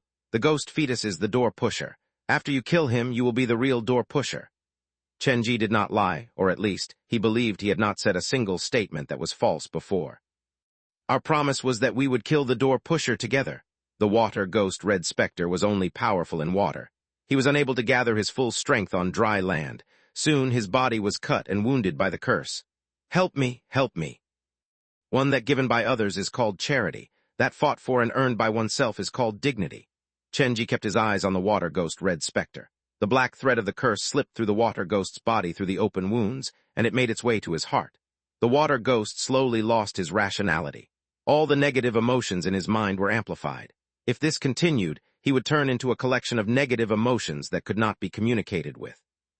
Other than hatred, murder, and resentment, he could not feel any other emotions. The ghost fetus behind this door can use the curse to corrupt others, to pollute the other Red Spectres' hearts. The heart of the Red Spectre was the basis for their existence. It was an object crystallized from their last wish and resentment. Chen-ji did not expect the curse of this ghost fetus to be so powerful. We need to end this battle as soon as possible. Work together. Be careful of being injured by his curse. After getting to know the ghost fetus power, Chen-ji stopped holding back. The ghost fetus curse was too scary. With this kind of power, if the ghost fetus managed to survive the initial onslaught, after the curse took effect, Chen-ji would lose its advantage in numbers. Red specters who had their hearts corrupted would destroy everything before them, including their former colleagues and even their boss. So far, I have found out so many powers that the ghost fetus boasts. The more I discover, the scarier he becomes in my mind. None of the red specters held back. They attacked at full force. The ghost fetus body was mangled and weakened. He barely looked human, but he still hung on for dear life. He did not disappear. The black threads that were hidden in various spots behind the door crawled into his body to help him recover. The world behind Yu Jian's door is helping him. Chen-ji knew that he did not have much time left. He grabbed the shoulders of the boy who was lying on the ground. Yu Jian, can you hear me? Your resistance and determination has paid off. I am here to bring you home. Wake up. The mother in your heart is a version that has been maligned by the ghost fetus. She is not your real mother. Have you really lost all hope in this world? Do you not wish to see your own teacher one last time? There are many people like her in this world. The ghost fetus hid them away from you. He only showed you the darkest side of the world. But you must understand that with darkness comes light. Without the light to shine, where does the shadow come from? When as if hearing the term teacher, Yu Jian's eyelids flickered slightly. His brows slowly moved into a V. He seemed to be struggling in a nightmare. Yu Jian, if you really believe that you have encountered love, it is time to stop letting yourself sink behind the door. Do not let her down and use every inch of power that you have to change yourself into someone that would make her proud. Chen-ji picked Yu Jian up from the ground and gave him a powerful slap. Snap out of it. Perhaps she's just waiting for you on the other side of the door. The flesh that caved in slowly recovered. Yu Jian's eyelids moved slightly, and then he slowly opened his eyes. Chen-ji picked up the phone from the ground and showed the picture of the screensaver to Yu Jian. Live, I beg you to give life another chance. It is not that hard. In the future, you might have a chance to see her again. Fuzzy eyes started to focus. The past incidents crossed Yu Jian's mind. The boy's hands reached out to grab the broken phone, and his expression stopped being so blank. Chen-ji removed his jacket and placed it around Yu Jian. The boy was a prideful man, but he was completely naked behind the door. This was probably a symbol of his once state of mind. The ghost fetus infested himself inside you and kept luring you to the edge of the darkness. He blotted out all the light and only allowed you the glimpse of darkness and despair. Thankfully, you ran into that teacher.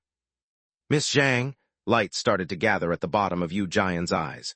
The connection between the ghost fetus and the world behind the door was weakening. He found it more and more difficult to summon energy from Yu Jian's world. Yu Jian, the ghost fetus body was disformed and covered in wounds. He was wailing like a wounded animal. It was me who accompanied you when you were all alone. It was me who stood by your side when your father abandoned you and your mother blamed you. When the adults were fighting and shouting in the name of love, it was also me who was shielding you from all the pain. A shrill voice was coming out from the ghost fetus lips. He had shed the disguise of Du Ming's mother, but started to remind Yu Jian of the things that they had gone through together. From what Chen-ji gathered, Yu Jian appeared to be a B***starred son. His mother fell in love with a man who already had a wife. The argument between his parents and the whisperings of the neighbors twisted Yu Jian's understanding of love from the moment he was born. Combined with the influence of the ghost fetus, Yu Jian gradually lost the power of love. He was not protecting you. He merely wanted to turn you into his tool, to turn you into a machine who would not know what love is. Chen-ji guarded Yu Jian behind him. If you still retain the memory of the period after I entered your door, you should think about it. What is love? What should you do when you really love a person? The ghost fetus was unable to get any more help from the world behind the door. At that moment, he looked aggressive, mad, and crazed. Compared to the physical wounds on his body, he was more angered by Yu Jian's attitude toward him.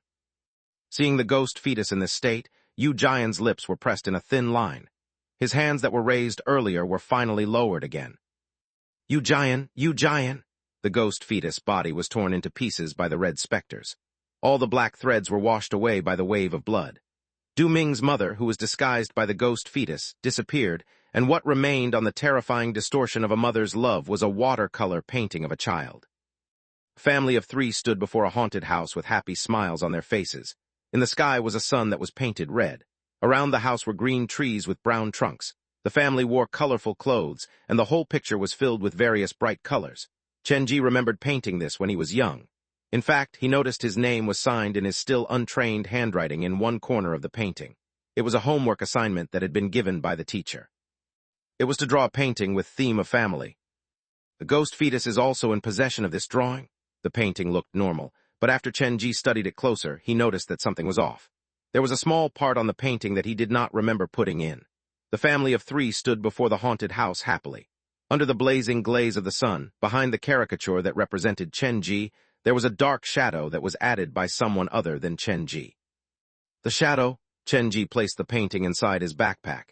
He carried Yu Jian, and with the accompaniment of the red specters, they walked out from the teacher's lounge.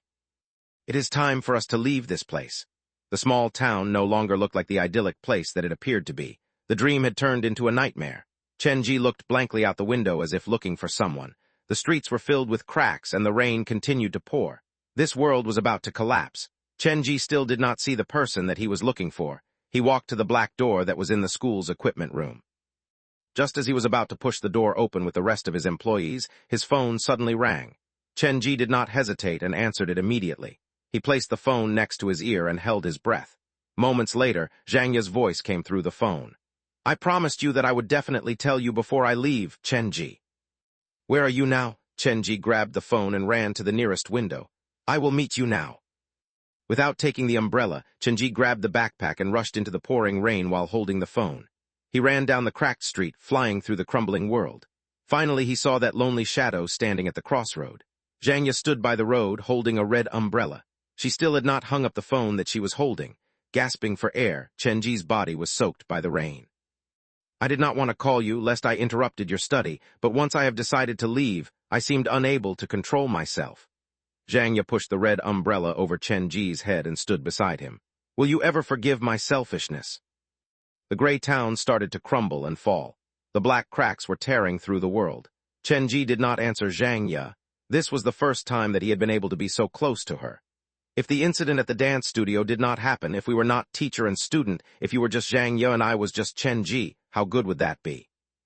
Zhang Ye did not say anything once she heard Chenji. She took another step forward. She stood on her tiptoes and leaned lightly against Chenji. Raising both of her hands, Zhang Ye whispered in Chenji's ears, "Hug me."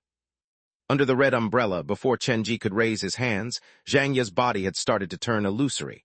The red umbrella tumbled to the ground. Chenji hugged nothing but air. He stood alone silently as the rain poured down around him. The world behind the door collapsed. The red specters herded Yu Jian and Chenji to the iron door, and they worked together to push it open. Just as they left the world, droplets of red rain fell on Chenji's backpack. They seeped through the material and finally dyed Zhang Ye's book red. Comment. After stepping out from the iron door, gravity pulled him sideways, and he stumbled into Yu Jian's bedroom. His eyes were red. Without missing a beat, he pulled open his backpack and took out Zhang Ye's bedtime story. He flipped through the many pages until he found the last page. X year X month X day, I had a dream today. In the dream, I was a teacher, and he became my student. I dreamed that we shared the same umbrella going home. I dreamed that we stood at the bus stop waiting for the bus together. I dreamed that we were living and cooking together. I dreamed that I hugged him, and he returned a tight embrace.